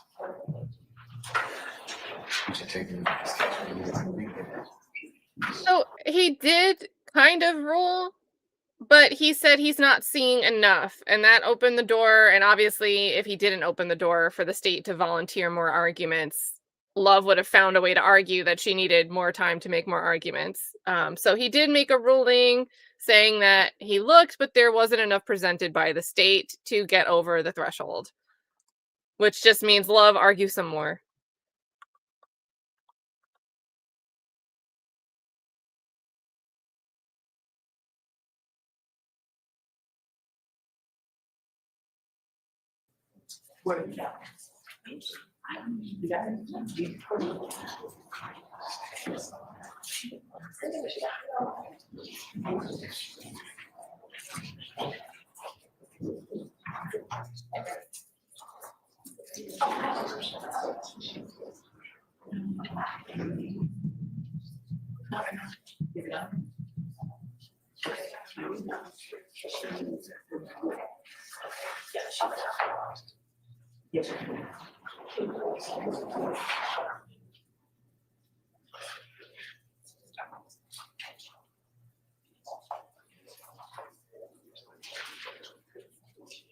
Thank you.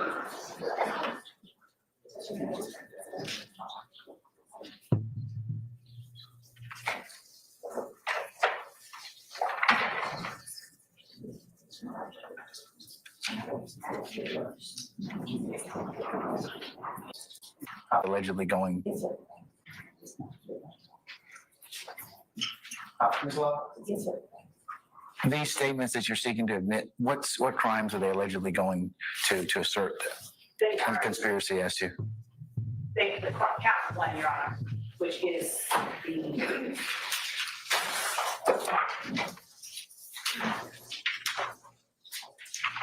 conspiracy to violate the Racketeering Influence and Corrupt Organizations Act. For the said accused together with both together and with unindicted co-conspirators, unlawfully conspired to acquire, maintain directly and indirectly an interest in and control of United States property and other personal property through a pattern of racketeering activity, and while associated with an enterprise that unlawfully conspired to conduct and participate in directly and indirectly such enterprise through a pattern of racketeering activity.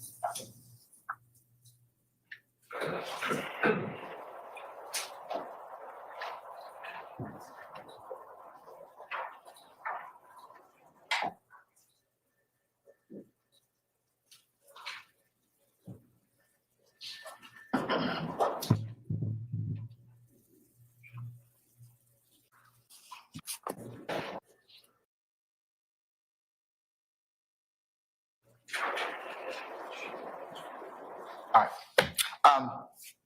Any further argument, Mr. Schardt or Mr. Harvey? I've had a chance to take a look at Thorpe versus the state.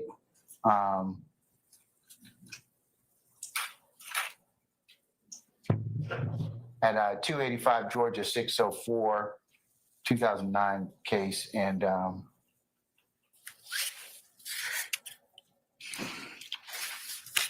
Now, what's the year of that case, if you don't mind? 2009. That's your law. In regards to what, sir? 2013, you have it.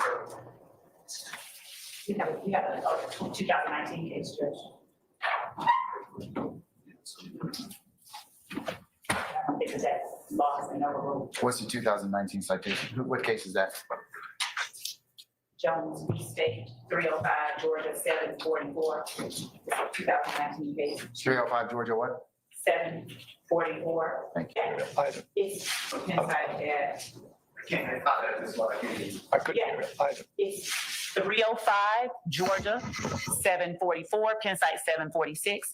And we also point out, Your Honor, that regarding the statements, it doesn't have to prove a crime. It just has to be sufficient.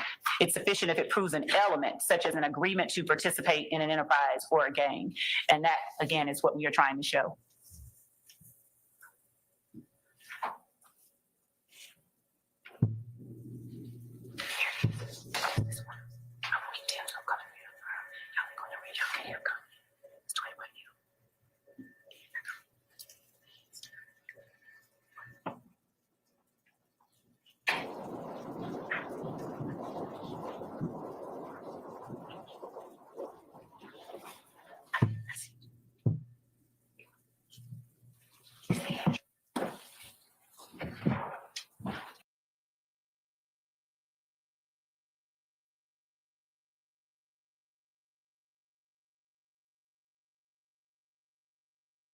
She was sending proposition. It applies the old evidence code. The old evidence code says you can prove that before. The new one, I don't know what it says about that. That's your understanding. Yes, Mr. Steele. But if you look at the Jones case, that was just signed by the Office of District Attorney, was tried before 2000. Yeah, I got it. I got it.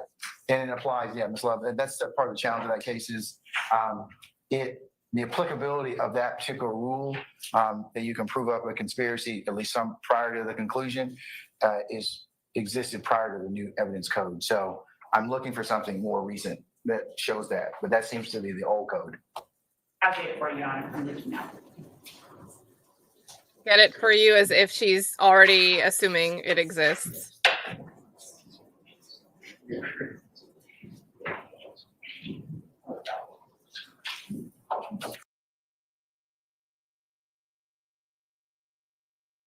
Crazy part is that this isn't even the only remaining evidentiary argument that they've got to get through for redirect.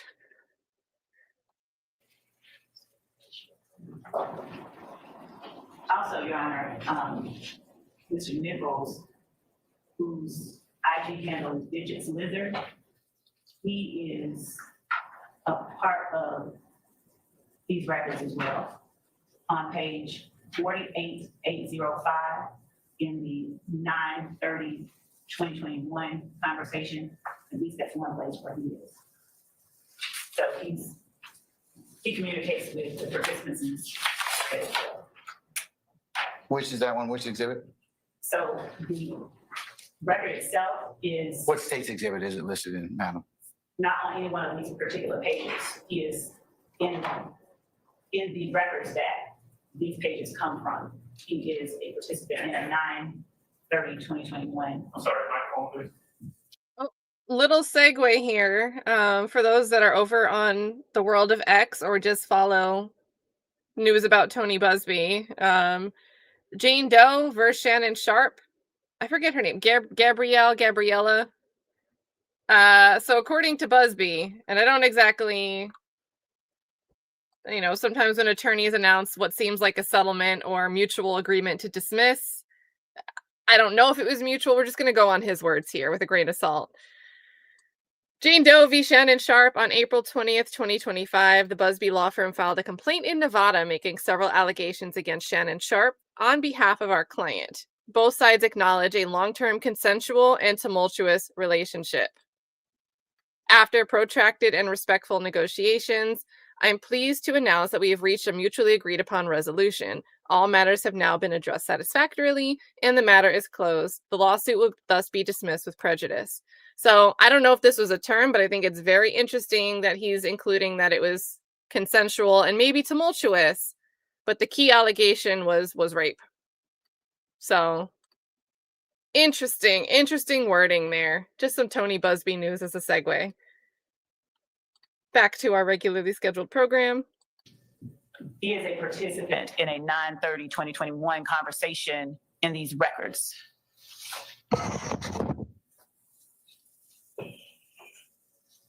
Oh, that's denied.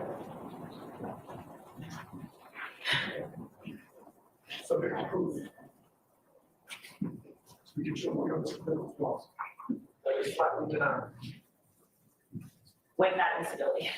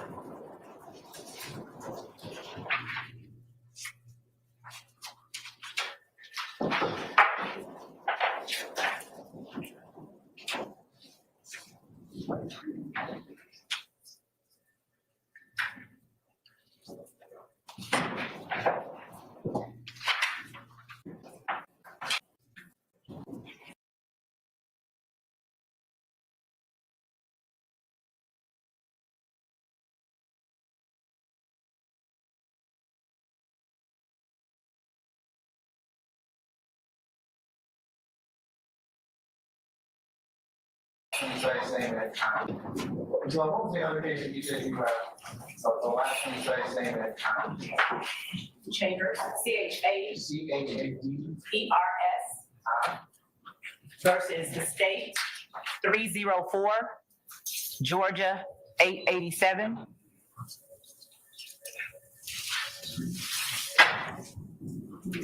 And it's head note 6.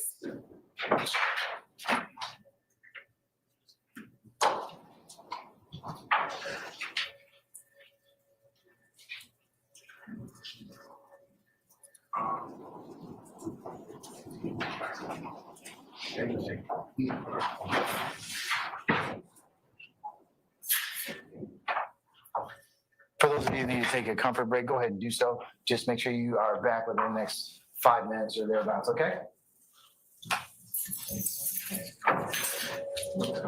Another comfort break.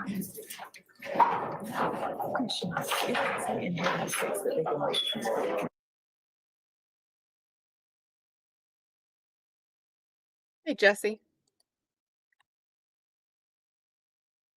Okay, so they come back on screen and still looks like a whole lot of nothing.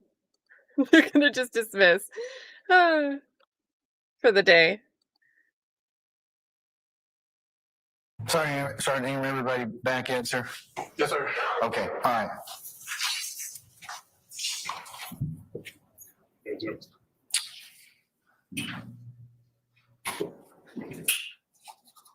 Yeah, no, got that shirt.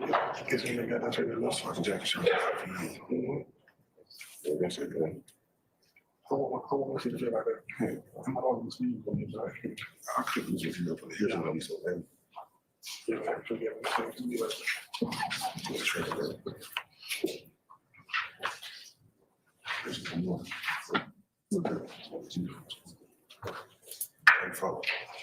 Okay, so I can't find him.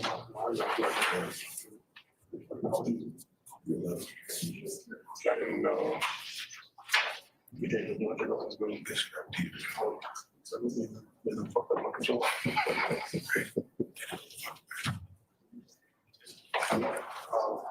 Man, from the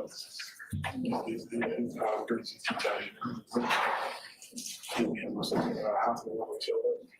Yeah, it's for tax friend. And my folks did it from the pretty ass. We're talking about.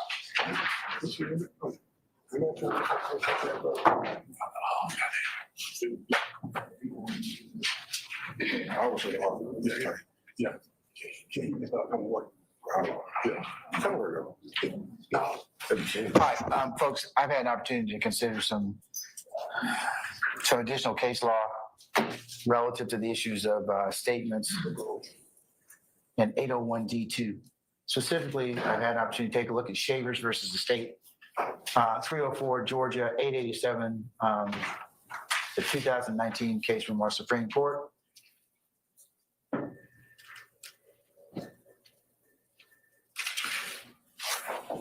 And note 14, under OCGA 24-8-801D2E, the hearsay rule does not exclude a statement offered against a party, which is a statement by a co-conspirator of a party during the course and furtherance of the conspiracy.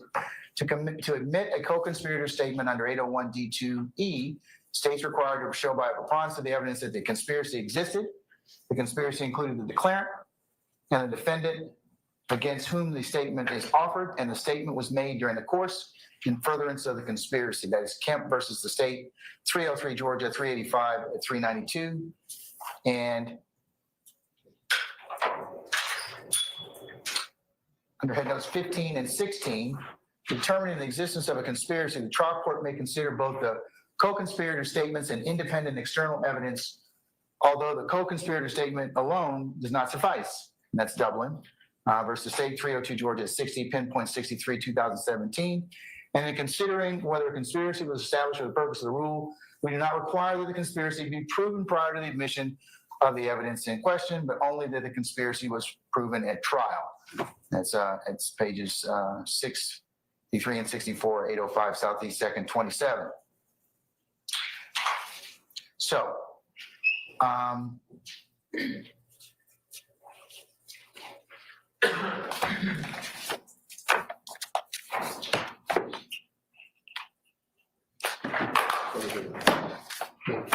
State, when did you know that Mr. Steele's examination would open the door? Your Honor, as we were listening to Mr. Steele. When? I'm being very specific. When did you realize this? Was it last week? Was it when, before we took the break or what? Or today? We've been amassing, going through these records after he opened the door. So When was that? From the time that he opened it until Yes. today. When did he open the door in you all's estimation?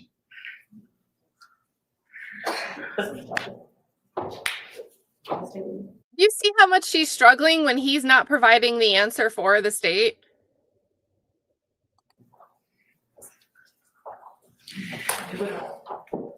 We began looking back through them, I would say, at the end of day on Wednesday or Thursday, whenever the last day was we had court, we were looking back through them.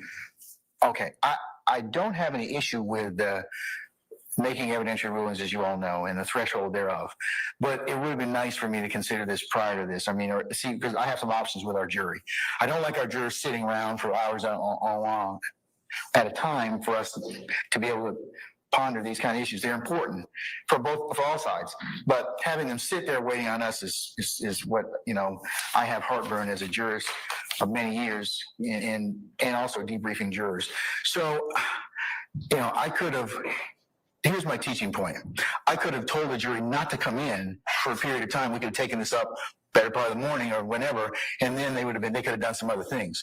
But I don't have any way of explaining to them now, you know, or attributing fault. I'm not attributing fault to anybody, but do you understand what I'm saying? Everybody, I've told this to everybody. A forewarned judge is a happy judge. We are, because we're there I with love chance to just plan laugh. our time. But and I get paid the same amount of money regardless of what I do. But what I don't like doing is having those folks that we have impaneled and sworn to just sit around here and then kind of just wonder what they're going to do. That's the teaching point. So that the fact that you all could do that, it helps out everybody. It just does. I did not. And I know you didn't, but I've told everybody this kind of ad nauseum, and I'm just repeating it again because this is a prime example of what I don't want to do. I mean, I don't want our jurors sitting around here. I could have easily told them this weekend. If you had told me sometime last week, Judge, we need to take this up. It may take a little bit. And then I would have told them, jurors don't report till 1 o'clock because we've been at this about 2 hours. And then everybody kind of looks at us like we can't get our stuff together. So that's why I'm saying it's important. I mean, I'm telling all of you that. So if you have an issue that you think is going to take up, even if you're wrong about it, just tell the court so I can go ahead and plan accordingly. That's the worst thing in the world, is to have these folks waiting on us. So I just tell you, I stress that to everybody. But that's why I asked you about this. And I will send out tonight anything that I think might create any issues. Well, yeah, you just need, yeah. So I can kind of let our jurors know, because I don't, I'd rather undersell and overperform than just kind of tell them, hey, we're going to be here, and then we don't do anything. So at least from their eyes, okay, I know that what we're doing is very important. So, all right, having taken a look at the new case, or the cases of Chavers versus the state, Mr. Steele and Mr.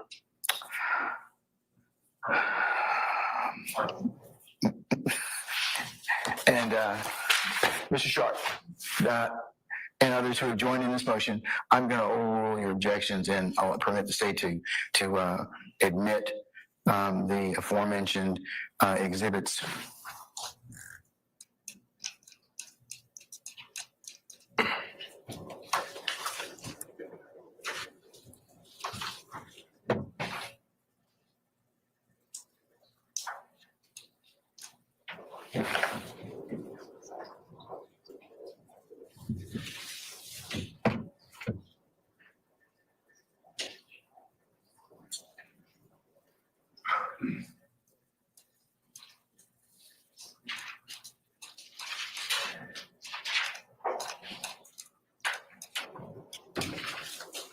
If we get any more chatter. Bravo 30 uniform. Dock horror. And those being 21 uniform, 22 uniform, 24 uniform, 25 uniform, 25 uniform Bravo, 31 uniform, 32 uniform, 33 uniform, 34 uniform, 35 uniform. The other reason I tell all of you is that forewarned is happier, is that I actually get a chance to read these cases and make the best ruling I can and not keep changing my mind because there's another case that kind of comes up and I haven't considered everything in its totality and perspective. So that's the other reason I would ask that you try and give me as much heads up as you can, okay? So I'm going to continue your objection, Mr. Harvey and Mr. Schardt. Does anybody else wish to be heard on this issue? I don't think we heard except down court has mentioned that I never said except Mr. Williams across examination. Every one of my questions was, does this show Mr. Williams furthering any type of criminal street gang activity? I never took anyone else. I just wanted to make that clear that the record is not clear at this time. Madam? Judge, those types of questions get into what everybody else is doing on the thread and what is happening. Just because Mr. Steele prefaces his questions with, as it relates to Mr. Williams, doesn't change the fact that they are all alleged co-conspirators and they are participating in these various conversations, and that the content of these various conversations thereby shows an element of count one, or two elements, actually. All right. Yes, you may, sir. Be very clear. When the state says that they are participating in these conversations. They being the co-accused in this case? Stillwell, because they're just saying they, and I think it's very clear. They're saying participation in the conversation is proof of something. Mr. Stillwell is not participating in those conversations. Well, that's your assertion, and that's the state's assertion. That's the issue of proof at trial. But what they're saying is the records seem to indicate that there's some evidence or allegation of participation. No, there's no, the state has never said there's any evidence participation by Mr. Stillwell in these communications. And I don't believe Mr. Stillwell is the only person that's sitting here. Well, remember, there's other, I can consider also, and the jury can consider other ancillary facts that have been already established or will maybe established later. So I'll note your objection for the record, sir. Okay, hold on, you two. I got to talk with Mr. Weinstein, then I'll acknowledge you next. Okay, all right, Mr. Matthews and Ms. D. Williams, you'll go next. Okay, go ahead, sir. Yes, Your Honor. 35U. I just want to be clear. Is that the Instagram post from Martinez Arnold? Because I want to make sure I'm talking about the right exhibit. Yeah. So that was not one of the ones that's been admitted by the judge, by the court just now. Of course, simply overruled you all's objection. I haven't even tendered them. I was approaching the witness to show them to him, so I haven't even had an opportunity to tender them, so they have not been admitted. No, I'm sorry, but it's 35U, the one, this one here? No, this is 34. 34U. Okay, so we're also going to object to 34U, Your Honor, as far as bringing that in. What's your specific objection to 34U that hasn't already been made? Just foundation. This witness is not the appropriate witness to testify regarding 34U. This is an Instagram post by Martinez Arnold. And let me back up. Listen, the ones I just mentioned, 21U, 22U, 24U, 25U, 25U, Bravo, 31U, 32U, 33U, 34U, and 35U still need foundation. Okay, thank you. So preliminarily, the arguments that you're making, I'll just make them, I'll note them for the record, and I'll say that they're continuing, but she being the state hasn't laid the foundation quite yet. Thank you, Your Honor. All right, Mr. Matthew Senior, sir? Yes, just briefly, Mr. Huey, we simply join in the objection for all the reasons. Okay, all right. Thank you. Ms. D. Williams? Mr. Ryan's doing the same thing. Yes, ma'am. Okay, all right. Folks, it's nearly 6 o'clock. I think we're gonna have to call it a day at this point in time. So let's call back in Mr. Stevens, please, and we'll tell our jurors that our plans for tomorrow, okay? Would you come in? Yeah, wait till he comes back in, please.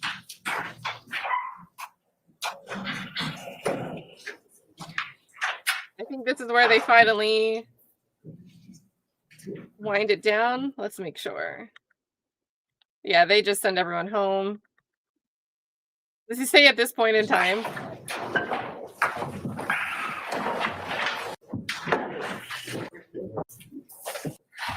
All right, ladies and gentlemen, please be seated.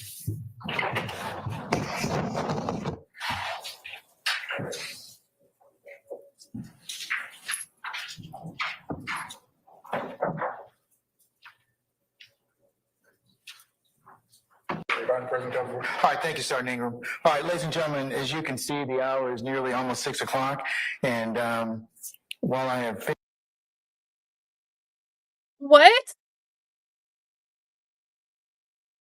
Why didn't they let them go home at like 4 as usual on Glanville time? 6 o'clock? Okay, when did they get rid of the jury?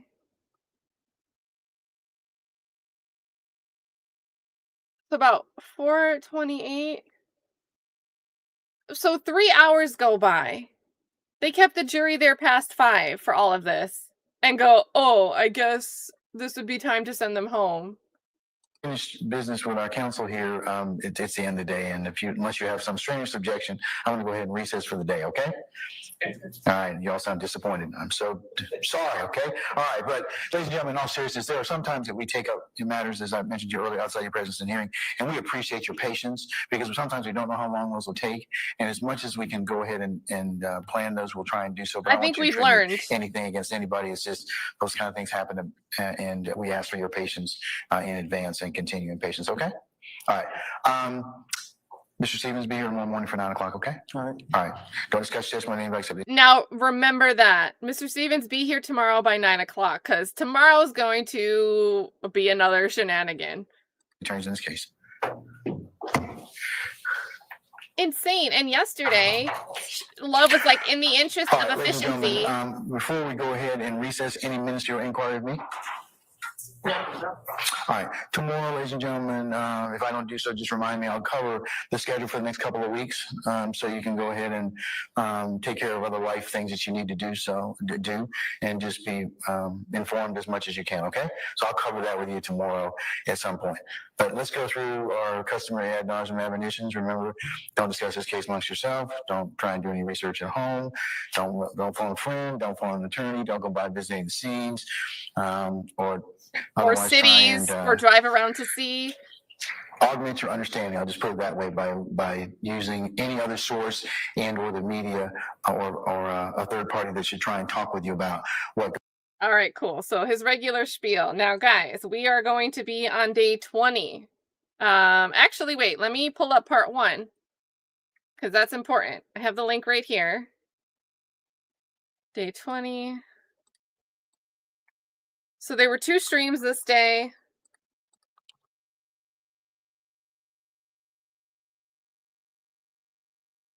All right. So part 1, we have let me make this bigger so we can see.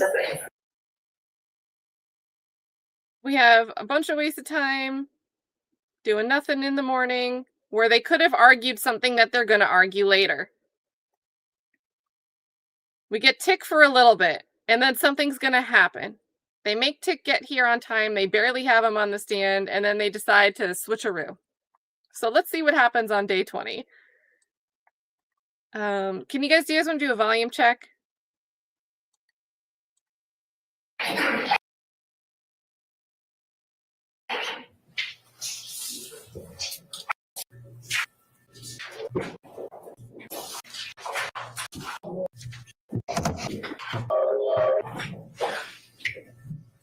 All right, ladies and gentlemen, please be seated. All right, it seems like there's an echo, but how is that volume? Also, shout out Tay Biz, thank you for the 10. Tay Biz says all those need foundation. Man, pack this prosecution up ASAP. And the nice thing is, I think the defense, when they realize that certain objections, especially if they're going to get overruled anyway, why make them? Why drag out the time? But if it was the other way around and the defense had all of those objections, Love would stand up, and we saw it go on with cross-examination, especially with Steele. I want to voir dire the witness just to verify foundation there.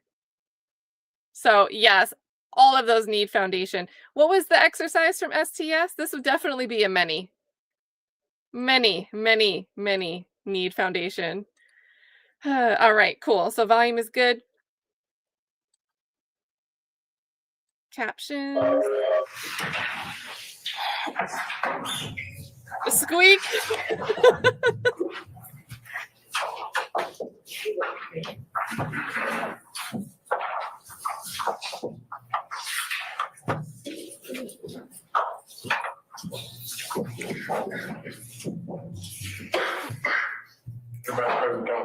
All right, thank you, Sergeant Ingram.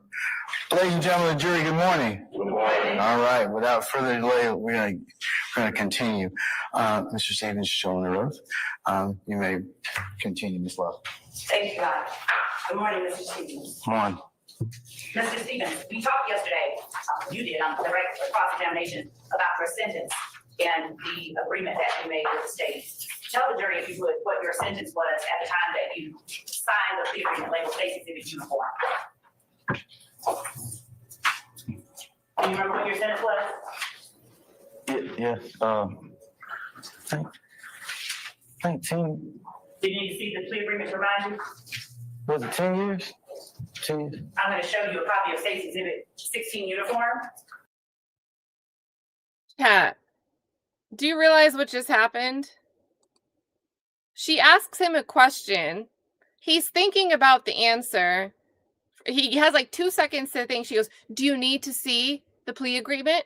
He's like, and she goes, oh, 16U. Here, let's talk about it again. Yet again, let's get this plea agreement, the same one, in front of the jury. 10 years? 10 years? I'm going to show you a copy of State's Exhibit 16 uniform.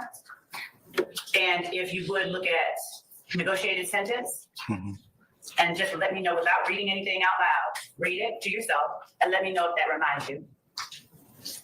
Yes. Okay. Is your memory refreshed as to what your sentence is? Yes. And what sentence did you receive at the time that you signed State's Exhibit 16 uniform?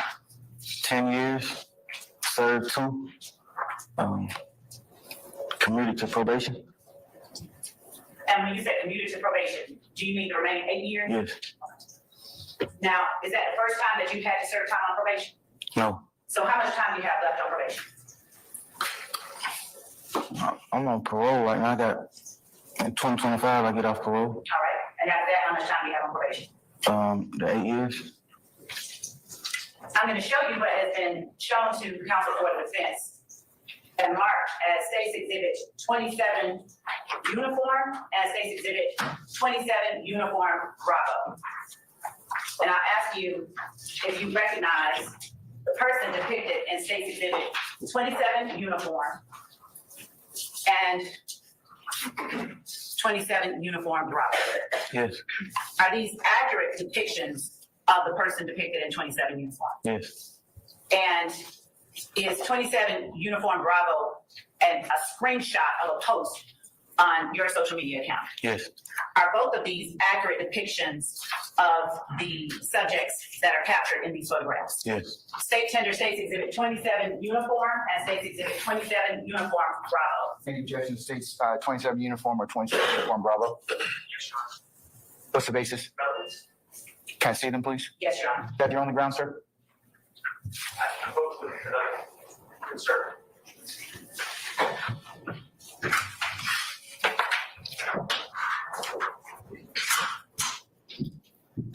Yeah, come on up, sir. You see?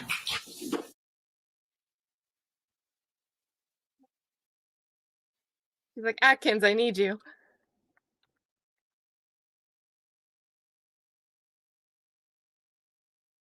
They said, let's show his sweater.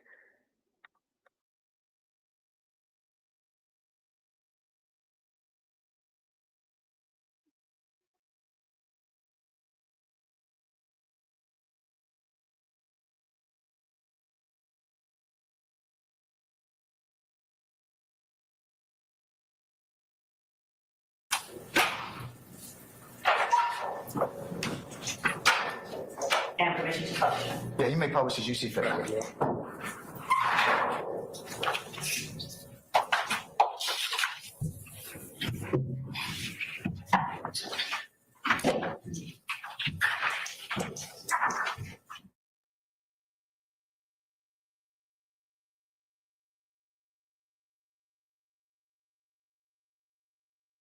Okay, the court audio got quiet. That wasn't me. Who it is that we're looking at in State's Exhibit 27 uniform? Me. And what is it that you are sitting in front of? A car, a truck. And was State's Exhibit 27 uniform taken within the last 5 years? Yes. And going now to 27 Uniform Bravo. Is that a post that you made on one of your social media accounts? Yes. All right. And what is your handle on this posting? Underscore one slug. All right, would you speak up just a little bit? Underscore one slug. All right. And what are you wearing in State's Exhibit 27 Uniform Bravo? Green. All right. Describe the outfit itself. I'm wearing a hoodie. Some shorts. What is the brand of the clothing? Vertebrate. All right. Vertebrate. And who bought that for you? I know the person who owned the clothing line. It was free. All right. What are you wearing around your neck? Necklace. What kind? A cross and a pendant. All right. Are they bronze, pearl? Say rose. I think rose gold. All right. So they're rose gold. Are there any jewels on the pendants attached to the necklace? Yes. What jewels? Diamonds. All right. And what symbols or emblems? Is that a cross I see? Yes. And what is the other one? It says slug. Says what? Slug. All right. Now, read the post at the bottom, please. Starting with underscore slug. Underscore one slug. Bust down roller came from Thug. You know it's real love. Or whatever Lil Baby said. All right. And Thug, that's defendant Jeffrey Williams. Yes. All right. And so what are you wearing on your left wrist? A watch. What kind of watch? A Rolex watch. Do you know how much that watch was worth? Yeah, I know how much it's worth. How much? About 4 or 5 grand.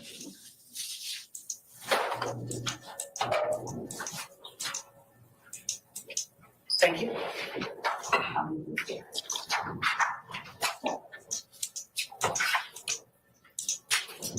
I'm going to now show you what has been marked as State's Exhibit 14 uniform. And it is a video. And I'll ask you, as we provided it as well to counsel for the defense, if they were here for it as well. I sent a copy to it. It's in your email.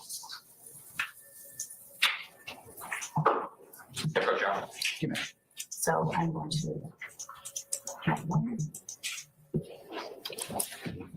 Oh, here, let's go. Let's see it. Okay. Okay.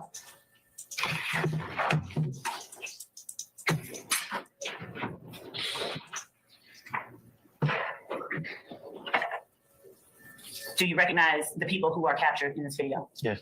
And are you one of the people who are present in the video? Yes. All right. And I'm going to scroll all the way to the end. And do you see yourself in the video? Yes. Is this a video of? I stand the question. Do you recognize what this video footage is of? Yes. Is it a fair and accurate depiction of the images that are displayed within? Yes. Your Honor, the state tender State's Exhibit 14 uniform as evidence. Any objection to State's 14 uniform? Yes, sir. Basis. Just provided. Moment ago at 9:01. How long is the video? Your Honor, the video and the court will permit, I would bring the computer up to show the court what it is. How long is it? It is a 28-minute video of the defendant's. Not certainly discovery. I'd like to review it. I've never seen it. Every person in here was present when it was filmed.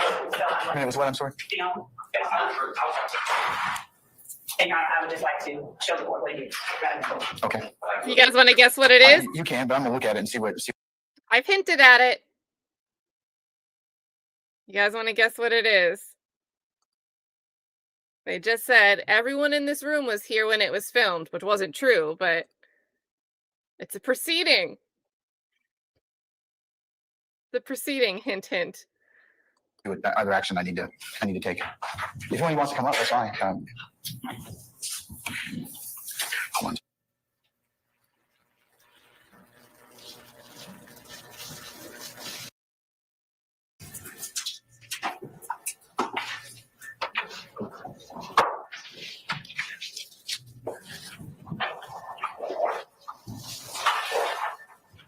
So Your Honor, the state tenders State's 14 uniform evidence.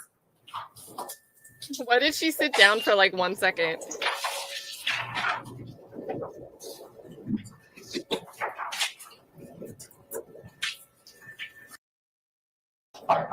Is that the only thing?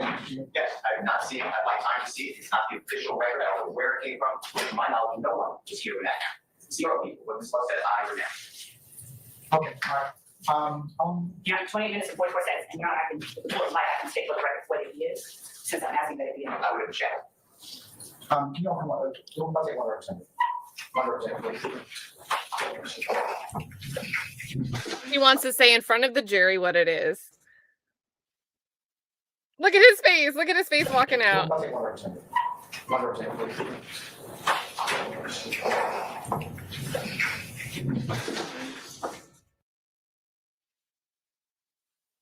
He's like, this again. So they argue a little bit about this here, but, well, at the sidebar. Then they go on a break. And this won't really pertain to Tick, but it does. Take just a times or, unforeseen. I'm going to have to take just a brief recess and let you retire to your headquarters. So I'm thinking we'll recess until 11 o'clock and then we'll bring you back in and we'll continue. Okay. Thank you for your patience in advance. All right. Remember my admonitions to you. All rise.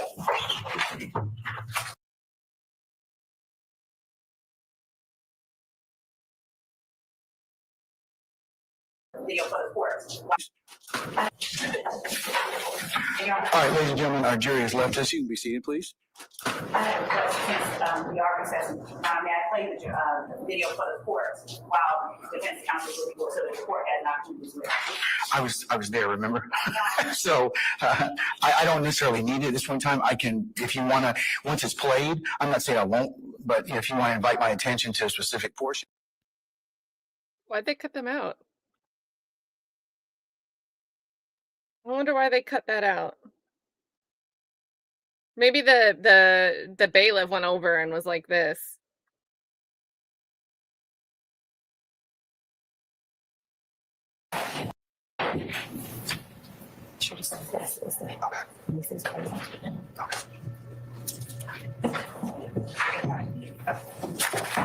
So then guess what happens here in the middle of the day?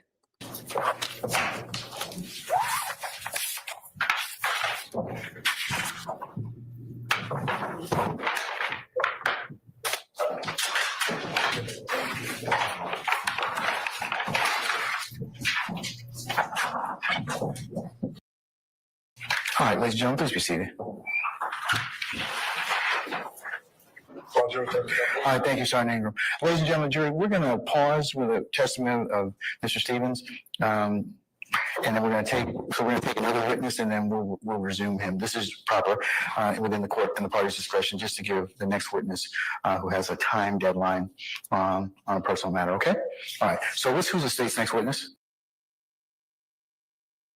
She's all blurred and hidden. They don't show her. Come on up. And then they bring Tick back the next day. So he had to be there at 9 in the morning. We already heard that he had a job until 2 days ago. And they just have him running in and out, playing with his time. Let's see. If we go over to part 2 where we get Tick back. And let me show you the beginning. This is part 2 of the same day, later in the day, on the 23rd of January. And they have this long break. We get here. And guess what? We don't get to call Tick back to the stand because now we're going to hear arguments about 14U. You had a separate basis for an objection on state's 14 uniform. I do, Your Honor. Now, just to be clear, the state, we just spoke with the state. The state has, in some ways, limited what they're seeking to play. That does not address my concerns or I think the concerns of my colleagues. But I didn't know if you wanted to hear about what was being proposed first or you just wanted to hear my argument in total first. Well, what specifically are you objecting to? I assume the state's going to play different portions of that particular tape that they wish to impeach him on. Right, okay. So let me just start in the beginning. We object to the entire tape as improper bolstering and improper, there's been no prior inconsistent, there's been no repudiation. I disagree with you about that, given his testimony. So we're going to, Well, but you can, but that's your assertion. So okay, next. so just for the record, the foundation has not been laid for a prior inconsistent statement. And additionally, Your Honor, they do have the written plea agreement with his initials on it in evidence. So that's already there. Now, also, Your Honor, specifically, beyond the global objection, we object to the law and crime insignia on the tape. The what? I'm sorry? The law and crime insignia that's on the video. It's an insignia that I guess it's yeah. Okay, we object to the headings. There's one heading in the beginning that says 8th YSL, in quotes, member enters guilty plea or something to that effect. On my copy, it disappeared for a while, but then midway through the tape, it picks up again and it says something to the effect of YSL gang member agrees to testify against Young Thug. So we object to any of those added headlines. Now, Your Honor, are they going to be taken out? The state has not indicated one way or another on that. Your Honor, that headline does not, it does not lend itself to being extracted. I have been attempting to cover it, but when I do that, the video itself doesn't play.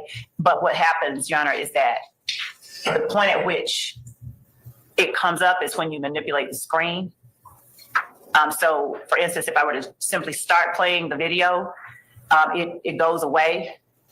And then when I touch the screen for any purpose, it then comes back up.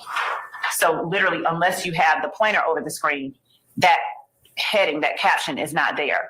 And what I would propose to do to remedy that is to stop sharing just before I pause the video itself. Will that get rid of the headers as well, where it says, 8th YSL member? It would. Whatever it purports to say. It would. And Your Honor, if I may, I can actually show the court what I am speaking of. I'm trying to join back into the Zoom. And Your Honor, as noted, I stated that it comes back later on in the video. I cannot say that. What comes the heading. I cannot say whether that was caused by my manipulation of the mouse or the screen when I was reviewing it. I'm not certain, but we adamantly object to those headings being shown to the jury. So I'm a little unsure whether I caused it the second time or if it pops up again on its own. And Your Honor, since I'm going to now share the screen, I can display to the court what we're referring to.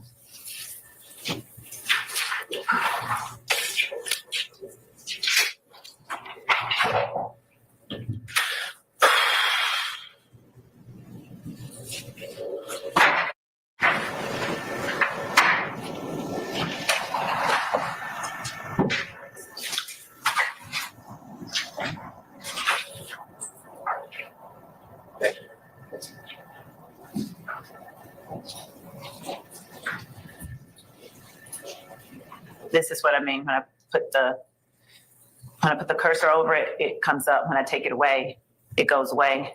I'm going to stop the share and show what I propose.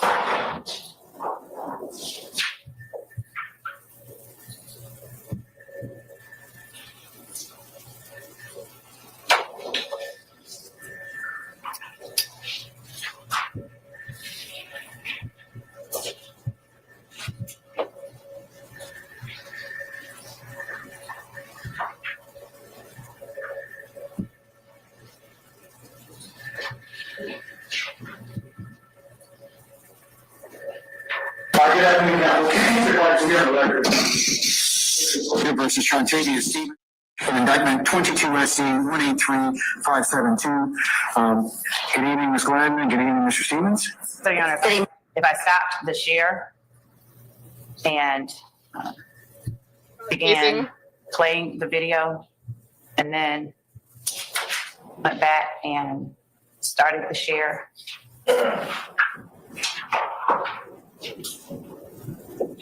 got her so far? I do. All right, you need to speak up, sir. I do. Okay, all right. Put your hand down. All right, Mr. Stevens, over the next several minutes, I'm sure Ms. Gladden's probably told you, we're going to go through what's called a providency inquiry. Half of it is what we call your Boykin rights. That means those are constitutional rights that every criminal accused enjoys. Because in our system of jurisprudence, I'm intending to stop at. For the record, the state intends to play from the very beginning to 3 minutes and From the very beginning. That means all of the court's commentary. 57 seconds in, which is Has your attorney advised you of the minimum and maximum sentence for the charge in which you are pleading to? yes.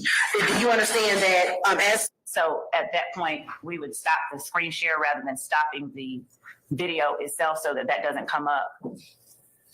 And then we would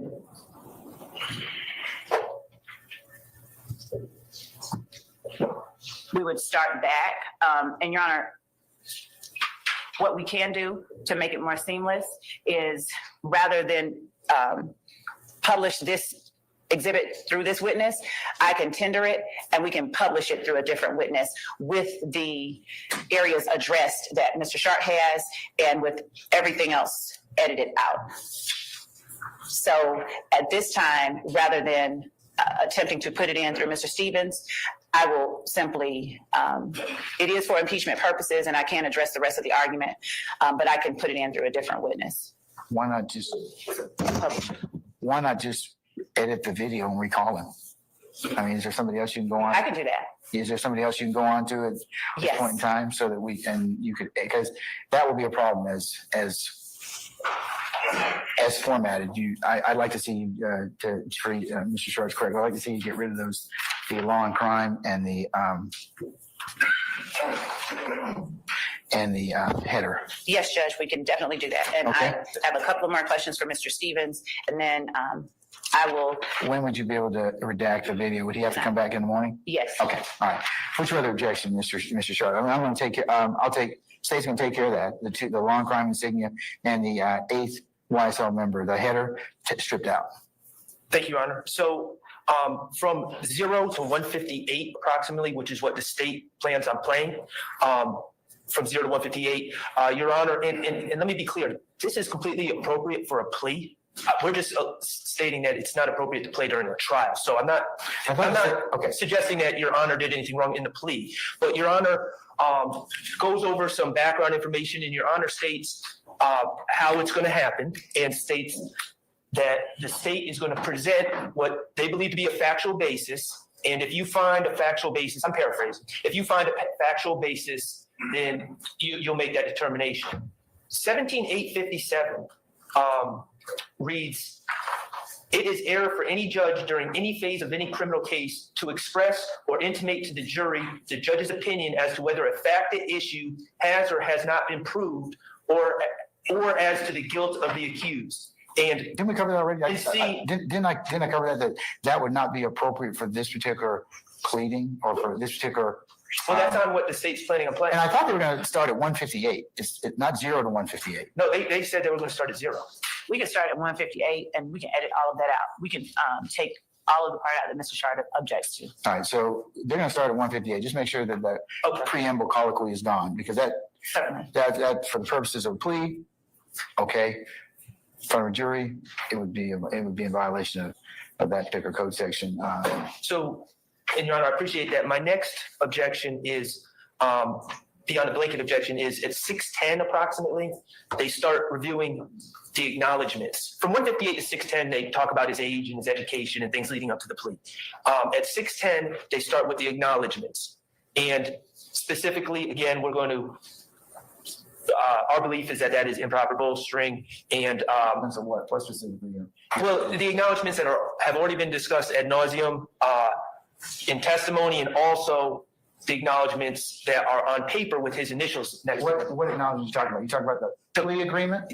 Not the agreement, but the factual acknowledgments within the plea agreement that YSL members sell drugs at 151 Cleveland Avenue, for instance, or YSL members sell drugs at 221 Cleveland Avenue. Okay, it's his factual predicate that he's agreeing to. So Right. what's your specific objection? Well, he's never said that's not true. He said that was true. Like, for instance, when I cross-examined him, I just said, he said it was true. I said it was true, and he agreed. And we just said it wasn't exclusively YSL. It was other people sell drugs there. So Okay, but that's a jury issue, them to wait it out. But if the state wants to challenge or impeach him as to what he has said or he doesn't remember, then that's because he's saying as part of his plea agreement, these facts he agrees to but you may disagree with them, but that's for the jury to decide whose version do they want to.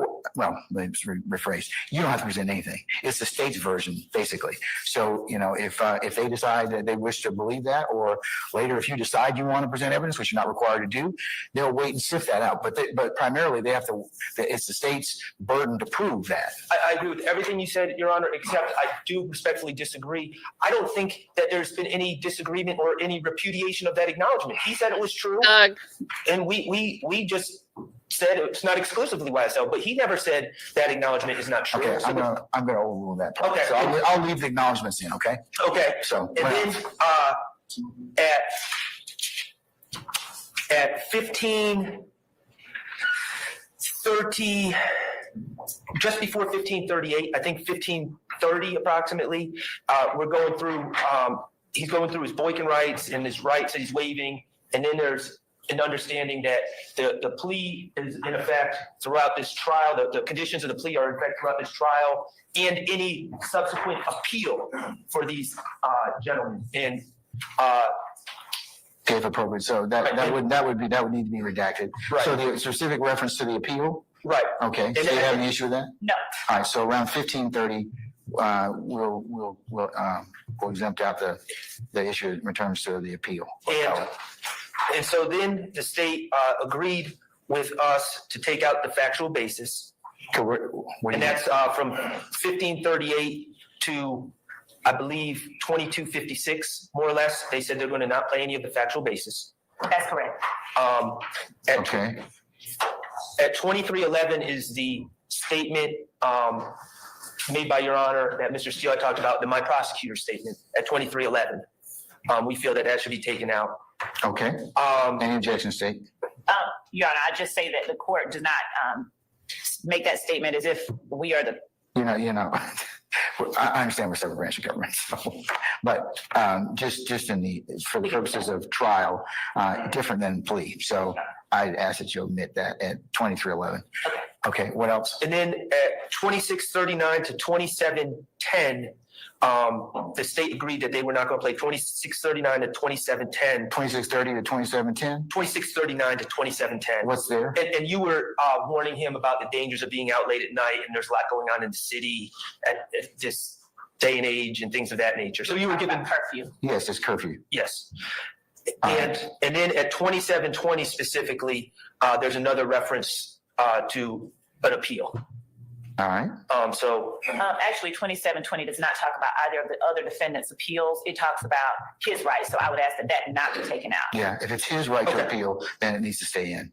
All right. I don't have the quote in front of me. So if it talks about any of these gentlemen's right to appeal, we would ask that it be taken out.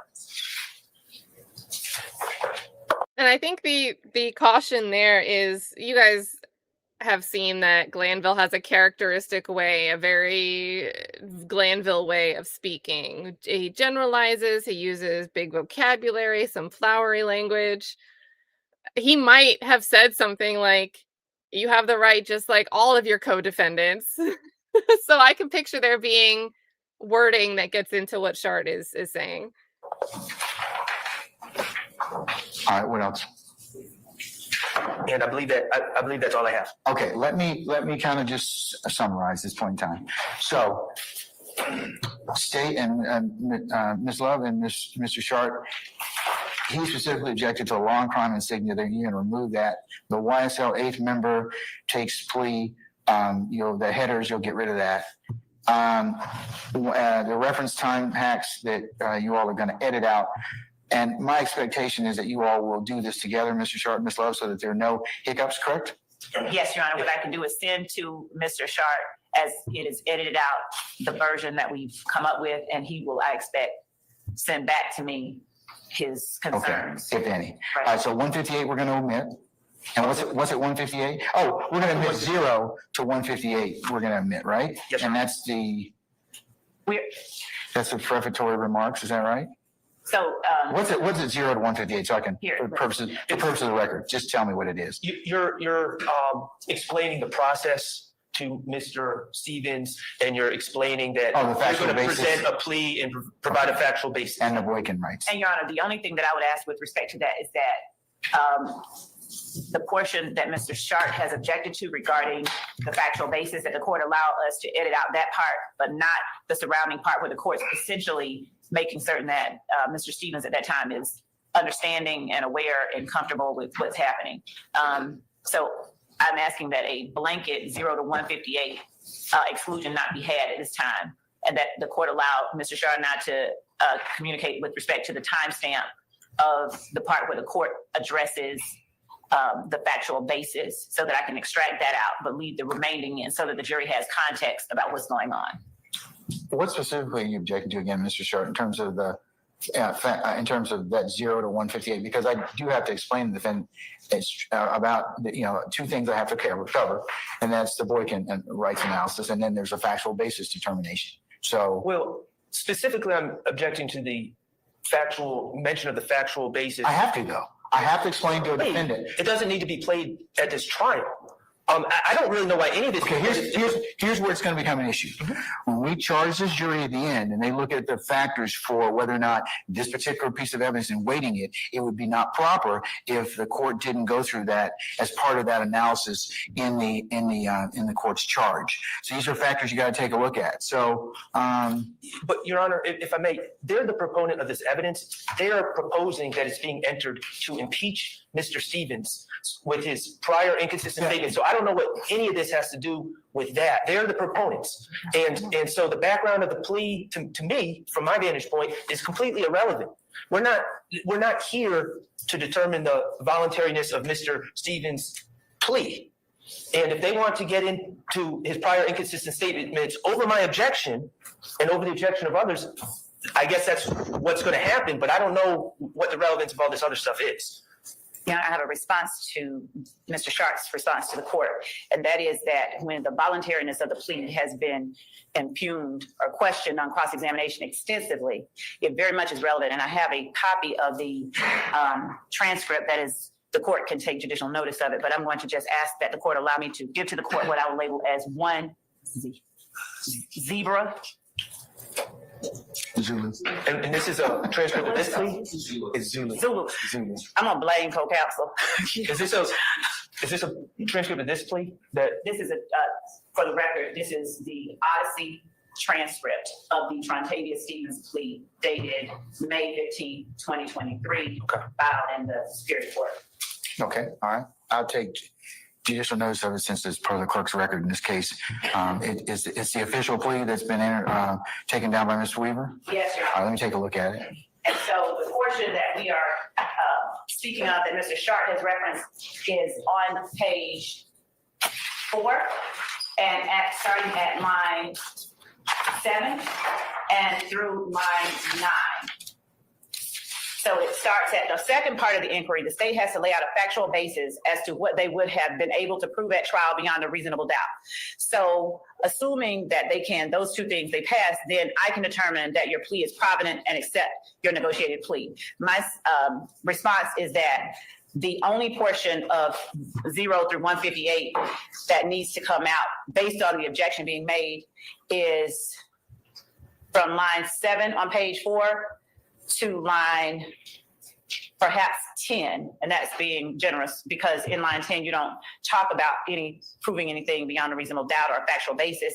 So our position is that everything from the very beginning, where the court is explaining what's going on to Mr. Stevens, and Mr. Stevens is placed under oath, which is critical, and The court is attempting to ascertain whether Mr. Stevens understands what's going on, whether Mr. Stevens understands his rights. Those are all a relevant part of the reason the state tenders this plea agreement video as evidence.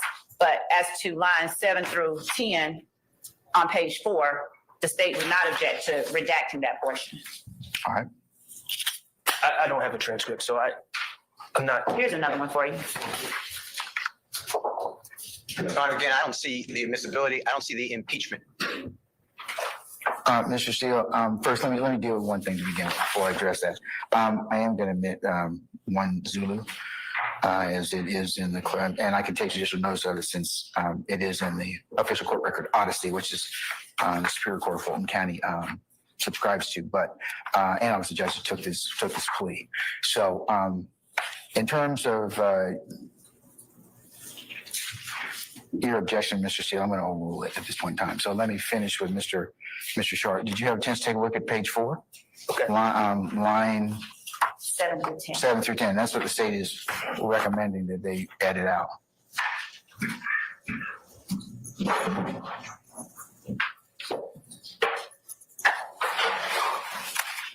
Okay, I mean, I do agree with Mr. Steele that with what he said, but also, Your Honor, if the purpose is to show that you, Your Honor, found Mr. Stevens to be freely and voluntarily entering this plea, if that's their purpose, then we again run into the 17857 argument. Because what they're essentially doing, Your Honor, is you're someone that's given great credit and held in high esteem, and the jurors look up to you, and what they're essentially saying, it seems to me, by trying to play this beginning part, this beginning preamble, is to say to the jurors, look, if it was good with Judge Glanville, then who are we to, and who are these defense attorneys to suggest it wasn't done properly, and that's improper. Your Honor, I disagree with Mr. Schardt on that point. In no way, again, this would go to the weight of the plea itself or the evidence being offered. The court in no way comments on any, I'm not even certain how Mr. Schardt gets to the argument that it somehow makes the court a commenter on the weight of the evidence or anything of that nature, when we're taking out the portion that he is described talking about the factual basis. And the only thing that is happening is that the court is saying, we don't force people to plead guilty, so we have to make sure you understand your rights, you give them up and freely and voluntarily. So that's the first part. Then I can determine that your plea is provident and accept your negotiated plea, okay? That's the portion that we are asking to be allowed to include. And Mr. Stevens nods in the affirmative, and then the court instructs him, you have to answer yes or no. And pertinently, he says, yes, sir. So these portions that we are asking to play I don't even see how the argument is made that it somehow amounts to the court commenting on evidence when we have a plea agreement signed by the defendant, entered as evidence, and the defendant has already given the evidence that he has entered a plea and been sentenced by the court. Let me try to, Your Honor, they want to play clips, audio of Your Honor saying, I have to make sure this plea is freely and voluntarily given, which I understand happens during a plea. We all get that. But then, lo and behold, they're going to present to the jury that the plea was accepted. I mean, the jurors are smart people. They're going to understand that Your Honor found that the plea was freely and voluntarily given. How is that not admissible, though? Why is it admissible? Because it borders on opinion as to his guilt or accused. Like, see, for the plea, if I make that determination because Ms. Love and Mr. Atkins, there's no jury. When it's said in front of a jury, or what the defendants are saying is, it might give to the jury my opinion as to whether or not that's been proven or asserted guilt or innocence. So, and that, of course, as you all both know, that if this is wrong, correct, it's very bad. So I would prefer, over your objection, Ms. Love, to go ahead and just edit out 0 through 158. It's just not worth the lift or the squeeze at this point. So, Your Honor, having no problem with that, I just ask that the court allow us to keep in lines 1 through 19 on page 3, where it has Mr. Stevens being sworn in. And then from there, after he says, I do, the second time, taking out all of the court's So you instructions. mean from line 19 through, From line 21 through line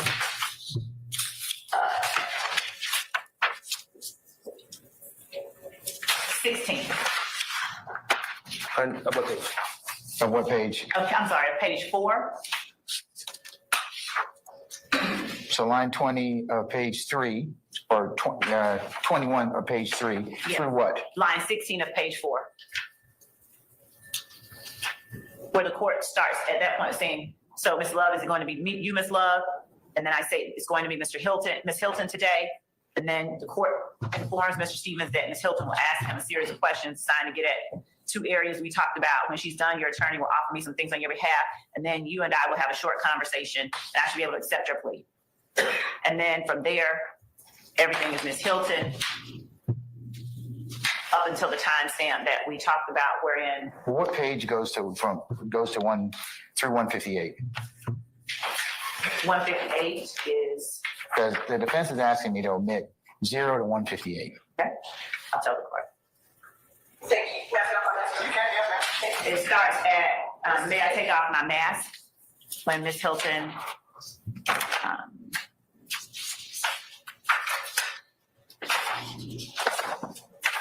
so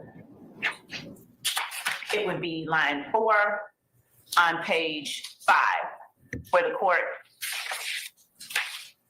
where Ms. Hilton says, thank you. That's where they're asking to have taken out. All the way from the very beginning where he's being sworn in to line 4 of page 5. And what we're asking is that out of all of that, that the court leave in lines 1 through 20 on page 3 and line 17 throughout on the rest of it up until the first designated stopping point, which was 3 minutes and 57 seconds. And that point of 3 minutes and 57 seconds is at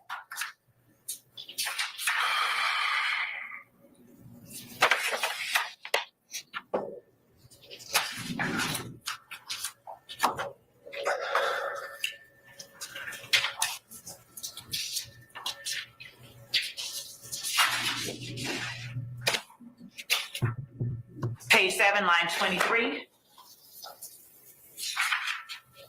Where Ms. Hilton asked, do you understand that as count 1, conspiracy to violate the Racketeer Influenced and Corrupt Organizations Act, it carries a minimum of 5 years and a maximum of 20 years in custody, and then stops at, he says yes, and then stopping on page 8 at line 2, and starting at line 3 on page 8. Do you understand that this is a negotiated plea?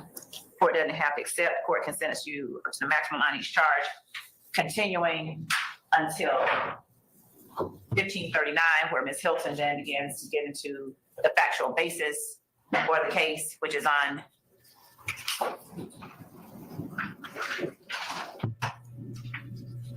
Factual page basis, 18. Mr. Schardt indicates is 1538 through 2256. So I'm gonna let you all work that out, but let me just figure out the first pages. As a time check, this was about 45 minutes. Look at this. From when they start these evidentiary arguments on 14U, which really continued from earlier in the same day. 45 minutes that's been going. And speaking of time, Stacy Zivit, good to see you. It's been a while. Thanks for being a member for 8 months. Love and appreciate you. 8 months since Thugga took that plea, and since, if she could, Love would still be arguing to this day. To this day.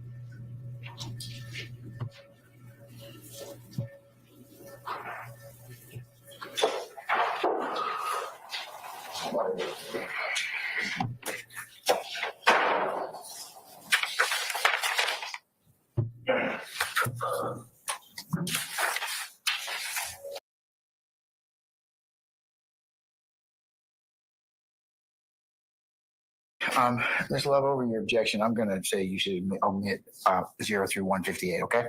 Yes, Your Honor. And then I'm gonna leave the acknowledgements that are 610 over Mr. Schardt's objection.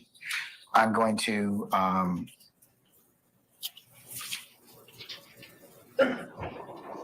omit at 1530 or thereabouts approximately the Boykin rights and the appeal. I'm going to omit the factual basis at 1538 or thereabouts to 2256.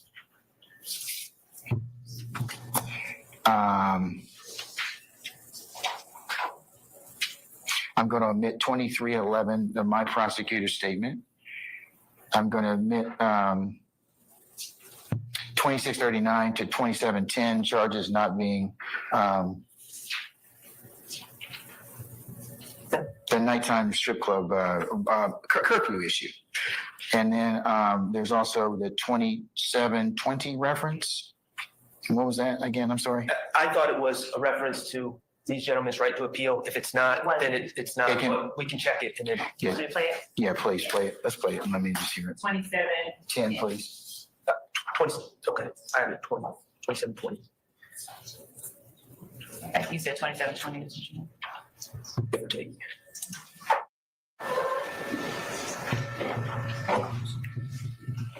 I'm starting at 2708.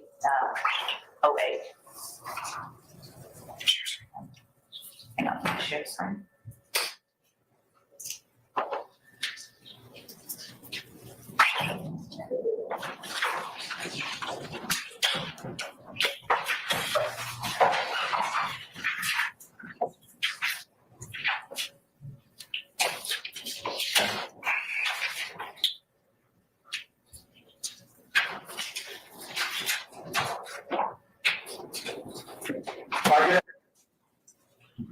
Look at all the header and the little logo.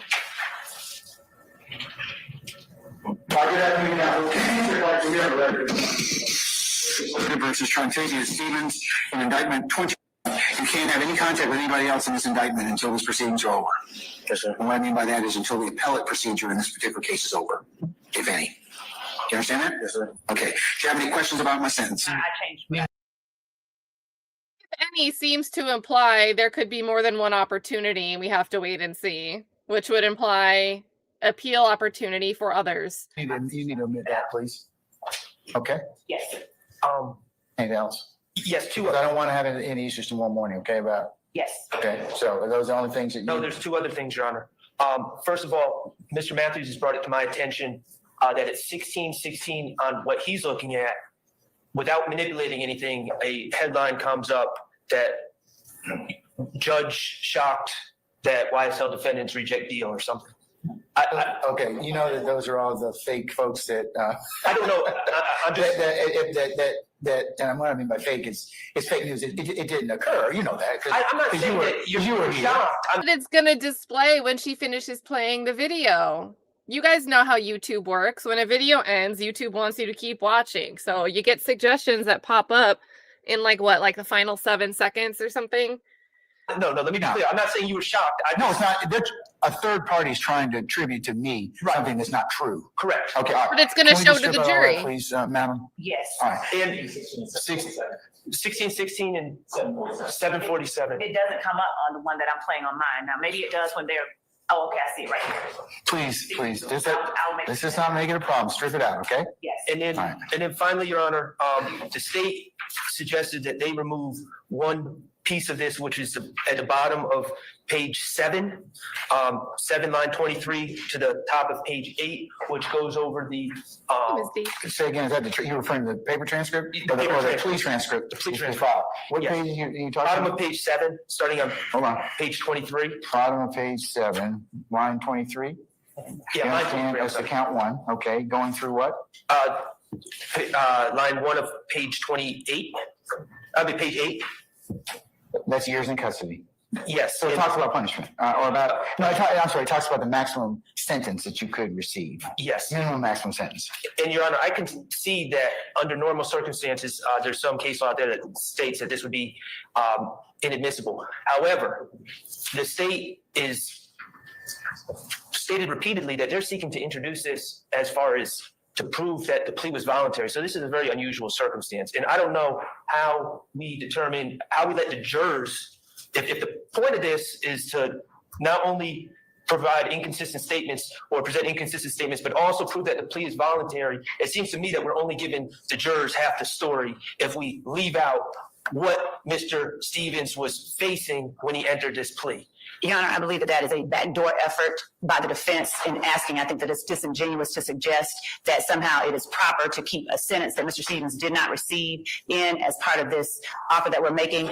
The only thing that we are asking not to be shared with the jury as it relates to this portion that we are offering as evidence is the maximum and minimum sentence range for the count that the defendants on trial right now are currently facing. It is immaterial because Mr. Stevens proceeded on a negotiated plea. But they are making it material. The idea that this is a backdoor attempt by the defense, we're not, it's disingenuous. We're not the ones trying to bring in this evidence. This is the video that they, excuse me, this is the video that they're seeking to introduce. Okay, but. And now they're sanitizing the extrajudicial statements that they want to introduce to the jury. And it's not really relevant, Mr. Schardt. It's not because he took a plea and he. It's not relevant. Keep it out. Or the bargain.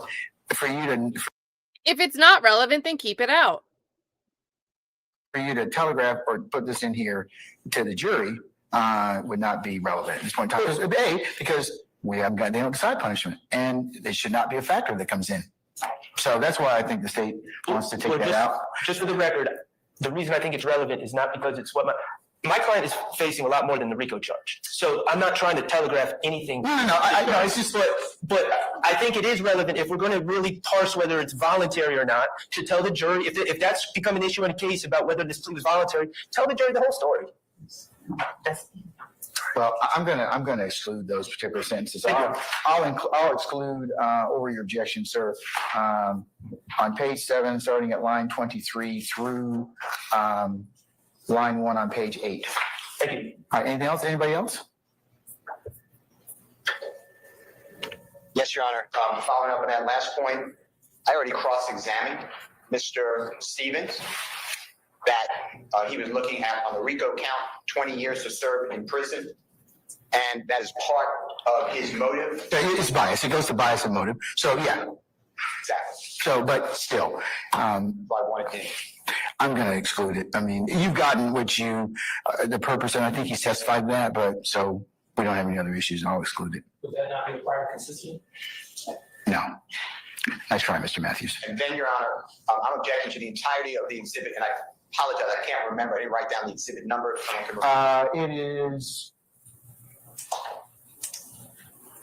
14 uniform. Thank you. I'm objecting to the entirety. I still haven't heard why it is impeachment. I heard the court say it is. I heard the prosecutor say it is, but I don't understand. And maybe. Well, I think the state was gonna respond to that, and I don't think we ever got to it, Mr. Steele. So, what's the purpose of 14U, Madam or Sir? Just so we can complete the discussion and or ruling on this. It is to impeach the testimony by implication that was elicited on cross-examination that Mr. Stevens did not have enough time to review the plea agreement. That I think on cross-examination he was asked about being given a bond, and then did you get out immediately when you did it? That was all intended to lay the inference for the jury that this was something that was done under duress. So if that was the case, play the one little 10 seconds where he says, you've had a time to look this over with your attorney. Essentially, it is to impeach the notion that has now come out for testimony, the inference that the defendant's questions and Mr. Stevens' answers would allow a jury to draw, which is that. And also, he didn't say that he didn't look at it or didn't have time to look at it. He said something to the effect more of he barely looked at it. Like he barely had time. This wasn't a free or voluntary plea that he made, and he did this under the thumb of the state unwillingly, and he just answered yes to whatever was put in front of him. Mr. Matthews specifically asked, "Those were not your words, were they?" And he said no. And other lawyers made similar inquiries of Mr. Stevens, and his responses to the questions that were asked on cross-examination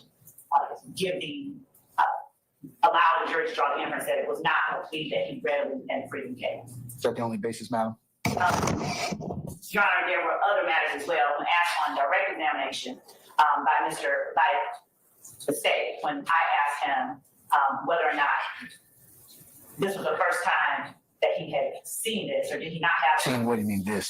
The plea agreement? Yes. Okay, all right. He said, he began talking and said something to the effect of, that was the first time that he had ever seen that paper, and he wasn't being responsive. There was an objection. It was noted that he was not being responsive. And again, his testimony was meant to give to the jury the impression that he didn't have time to review his colloquy, that he didn't knowingly agree to these things, and that he made these acknowledgments under duress. So that, coupled with the answers that he was given, are the reasons that the state seeks to introduce this, to allow the jury to see the circumstances under which the plea was given, to see his demeanor while giving the plea, and to see him actually exercise his rights to change something. He stopped in the middle of the plea when Ms. Hilton said something he didn't like or didn't agree. He was like, "Wait, what is that? I didn't read that." So he wouldn't answer directly when I asked him, when I kept asking him about having the opportunity to go over and discuss these things with his attorney. But he answers it during the plea colloquy and says that he has had enough time. And the jury can see the court giving him time and allowing him to exercise his rights to ask more questions and do anything he wants. So I think that it is necessary when, as here, a witness on the stand makes a different statement, takes a different posture than a statement made outside of court. It is necessary for the jury to see the circumstances of the statements made outside of court and to hear, when we have that opportunity, what was said, so that they can compare the two and draw any inference that they choose to from the reason that there are differences between the two. Okay. I have one other, I guess, inquiry or point. Within state's 14 uniform, there is a side colloquy between Mr. Stevens and Ms. Gladden, his counsel. Does that need to be addressed? Does that need to be edited out? Because it seems like that was a private conversation between the two of them that should probably not be included as part of the part of that. Your Honor, actually, two things as to that. Nobody in here has any standing to make that argument. That's the first thing. And two, with respect to that conversation, it goes directly to what we were talking about and the fact that Mr. Stevens is wanting to give the impression through his testimony that either his lawyer wasn't working for him or he didn't have All right, let's ask Ms. Gladden since she's here. Ms. Gladden, madam, anything, or do you concur with the state? Do you have any objection as to that particular colloquy between you and Mr. Stevens? Was it? I understand the question. I'm just trying to think it all. Okay, I mean.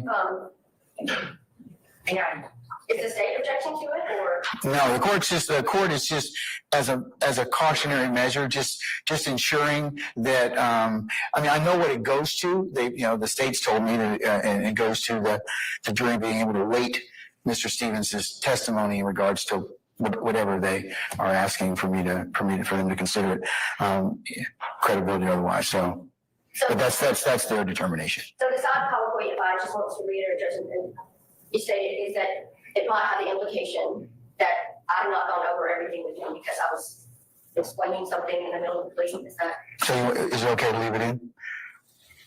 Yeah, I mean, I would need to probably discuss that. Yeah, attorney-client privilege is broken when it was displayed for the world. There is no attorney-client privilege. Once a third It's waived. is waived. Okay. All right. Okay. I just wanted to just address it so that. And I think that my response would be that I think that it should be something that if the court was considering it, I should discuss with my client about. I don't think that he has it. I'm not saying that I do not judge. I'm just telling the court my opinion. As to something coming in. Is it in the transcript? I'm not certain, Your Honor. I didn't check. Let me see. But I can say that it is already out there. It's been viewed and a million people have seen it, of course. Well, But still, it's been broken. But I understand that, but at the time that it was presented and played, or however many people saw it, Judge, we weren't in a position where the court or the state was trying to impeach him on the statement. So whether or not she has, I think you have an opinion, Your Honor, as to, I'm not sure the court would agree, but not as to the whole entire plea, Judge. I'm just speaking specifically to the few seconds. Oh, actually, Your Honor, page 14, line 24, I'm letting you know your rights. That's not something that I can't tell you.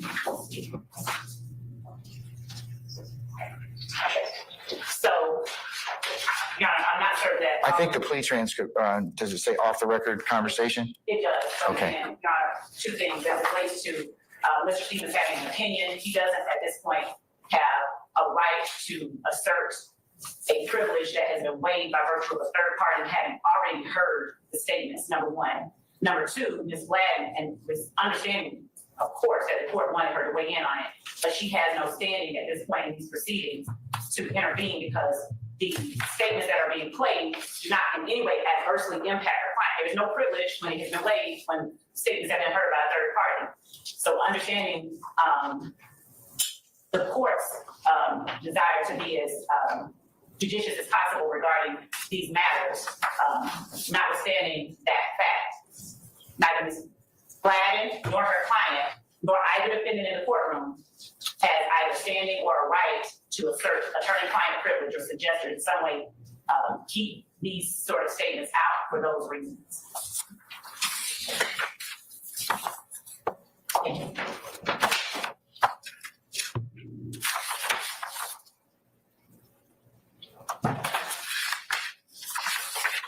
Silence.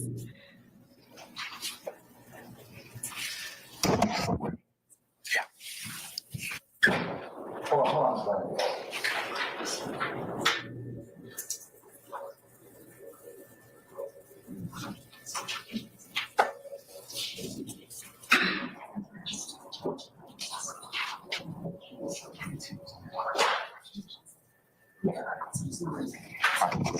on. Deep sigh. Ms. Love, the intent was for Mr. Stevens and Ms. Gladden to have a private conversation, even though you might be able to hear what's on the tape. Ms. Weaver has told me that it was not taken down as part of the record. So I'm going to exclude that portion because the intent was to have a private conversation. Now, I don't know if Love is going to fight this, but Glanville is doing a bigger favor for the state here. Him excluding this is just the right thing to do to keep the record of this trial clean. So if Love has a problem with this, she's going to look more dumb than she's ever looked before. But the media, I mean, because we have mics and everything else, they're plugged into our sound system, so they don't press mute. You can hear what's going on. So it's really an unintended conversation between that. Now, so I understand what you're saying, but I think I have to honor that would be a attorney-client. Ms. Gladden didn't do anything to break the privilege. I think it was the intent for her and her client to have a conversation. Now, if she says, "Hey, my client will waive that particular privilege, waive that particular issue," then it won't be. We can certainly hear it. So, Your Honor, Mr. Stevens hasn't asserted that. Well, I think she needs to ask him. That's why. So, all right, you want to go ahead and ask your client? So her third level of argument is he hasn't explicitly asserted. So can we let it in anyway? Please, madam, and let me know. We'll just recess in place.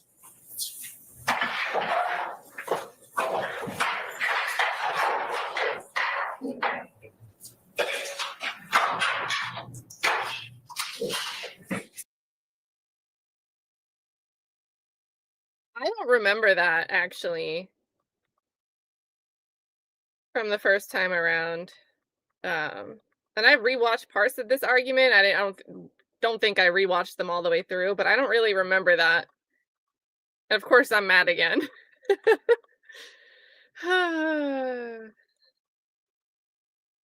Oh my god, how long did they recess for?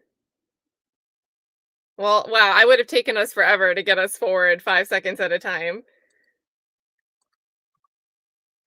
Oh.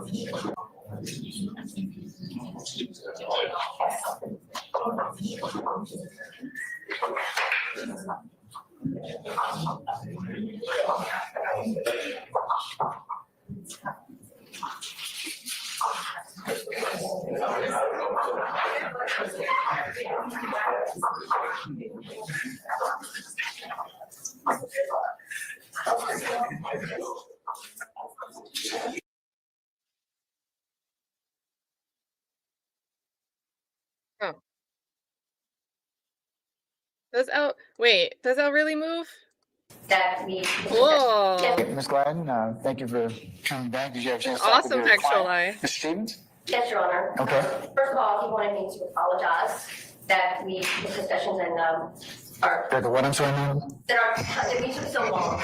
Not to worry, don't worry about that. All right. And, on the staff judge, he has no objection to the state's request to, Darn. redact those 3 seconds. So you mean The state request to redact those 3 seconds when we have. the off the record conversation?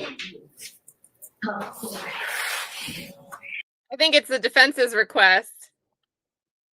Because I was like, what? She's going to waive that? But it must be the court or defense that requested to redact what's being said in those 3 seconds.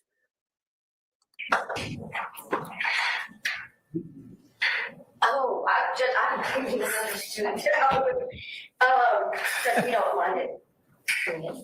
So you okay with it being? Yes, okay. You're okay with that Yes. off the record conversation to be played, and your client's okay with that? Yes, sir.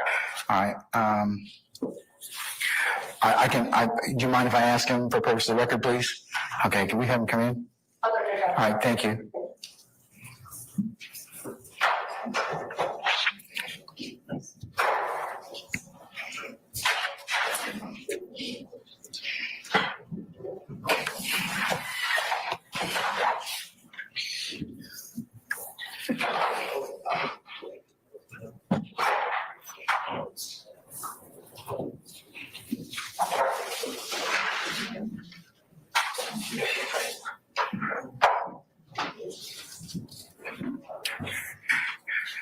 Mr. Stevens, you and Ms. Gladden can come on up here, please.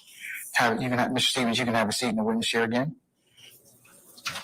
And Ms. Gladden, you're welcome to stand next to Mr. Stevens. Thank you. All right. Now, Mr. Stevens, let me just add, you sit down, please, have a seat. We have had a conversation, that is the parties in here, the state and your counsel, as to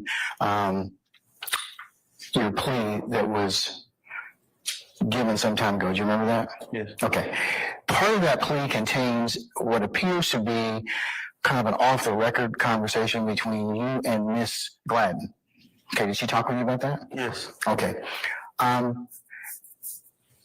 Is it your desire to invoke your attorney-client privilege, because that would be a private conversation, or do you wish to go ahead and if you invoke your attorney-client privilege, we won't play that particular part of the video, okay? If you say I'm okay with it, then we'll play it, and I just need to find out whether or not your attorney has talked with you about that, because it's your privilege to hold or to waive. So, tell me what you want to do. Sure. Do you mind it coming in or not? Oh, man. You don't mind? No. Okay. Did Ms. Gladden talk with you about that and explain to your satisfaction what it means to have that particular statement come in or come out? Yes. Okay. So tell me again what you want me to do with the statement, or you wish for me to do with the statement? I don't object. You don't object to it coming in? No. Okay. So you waive the privilege just as to that particular statement that you made, that you and Ms. Gladden were having a conversation as to? Yeah. Okay. All right. Mr. Stevens, can I get you to step out just 1 second, so I can kind of discuss a little bit of scheduling, and then I'll tell you when you need to come back, okay?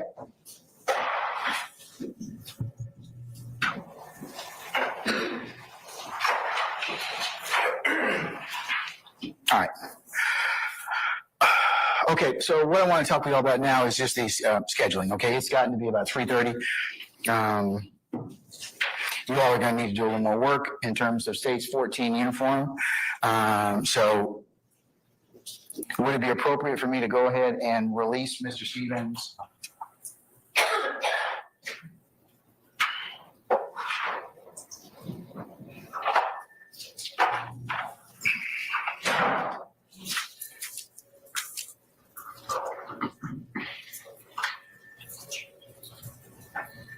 They had a little bit more of argument, but maybe it's just scheduling here. So Till tomorrow morning at 1000 hours. Would that be sufficient, madam? Yes. All right. It's my intent tomorrow to tell the jurors to come at 10 for a 10:30 start time. That's just for scheduling, for you all's edification. Okay, so in terms of who else did you have? Do we have any more time to call anybody else given the hour?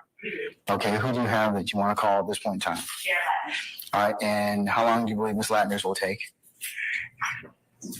30 minutes tops. Get that one. Say again. All right, let's not comment on the various attorneys. Hello. you know I love Latners. 15 to 30 minutes. 15, more likely. But What is she being called to testify? Is she a professional witness? she is. She's not. Okay. Oh, okay. All right. All right. My yes, sir. Mr. Adams. I get a little bit more clarity in terms of what she's a 911 operator, correct? She's not an operator, she's a custodian. Okay, and then is she being called in regards to Act 61 or anything in particular that appears in the discovery numerous times? It's most clarity. I'm going to let you add Your Honor, Ms. Ladders is specifically speaking about Act 61 today. Okay, so we can skip these. If she's going to be called to dedicate or play the 911 call in Act 61, I believe that the actual person made that call is Brady Hill. She did call to testify as well, so I'm curious that's why we need to have Brady Hill and a 911 call as well, or get from Brady Hill on a 911 call. Okay. And Your Honor, as All right, so let's get over. I don't know if anything happened right at the end here. Let's double check here.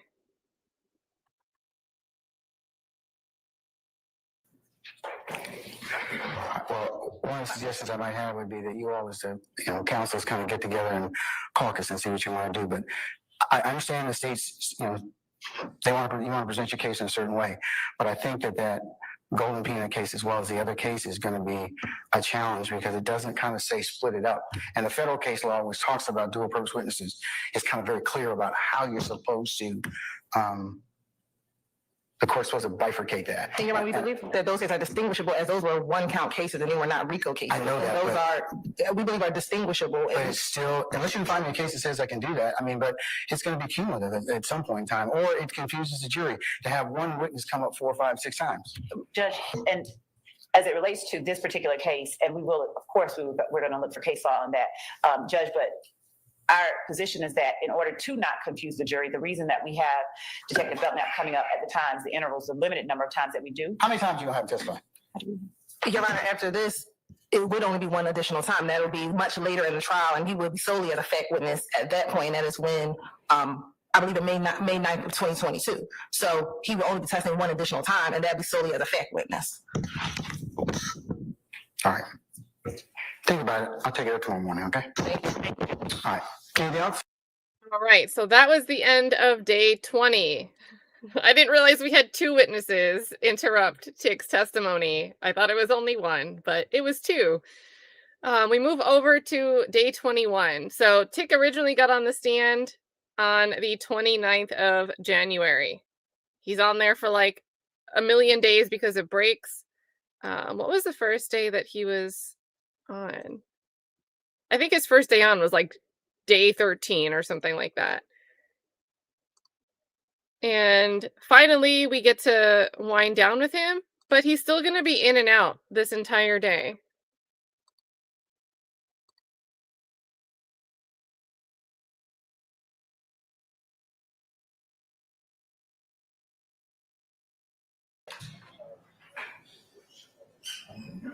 Squeak.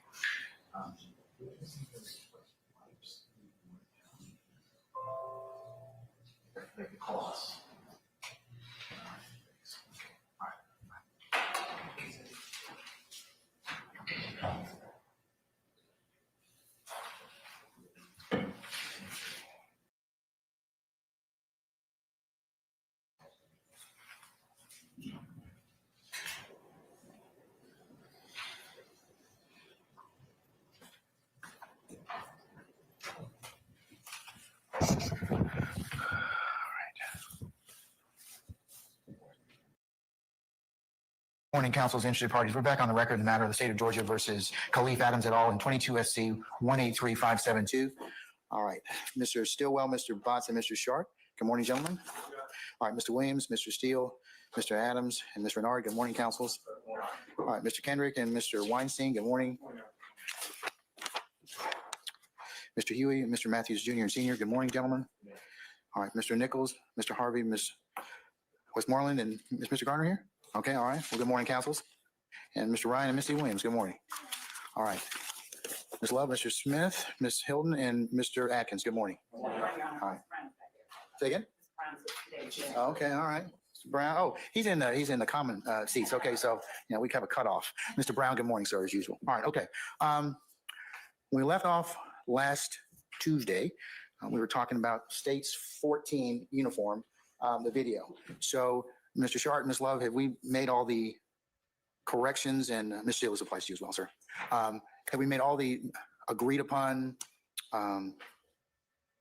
changes to the video so they can be shown? Your Honor, we did make changes as the court requested, the defense counsel requested. I sent the copy of the video with those changes to counsel for each of the defendants. Prior to the weekend, I heard from Mr. Schardt requesting that an additional extraction be made. I made that change and sent that to counsel. I commented on that and I suggested you do that. Has there been any other conversation since that last query from Mr. Schardt? Except that I sent the video out with those changes. I did see that yesterday, up on yesterday. And since that time, I've gotten no other requests. So Okay. all of those changes were made. All right, Mr. Schardt? Yes, Your Honor. I did check behind the state's work and they did make that additional change, so I can confirm that. I just want to reiterate on behalf of Mr. Stillwell and I believe other defendants as well, we are still objecting in total to the playing of the video for the reasons enunciated last time we were in court, but I can confirm.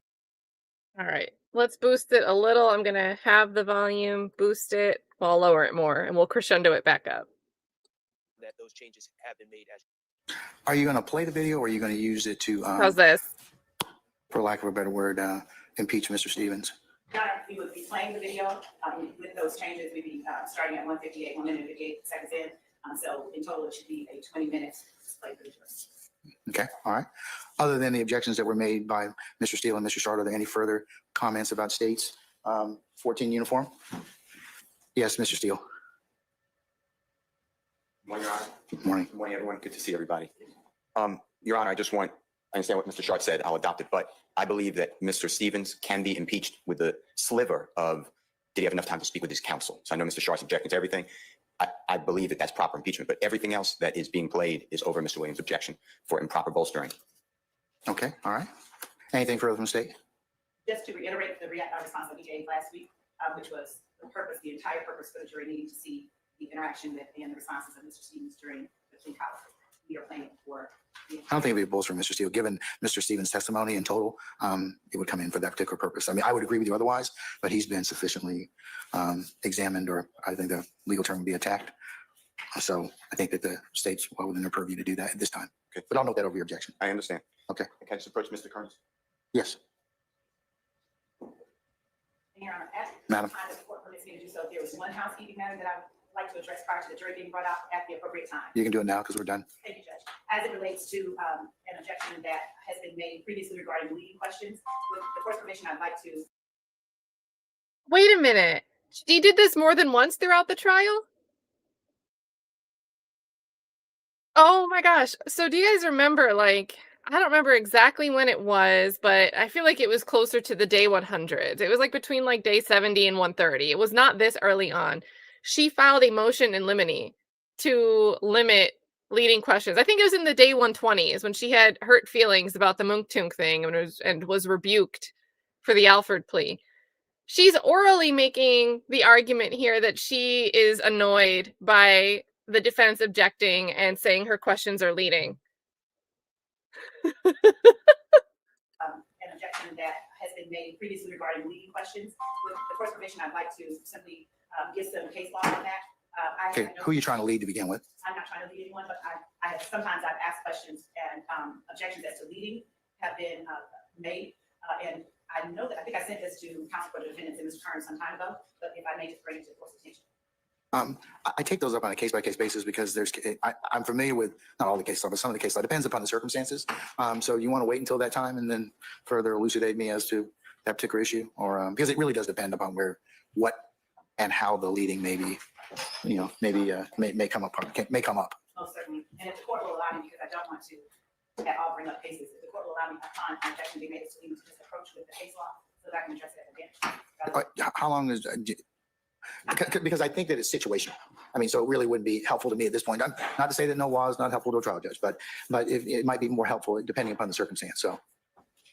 Okay. Anything else? Generally, it's asked to yes or no questions. I noticed that those are the ones that get the most objections as to leading when we ask, when we make an inquiry into a single fact. Did you go to the store then? There's been that objection as to leading, but Vernon versus the state and others that I've given to Mr. Kern say that an inquiry into a single fact is not leading. If I said you went to the store there, didn't you? That is. That's right. So that's it. And thank you for allowing me. You're welcome, Alan. Okay. Anybody else have anything else before we bring in our jury? Okay. All right. Sergeant Ham, I promoted you. See that? Look at that already. Congratulations. Sir, good morning, sir. Our jurors all here? Okay. All right. Can you bring them out, please? Yeah. Can we bring out Mr. Stevens, please? Have him come in again. You want to come in first? Yeah, let him come in first.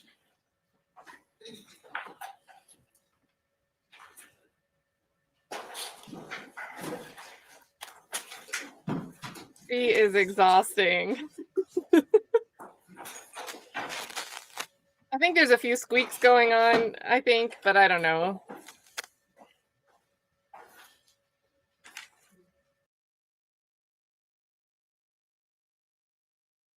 Oh, wow. They showed a lot of the gallery.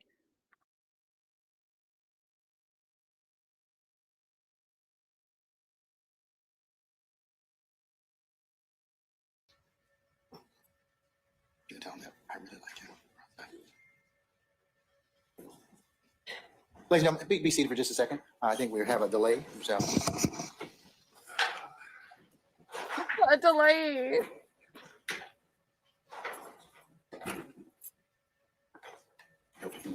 A delay in Love is walking around. What's going on? Okay, all right, no problem. Okay.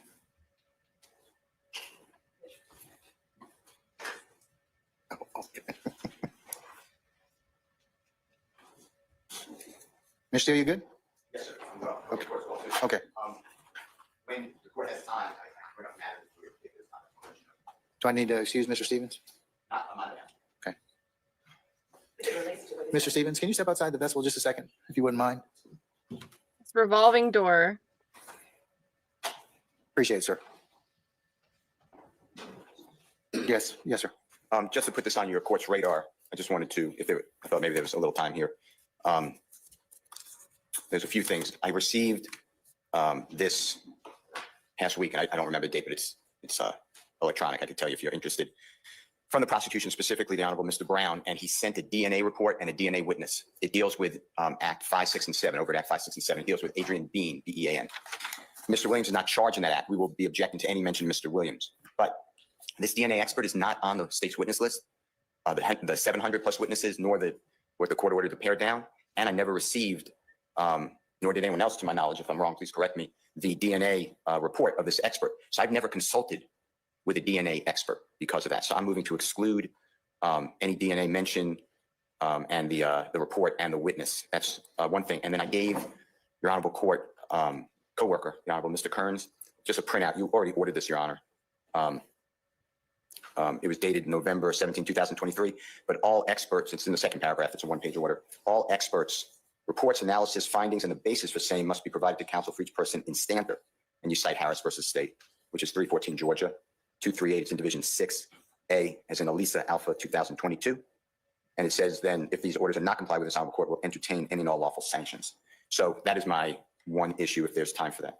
A second issue, and it's related, is the state gave us what I'll call tweets. I know it's called X now, but tweets that supposedly Detective Belknap will use. And they're from Mr. Williams, I believe, Twitter account. I'm not opposing that. I don't need a foundation to be laid as long as the state has a good faith belief that these are what they say they are. I'm okay with it, but they're pulled out of context. They're just, like one symbol. So unless there's a foundation laid, or I guess a stipulation, because I don't really need to sit here and watch a foundation be laid, but a stipulation that all relevant, though, tweets are admissible, that's fine. But most of these are character. They're just, what's up, my homies of blood, what's up, blood, I love SMM, and things like that. So that is my second issue. And then finally, Your Honor, I've noticed like a theme that I'm being mentioned a lot along with the Honorable Keith Adams. Did, Mr. Stevens speak with us? Did he do anything? Did I go visit him at the jail? I have no memory of visiting Mr. Stevens at the jail, but I'm not saying it's not true because I assume the state has a good faith belief that I did. But if I did go to see him, I did not do anything inappropriate. And I did not see him recently. And I know the state didn't say I did anything appropriate, but it's just this constant, like, Mr. Steele, did he ever come to see you at the jail? There's nothing wrong with seeing a person at the jail if it's true what Mr. Stevens said. And again, I don't have a memory of this.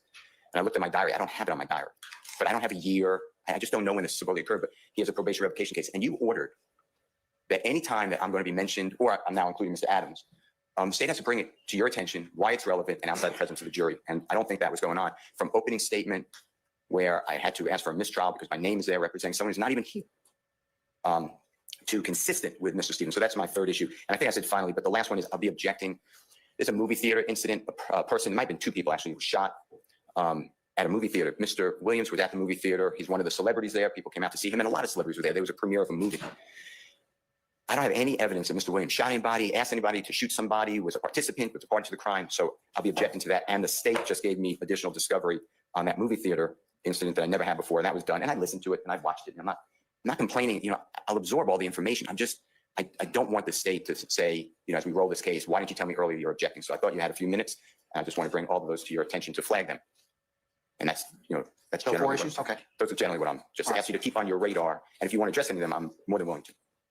All right, let me see what the state's response is to. So let's deal with number one, the DNA issue in terms of overt acts 5, 6, and 7. Was there a report produced, madam, and if so, when? Your Honor, there was, and I would ask that the court allow us to, I don't know how much time we have, but number one, we're not introducing the act or evidence of it today. I believe that would be a matter we can take up at the end of today regarding. Still didn't answer my question. Oh, it was. I'm sorry. Really good about that. So my question was kind of clear. When did you get a report, and when did you get it? I do know that we served in preparation for this week coming up. We did notify Mr. Steele that there was a report. I have to look back through records to see when we got the report and when and if it was actually turned over as part of discovery. Judge, I can say that, of course, there's nothing inadvertent left out. What the report is a report from a DNA specialist who says that because of the mixture of the DNA on the guns that were tested, they were not able to extract or to develop a profile from any one person because it was too mixed up. So we have additional arguments, and we would like the opportunity to make certain that I have no reason to believe Mr. Steele is misrepresenting anything to the court regarding whether or not he received it previously. We'd like to confirm that. Let me know and give me the date of when you received it and when you turned it over. Okay. All right. And when's this witness going to be called? What date do we have? Next Thursday, maybe? Next Thursday? Yes, All right, so we can defer until that time or close to that Right. time. Now we're going to take a small detour over to the June. It was all the way in June. Motion in limine to overrule improper leading question objections. So, state of Georgia. Well, this is kind of tiny. Let me make this a little bigger. By and through Fonnie T. Willis, District Attorney for the Atlanta Judicial Circuit, and the undersigned Chief Deputy District Attorney, Adriane L. Love, hereby moves this honorable court to overrule defendant's improper objections premised on the assertion that the state is asking a leading question, when the question propounded does not suggest the answer desired, but instead refers the witness to the topic to be answered. See Riley v. State. Recognizing that the question, quote, does the name Janelle Fudge ring a bell? Posed by the state after a witness could not recall a name was not a leading question. See also Ely v. State, stating the fact that the question referred the witness to the topic to be answered does not make it a leading question, and that questions may legitimately suggest to the witness the topic of the answer. In support of this motion, the state shows this honorable court the following. And there's just a period there. That's a weird... I wouldn't use a period there, but okay, I don't have a red pen. Since the start of this trial, counsel for the defendants have represented to this honorable court that questions posed by the state that refer the witness to the topic to be answered. For instance, do you see Dolly in the picture? I mean, or is Dolly wearing a white shirt? Are impermissible leading questions. I mean, to me, this sounds like leading. When I read this, I felt a little bit like Love was doing a gaslighting thing. Like, this seems leading, but I'm not an attorney, so should I just trust Love? Counsel for the defendants have repeatedly objected to such questions posed by the state, and in many instances, the objections have been sustained by this honorable court. And we're using the word many. We did an exercise earlier in the chat of 0, 1, and many. There are hardly many instances on a given day where the defense's objections are being sustained. The majority of them are overruled, but okay, for the sake of argument, that's what she's claiming here. 2 fun, informative headers, by the way. As officers of the court, the state has a duty, underscored, bolded, to present to the court applicable case law that governs contested matters that may arise through this trial. Now, they've got to present applicable case law. And they're going to cite their favorite. They have Carlson's Guide to Evidence, Authentication Georgia's New Evidence Code, and the Duty of Candor, stating that the duty of candor is a primary obligation on the part of attorneys. Court, why is she including this? She's saying, is she trying to say I have a duty to submit this motion? That I wouldn't be doing a good job as a prosecutor if I didn't, in the middle of trial, file a motion in limine to limit the overruling of objections? She's saying she has a duty to request this. Oh my God. So courts have described the duty of candor as that duty attendant to the attorney's role as an officer of the court, with a, quote, continuing duty to inform the court of any development which may conceivably affect. Conceivably? How are you going to underline, italicize, and bold something and then still not type it correctly?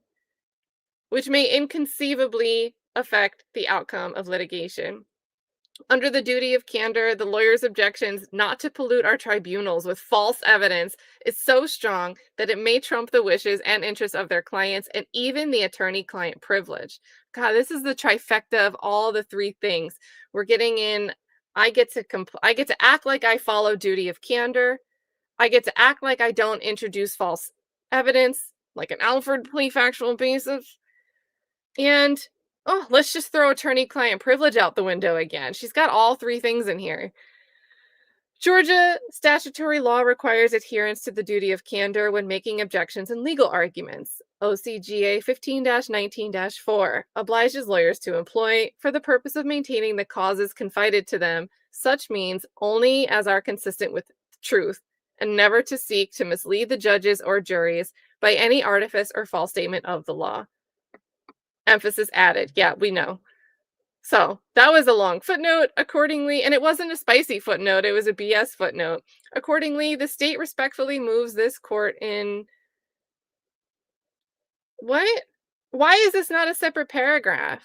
Why is this? They've got two arguments here. Accordingly, right? In support of this motion, the state shows this honorable court the following, period, not a colon. Section 1 with no informative header. And then if we go over to 2, it just gets into them asking for their remedy. Accordingly, the state respectfully moves this court. Why is this an argument? To overrule all objections premised upon the notion that the state has asked a leading question, when the question propounded does not suggest an answer, but simply suggests to the witness the topic of the answer. Is a question, do you see Dolly in that picture? Is that asking for an answer or is that suggesting a topic? Is Dolly wearing a white shirt? Is that suggesting an answer or is it suggesting a topic? Is Dolly wearing a shirt? I would say in most circumstances, that's less of a leading question. But if you're trying to get someone to say that somebody's wearing a white shirt and you ask them, are they wearing a white shirt? That's leading them to the answer.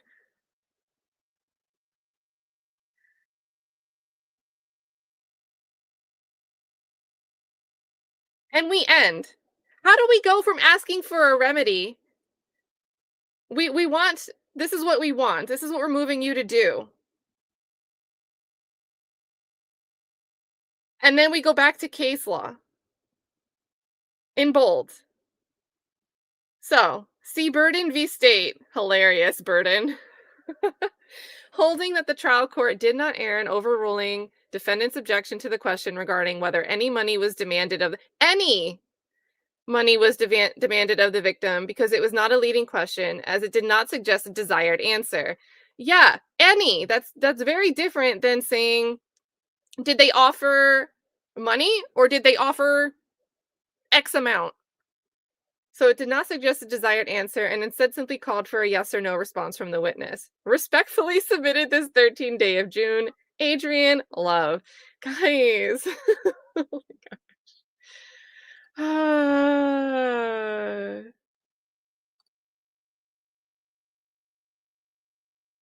What are you guys saying over here?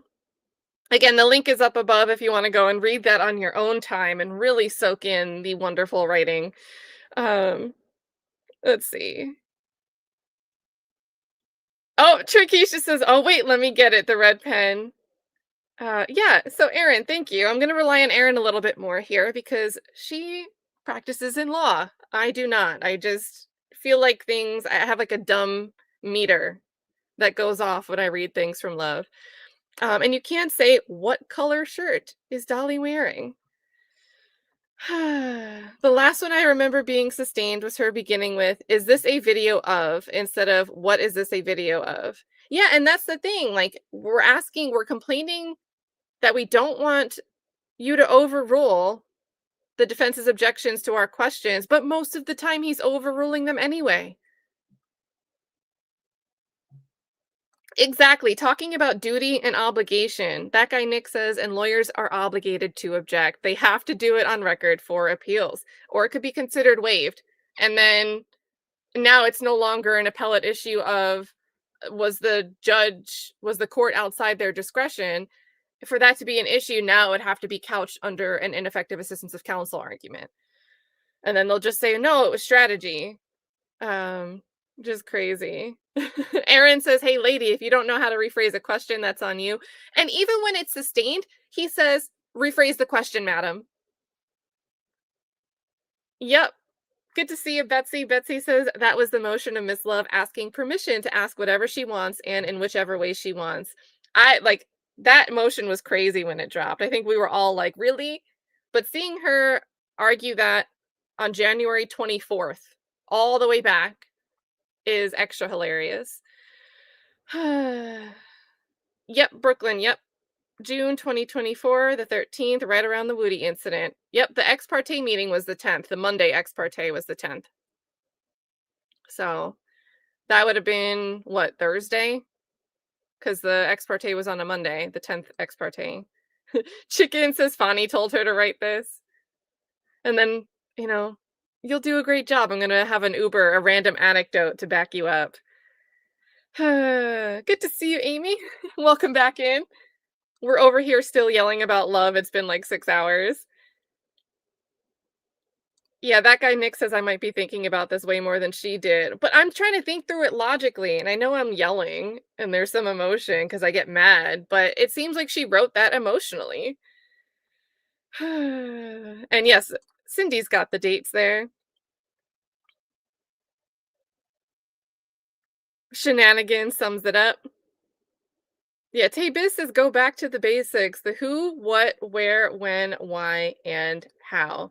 And speaking of the who, what, when, where, why, and how, there's been some chatter about Brian Steele merch in the chat. I dropped the link. This is Young Thug's merch. I've been waiting for this. I ordered it like 2 months ago, I feel like. But the what? What would Brian do? The Brian Steele shirt. So, dropping this link in the chat since we're thinking about the whats.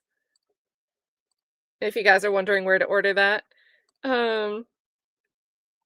Yeah, you can hear the spite behind respectfully submitted. I agree with Angela. Angela says she was entertaining, just in a frustrating way. Oh my goodness. Just crazy, you guys. Yeah, so that's the link to use. You can go get that Brian Steele shirt there. And let's see. We'll jump ahead. We're gonna get to Tick being on the stand because holy moly, she is dragging this out.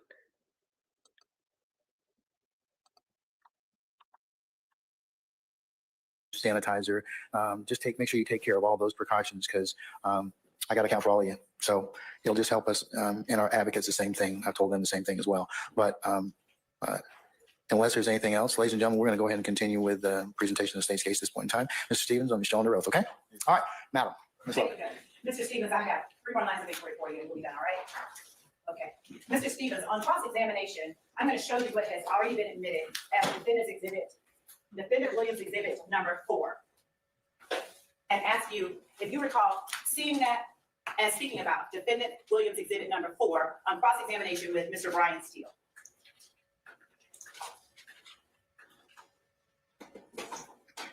You can look through it.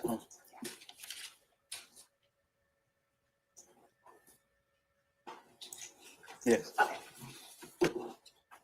And Defendant Williams Exhibit number 4, would you, is it a 21-page document going from page 1698 to page 1718 of an Instagram business record? Yeah. All right. Did you read all of this document for the jury or just parts of it that Mr. Steele asked you to read? I didn't read all of it. I didn't read all of it. All right. Let's flick. Now, when you were reading various lines, do you recall reading the line that my finger is pointing to on page 1700? Yes. Okay. Keep talking about joke. This ain't no joke. Y'all niggas ain't working enough to cover a $1,500 rent. What's funny? Is that you talking? Yes. Who is real one underscore FR? Darius. Darius Ford. Yes. Your friend who was murdered. Yes. And does real one underscore FR say, I know what I'll pay or do so I can play? Yes. All right. And when you're talking about the rent, are you talking about the rent at the web? Yes. And do you at one point during this text thread say, y'all know I paid last month rent by myself. Here goes something right here, Slug. I know what you did. Did you say that in part of the conversation? Yes. All right. And were you living at the web? Is that where you were living or were you living with your grandmother? I was living with my grandmother. All right. But you were paying the rent at the web? Yes. Along with other people? Yeah. Other YSL members? Yes. Do you recall saying in the same text thread, or rather in the same text thread, I've been paid the rent? Do you remember saying that or do you need to see it? Let me see. Yeah. All right. And Slime Life Shawty, who is that? Winnie. Winnie Lee? Yeah. And he also is a member of YSL against Slime Life? Yes. And did Winnie Lee in response ask, how many niggas he sleeping there? You want to see? Sure. I'll just sit right here. Yeah. And did he ask you to give a number? Yes. 4K Tay having his way. Who is that? I don't know their real name. All right. Did he respond, it's an easy $100 a piece? Yes. And was that in response to your saying you needed $1,500 for the rent?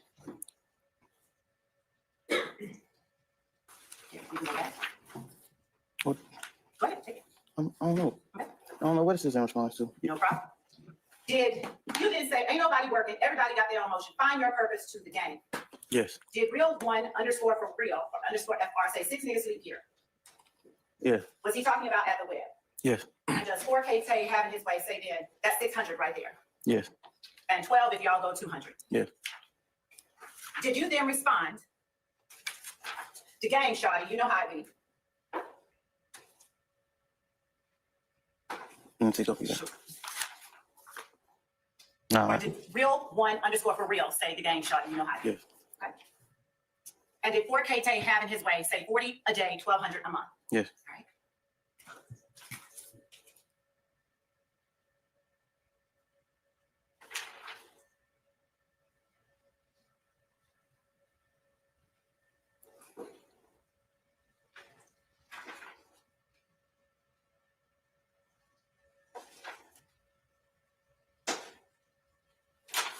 After that conversation, and if you need to go ahead and read through it, you can, because I'm going from page 1703 to 1704 to 1705.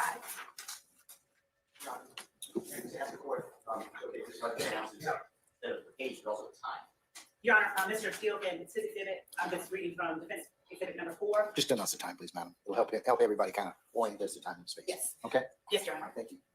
On page 1706, after that conversation and as part of that conversation about the rent, you see on 1703 where you say on February the 6th, 2021, according to this document, I've been paying the rent. And then on page 1706 at February the 7th, 2021, on this document at 1 o'clock in the morning, you have Thugger 1 saying, y'all just start bringing me the money, really? Yes. And the Slime Life Shorty, do you ask, the Slime Life Shorty say, gonna be no more company at the Yo after that request? Yes. And does Thugger 1 say, y'all heard me clearly, sir? Yes. And then does he say, man, y'all little niggas stop playing with me? Yes. And did 4K Tay having his way say, that's all I be saying, Slime? Yes. In response to Thugger 1 saying, man, y'all little niggas stop playing with me? Yes. And does 4K Tay having his way then say, I don't care who mad at me? Yes. Does Thugger 1 then say, I step FR, meaning for real, for real? Yes. Okay. Does 4K Tay having his way then say, they know? Yes. And do you respond, I don't get mad, 4K, I get money? Yes. Does the conversation proceed from that point? I don't get mad, 4K, I get money. 3 lines or 4 lines or more down to where Thugger 1 on February the 7th, 2021 at 1:07:38 UTC on this document say, y'all niggas stop saying sucker shit then. I hear all of it. And today I just want to let y'all know. Does he say that? Yeah. In response, do you say, I asked about the rent money. That's some sucker stuff. Won't ask about it no more. Yeah. And do you say that after Thugger 1 says, y'all niggas stop saying sucker shit then? I hear all of it. And today I just want to let y'all know. Yeah. All right. And after you say, I asked about the rent money, that's some sucker stuff, won't ask about it no more. Does Thugger 1 say, everybody in this text, because everybody, y'all done got something from me. All that little lame ass shit niggas be saying can go far. Does he say that? Yeah. And then does Thugger 1 tell you, Slug, relax. It's not about no fucking rent money. Yes. And the Slime Life Shorty respond that part. Yeah. Does Thugger 1 respond on February the 7th, 2021, according to this document, 1:09:44 UTC? Niggas just be saying little lame shit behind the nigga back and begging when we meet. Yeah. Do you respond, speak highly of you in any circumstance, any situation on February the 7th, 2021? Yeah. And then does Thugger 1 respond, right, so what are you talking about then? Yes. Do you then say understood? Yeah. Does 4K Tay having his way say, got your back, behind your back, and niggas say, I'm sick riding, so be it? Yeah. And does Thugger 1 then say, on like that sucker shit, niggas getting too crazy thinking they can say that to me on a text? I'm a gangster, for sure, for sure. Does Thugger 1 on February the 7th, 2021 at 1:12:21 UTC say that in response to 4K Tay having his way? Yeah. All right. Does Slime Life Shorty respond, you talking about what I said, Slap? Yes. And then does he say, you took it wrong, Slime? Yes. And does Thugger 1 then say, y'all niggas lame AF? Does that mean as fuck? Yes. Okay. And stop asking me for shit, because I ain't lame and I can keep all mine. Does he say that? Yeah. Does Thugger 1 then say, I'm talking about all y'all, not just you? Yes. Does he then, in capital letters, write everybody? Yeah.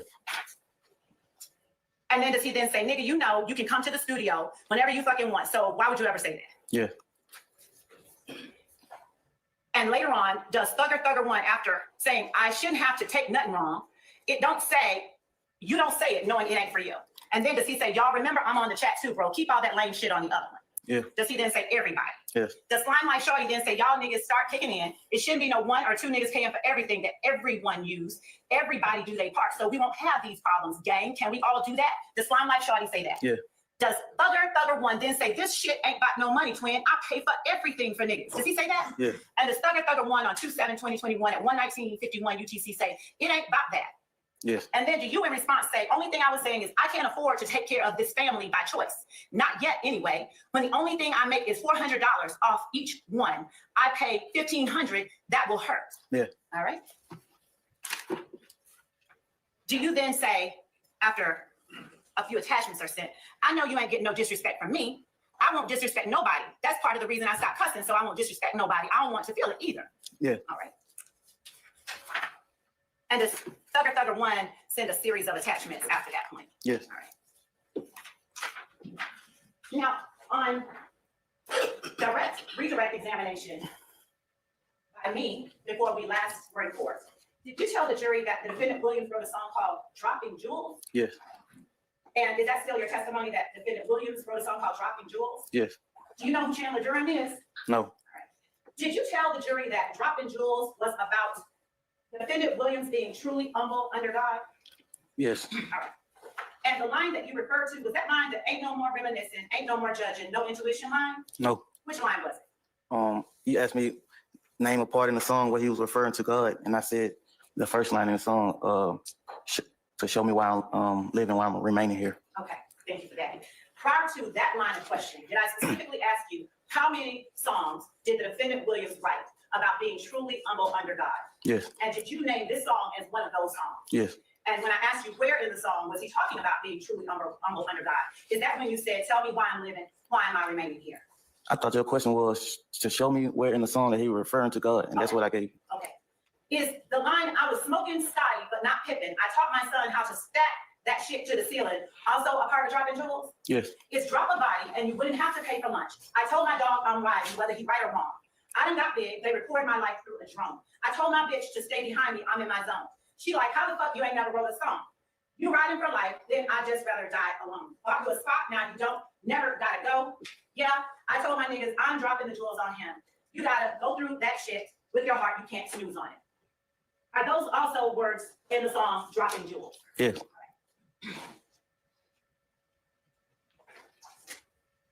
Is there any part of what I just read that refers to the defendant Williams being truly humble under God? I'm gonna overrule the objection. You may answer it. You said, do what you just read, talk about God? No. Okay. Is the line, you gotta go through this shit with your heart. You can't snooze on it. It's bad, you better get rid of it or lose on it. I know you heard that old saying about bad fruit on the cup. If you can't beat them, knock them out. If you're gonna kill them, better not be sloppy. Are those lines in Dropping Jewels? Yes. In Dropping Jewels, does defendant Williams say, I told my daughter, keep one in the head. She ain't got a pocket. I told my son, if he wanted to live, he might catch a body. I told my son, he ain't a cheerleader, but he might gotta catch a body. His driver named Joe, but he still can't do it sloppy. Are those all lines in Dropping Jewels as well? Yes. Do either one of those lines refer to the defendant being truly humble under God? Overruled. No. Do the lines, I just hopped up out that ghost. I've been driving a dead body. I ain't really into nothing, but I spend it like a hobby. I was locked inside the trap. Didn't think about it, but I got outed. Now my cars and clothes exotic. At 6'9", but 2 hoes with me right now. You can call me Shotty. I've been dropping all my bits, and now the FBI won't stop me. Are those all lines in Dropping Jewels? Yes. Do either of those lines refer to the defendant being truly humble under God? No. Got this shit on fire like Takis, nigga. Whoa, whoa, whoa. Ain't no more reminiscing. Ain't no more judging. No intuition. Tell me why I'm living. Why am I remaining here? Are all of those lines in Dropping Jewels? Yes. And besides the tell me why I'm living, why am I remaining here? In your words, do any of those lines refer to the defendant being truly humble under God? No. I told my bitch I was about to go shoot up Trestle Tree. $500,000 on my dogs and all my cars. Couple millions to my mama and my pop. Got the sniper on the roof for niggas trying to act hard. I just bought a brand new coupe and it's a black Jaguar. Matte Black, old Trans Am, thank you ma'am. We gonna make us a porn star video, new cam. I came up just watching, my pop gamble my food stamps. I just caused cramps. I don't go back and forth with tramps. Baby, we stamped. Just for that, I'ma call you ma'am. Got the T-Rex, I just gave my daddy the cam. I got the sheets wet, hit that little bitch up, then I slammed her like I'm from BX. Then I fold her up like a clam, yeah. It was dark, then I came to the light. I was poor, and now my door's suicide. I don't know how to make it right. I'm telling you, she is doing this for Juror 409. Juror 409 is the older woman. I think a few days before this, she had raised an issue and wanted to be recused from the trial because she was concerned that she was being talked about online or shown somewhere. And they voir dired all the other jurors they didn't want the other jurors to be tainted by her having conversations about outside things. No one heard her say anything. Everybody stays on. Juror 409 ends up saying that, just the pictures where they have a young child in the picture with them was enough that she wanted to convict because our community shouldn't be this way. That was Juror 409's lyric. This is why love is speaking this way. These lyrics, this lifestyle that's portrayed and proclaimed in these lyrics is inflammatory to an individual like Juror 409. And Juror 409 said that she would have been the holdout. She would not have acquitted. So to that effect, for that one type of person, this strategy actually works on somebody. Bought 4 Birkins for you, keep it light. I don't care about you leaving me. I got no time to try to make it right. Are all of those lines from dropping jewels? Yes. Do any of those lines, to your knowledge, talk about the defendant being truly humble under God? Question calls for speculation. Oral. Not to my knowledge. Okay. Did you testify on cross-examination with Mr. Brian Steele to the following two facts or two assertions by Mr. Steele? That after Mr. Jeffrey Williams became famous, you two went your separate ways, and that the defendant Williams bragged or took credit in his songs for acts that you committed? Yes. Would you tell the jury what acts defendant Williams took credit for in his songs that you committed? I don't think he was just saying specifically. I think he was just saying like how I was living at the time. I was selling drugs and carrying guns. Did you testify to this jury that you were jealous of the defendant Williams because he, by taking credit for acts that you did in his songs, was making money rapping about things that you could have been making money from? Yes. And are the only acts you're talking about the general acts of selling money and carrying guns? Yeah. Okay, so no specific acts. No, not specific. Were there any specific acts? All right, that's standing there. That's a fact. No, nothing specific. So what kept you from rapping about it yourself? I ain't have a talent. Your Honor, at this time, the state asked permission from the court to publish State's Exhibit 14 uniform. Any further objections other than the ones that have been made? And I'll note that 14U will be I'll admit 14 uniform and it'll be published as you see fit. And note that it will be a continuing objection.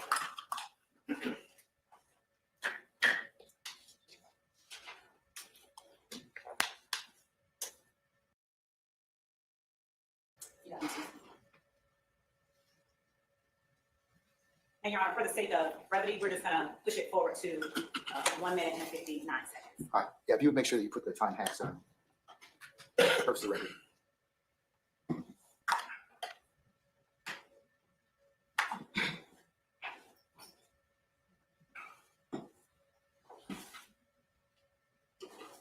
And Your Honor, this is going to be a 20-minute exhibit, and after this, the state has no further questions. Okay. Hallelujah. Good? Mr. Stevens, if you could please state your true and correctly full name. Trontavious Stephens. And are you the same person referred to as Trontavious Stephens, also known as Tick and also known as Slug, on indictment 22 SC 183572? Yes. Are you at this time taking or under the influence of any alcohol, drugs, or medicine? No. How old are you? 29. And how far have you gone to school? I got a GD. Okay. Are you able to read, write, and understand the English language? Yes. Do you understand that you are charged in this indictment with count 1, conspiracy to violate the Racketeer Influence and Corrupt Organizations Act? Yes. Do you understand that you have the right to plead either guilty or not guilty to these charges? Yes. And if you plead not guilty or remain silent, you may receive a jury trial. Yes. Have you had enough time to speak with your lawyer, Attorney Gladden, about all the facts and circumstances known to you regarding the charge in this indictment? Yes. Have you also been able to speak with her about any potential defenses? Yes. Do you need any more time to discuss this matter with your attorney?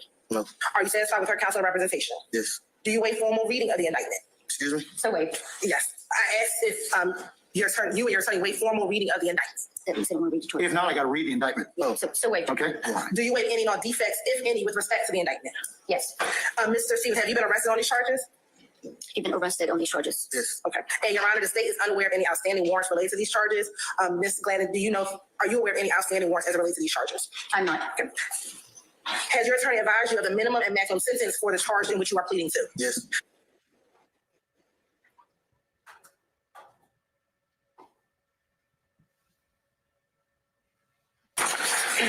Do you understand this is a negotiated plea of guilty, which means that the state will recommend to the court a sentence that I will read, but the court does not have to accept this recommendation, and that the court can sentence you to the maximum on each charge? Yes. Do you understand that? Yes. Do you understand that this plea, the state's offer on this plea is, as to count 1, 10 years to serve 2 years, commute to time served with a balance of 8 years on probation? Do you understand that? Yes. Do you understand there are certain special conditions as it relates to this negotiation? Yes. For one, you shall abide in full by each and all of the terms of this negotiated agreement, and your failure to abide by any of the terms of the agreement shall constitute a violation of this agreement. Do you understand that? Yes.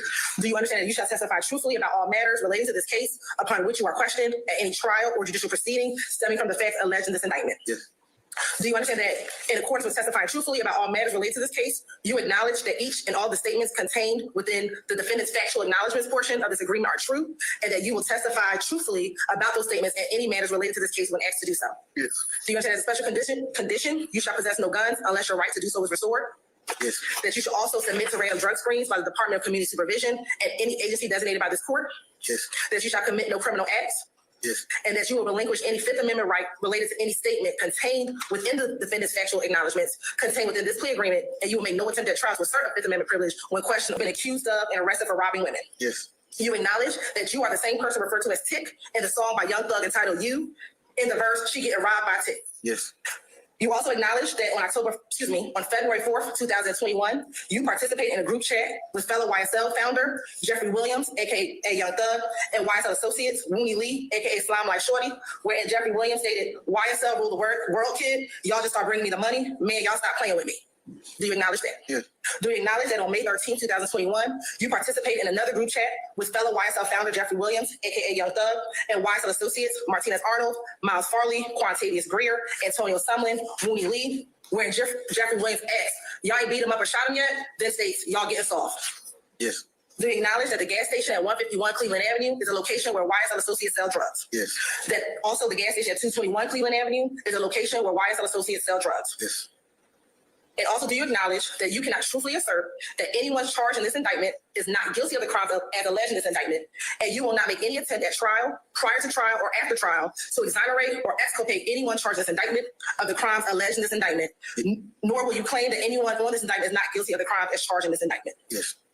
Do you also acknowledge that if you violate the plea agreement, the district attorney can and will use the statement during any judicial proceeding? Yes. You also understand and acknowledge that if you violate any portion of this plea agreement before, during, or after the initial trial of this case, you are subject to having the entirety of your sentence revoked. Yes. And you could be sentenced to prison. Yes. Do you also understand if you violate any type of this plea agreement, it will result in your sentence being revoked, and the district attorney will recommend that you serve up to the maximum sentence allowed by law in the Georgia Department of Corrections? Yes.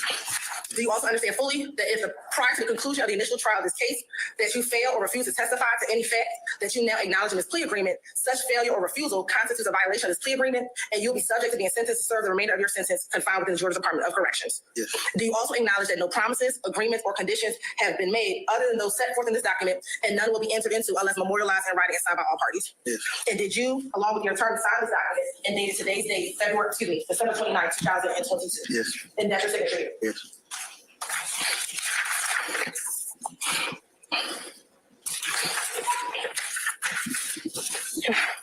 Do you understand that this plea may be used in enhanced sentencing on other convictions in this jurisdiction as well as in other jurisdictions, including the federal courts? Yes. Do you understand that if you are currently on probation or parole, your probation or parole may be revoked based on your entering a guilty plea today? What on it? That's all they have to say that you're probation. Why that ain't in the paper though? That's a voice rights. That's just. I ain't read it. Can you repeat that? Sure. I'm letting you know your rights. That's not something. Okay. That doesn't. What? That doesn't look good for the state, or so. I mean, maybe they give him time to read it. Maybe that's the point. That's one. I can't tell you that's not something that we're asking for the court to do, but that's something that's a right that I have to read to you. All right. All right.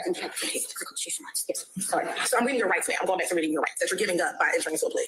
Do you understand that if you are currently on probation or parole, your probation or parole may be revoked based on your entering? So he didn't read it. So this shouldn't be impeachment. This shouldn't be a prior inconsistent statement. I mean, not a prior inconsistent. He testified that he didn't really get to read things, and now after they waived the privilege, he's saying he didn't read it. I can't tell you that's not something that we're. If you are currently on probation in this jurisdiction as well as in other jurisdictions, including the federal courts. Yes. Do you understand if you are currently on probation or parole, your probation or parole may be revoked based on your entering a guilty plea today? What on it? By law, they have to say that you're probation. Why that ain't in the paper though? That's a voice rights. That's just. I ain't read it.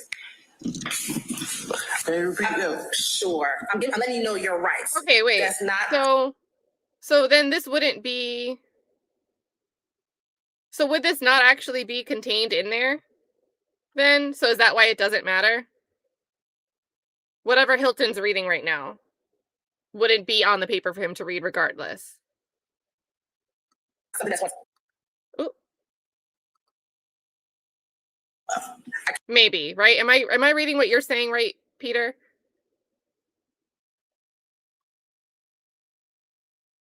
can't tell you that something that's not going to happen. That's not something that we're asking for the court to do. But that's something that's a right that I have to read to you. All right. All right? Yes. All right. So I'm reading your rights now. I'm going back to reading your rights that you're giving up by entering into a plea. Do you understand that if you are currently on probation or parole, your probation or parole may be revoked based on your entering a guilty plea today? Yes. Do you understand that if you are placed on probation of any kind, you cannot violate any criminal laws of any governmental unit or any special conditions of probation without being subject to revocation for the balance of the sentence? Yes. Do you understand that you are not allowed to possess or use a firearm while on probation? Yes. Do you understand that if you are not a United States citizen, a guilty plea conviction will affect your immigration status and will result in deportation? Yes. Do you understand that there may be other adverse or unfavorable consequences as a result of this guilty plea conviction, just as there would be from a conviction following a trial? Yes. For example, your guilty plea may affect your right to vote, your right to hold public office, your right to serve on a jury, your right to obtain a passport, your right to receive, possess, or transport a firearm, or the ability to obtain employment. Do you understand that? Yes. Do you understand that by pleading guilty to a felony, if you use, receive, possess, or transport a firearm, or use a firearm in a crime, you will be guilty of a felony which may carry a sentence of 1 to 15 years? Yes.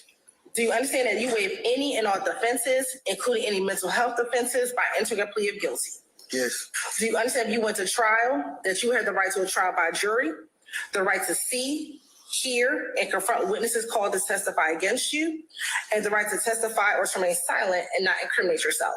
Yes. Do you understand that by pleading guilty, you are giving up the following rights? And after each right, I'm going to ask you to say yes or no if you understand, okay? You understand that you're giving up the right to a trial by jury, Yes. the right to remain silent and not incriminate yourself, Yes. the right to confront witnesses against you, Yes.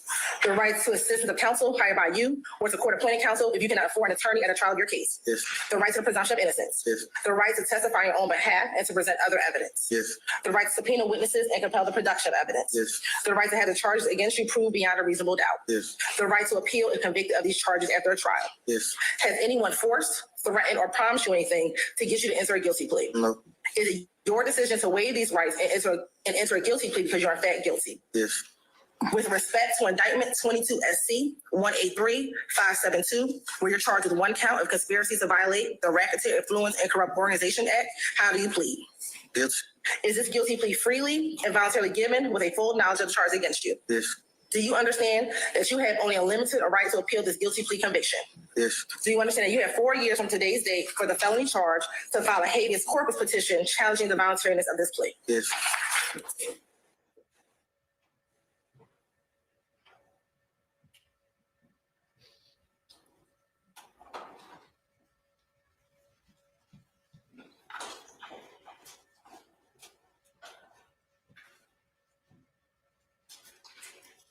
I think this is stuff about the appeal. Fast forward to the portions that we agreed upon.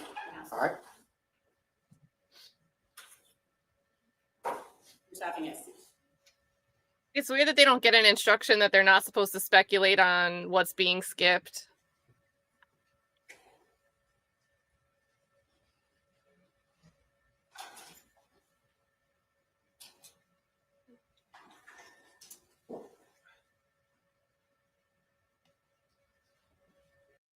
But before we move, or before they get into another topic within this plea hearing, I still don't really see the impeachment that Love is trying to get at, because on one hand, the way I took Tick saying, I didn't read that. If he's able to notice that something wasn't contained in a packet of papers, he presumably read the rest of it to know that it's not contained in that.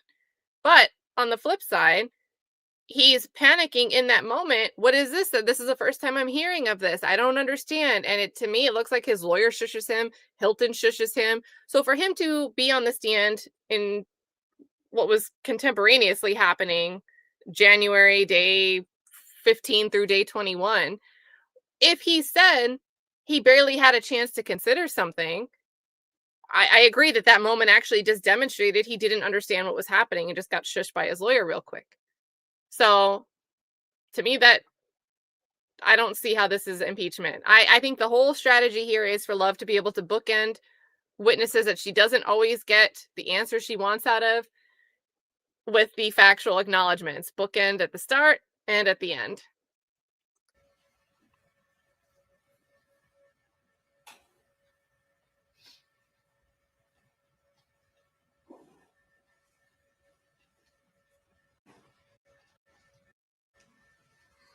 Is she just bad at fast forwarding?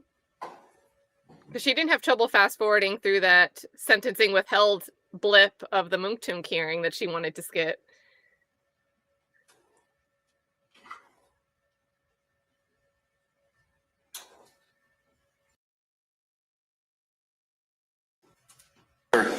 Sir, do you have the opportunity to fully discuss the facts and circumstances of this?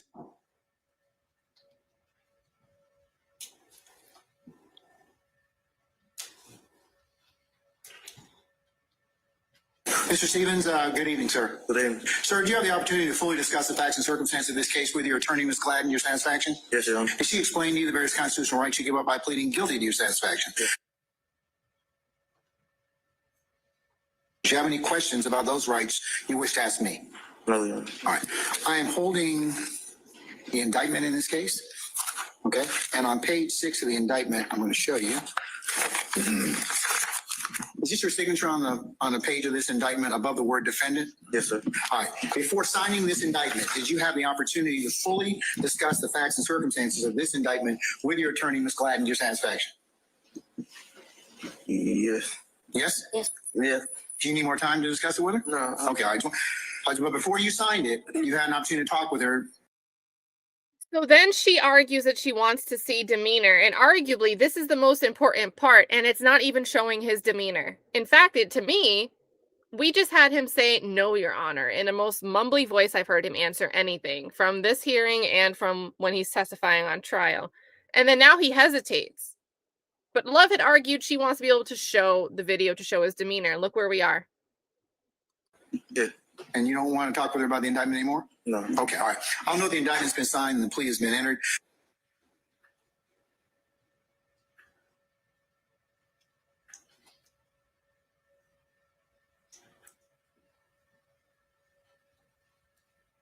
I'm going to accept your plea as tendered and is negotiated. To count. Your Honor, we are stopping at 24 minutes and 17 seconds. So noted. Thank you, Mr. Stevens. That's all I have. All right, any redirect, Mr. Schardt? Recross. Or recross, I'm sorry. Go ahead, sir.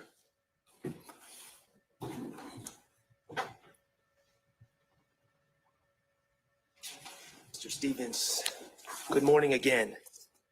I'm going to ask you a little bit about the agreement, the plea agreement that you had with the state. Would it help you if you have that agreement in front of you? Yeah. All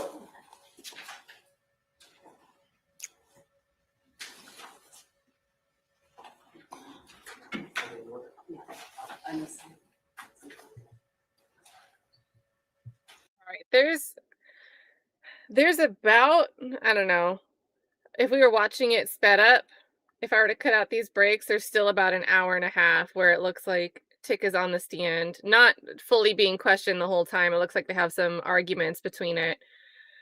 But we've been going 7 hours. So I think that's going to end up being part of Loveapalooza Part 8. Since it's short, maybe we can get together and do it this weekend. I've got a ton of stuff to do this weekend. I've had some off time this week because we're transferring data between CRMs. They're doing the import-export work. I was waiting for them to get it done, so I'm going to be doing that all weekend. But if I have some time to squeeze in, we could do a short hour and a half, 2 hour stream this weekend to finish up with Tick and get into this recross and whatever other arguments I'm sure Love's going to have.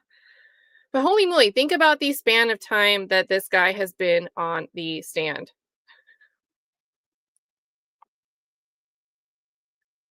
Just nuts. And he mentioned that he no longer had a job. because of the way that this trial was taking up his time. So just crazy. But it is Friday, you guys. It's 4 p.m. If you guys have anything you want to go watch, shout it out in the chat. You guys know the drill with Friday nights. Classy does his Club Classy, his music award show, Monday, Wednesdays, and Fridays. Let me get the link for that. That's starting at 8 p.m. Eastern. And Jenny sponsored a drink for me earlier in the stream, so I'll show up ready. So that's in the chat. If you want to come hang out there tonight, you'll see a bunch of familiar faces. And who's got... I mentioned Mel doing Y&W Melly earlier, but I think she might already have wound that down. So let's see if she's still live.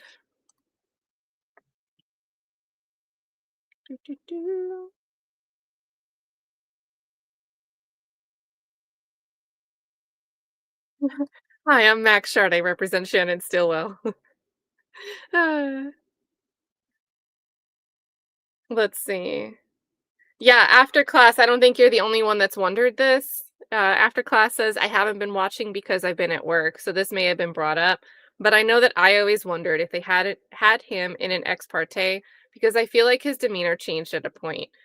And a few days prior in his testimony, something makes me feel funny about the way Love asked a question, over the weekend or since the beginning of the week. She said something to the effect of, and have you spoken with the state at all since the beginning of this week?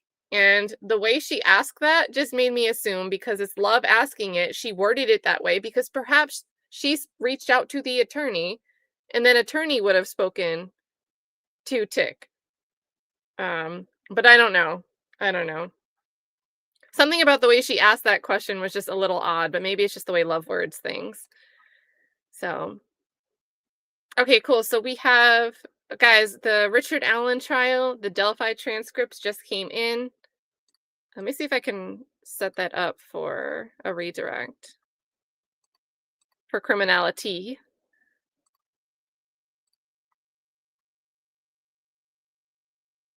Okay, cool. I can actually redirect to her channel. So we'll do that. Teresa with criminality is awesome. She did a major fundraiser to help bring transparency.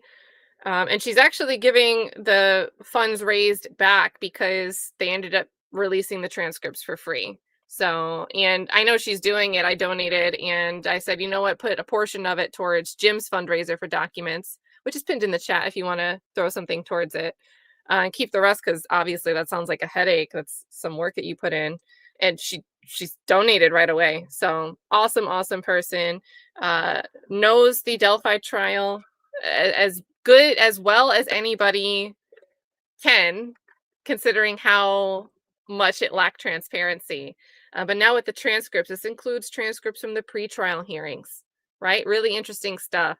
So I think if you're interested in learning more about this case, this is a good time to get into it because with the transcripts, you're starting before the trial even started. So if you've been wondering, who is this Judge Gull person? Why are people saying she's worse than Beverly Cannoni? And I haven't heard that many comparisons over to YSL because I think the Karen Reed trial had a bigger overlap with the Delphi trial. But of course, the comparison, who's worse? Glanville, Cannoni, throw Gull in the mix, and I think people that are familiar with all three, they all seem to be saying Judge Gull is the worst of all three. So imagine that. Imagine that. So if you guys like sketchy judges and learning about what they do and raising the pressure, that might be one to check out. So with that, yeah, Brooklyn says Gull takes the cherry. That's seriously, I don't think I've seen somebody that's aware of all three that has said one of the other two are worse. Not a single one. So, and so I think Nick has done, do you mean the transcripts, Nicola? For Nick to do the transcript? Because Nick has done some coverage of the trial already. If you didn't see it, he's probably got a playlist. So he's got a ton of coverage and commentary on that already. Okay, so yes, the transcripts. Okay, yeah. I was like, just so you guys know, he's done content on that as well. And Andrea Burkhart was in the courtroom, and every night she would go back to her hotel room, and from her notes, she's a great note taker, would recap her observations and notes on testimony from the given day. So lots of people did great coverage for what was available, but there's nothing like extra transparency where we can find it. So this is going to take us over there to talk about that case. You'll get a little sample of Judge Gull. So if she's new to you, brace yourself. Brace yourself. Yeah, tons of cases. It's hard to keep up. Yesterday, someone had mentioned the Aaron Spencer case. And coincidentally, since yesterday and today, I've actually seen a ton of videos pop up on my feed about it. So that seems like a new one that's getting coverage. But it's hard, you guys. It's hard to keep up. It is hard to keep up. So let's you guys, let's do ABCs of Steel and get you guys rolling. See you in the next chat if you come over with us, or next time, put your notification on to see if we pop up live and finish out this tick testimony this weekend. Otherwise, have a good one, you guys. Take care.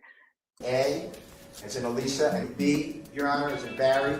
C as in Colette. G as in Goldfeather. K as in Kittens. M as in Magic. P as in Perfect. C as in Colette. U as in Unbelievable. V as in Victory. W as in Wonderful. O for objection. S for sustain. E for buffering. E for Pepto-Bane.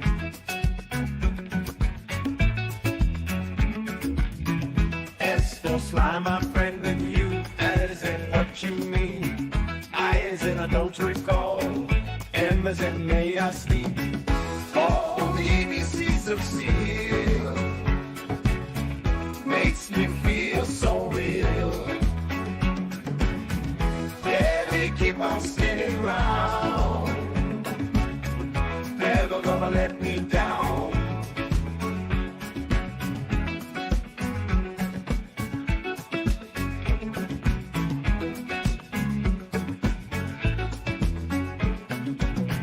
G for gavel slams down P. T for telling me anything. R for rights we stand. I for infinity. Life's a courtroom dance. Keep your stances strong with ABCs of steel.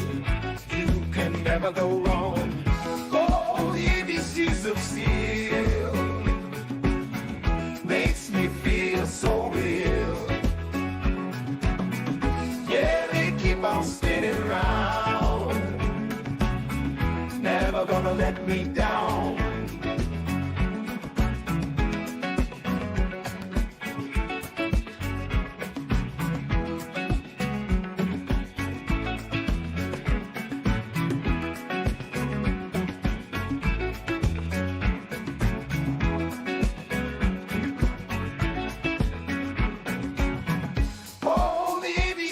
Steel makes me feel so real. Yeah, they keep on spinning round. Never gonna let me down. Oh, the ABCs of steel makes me feel so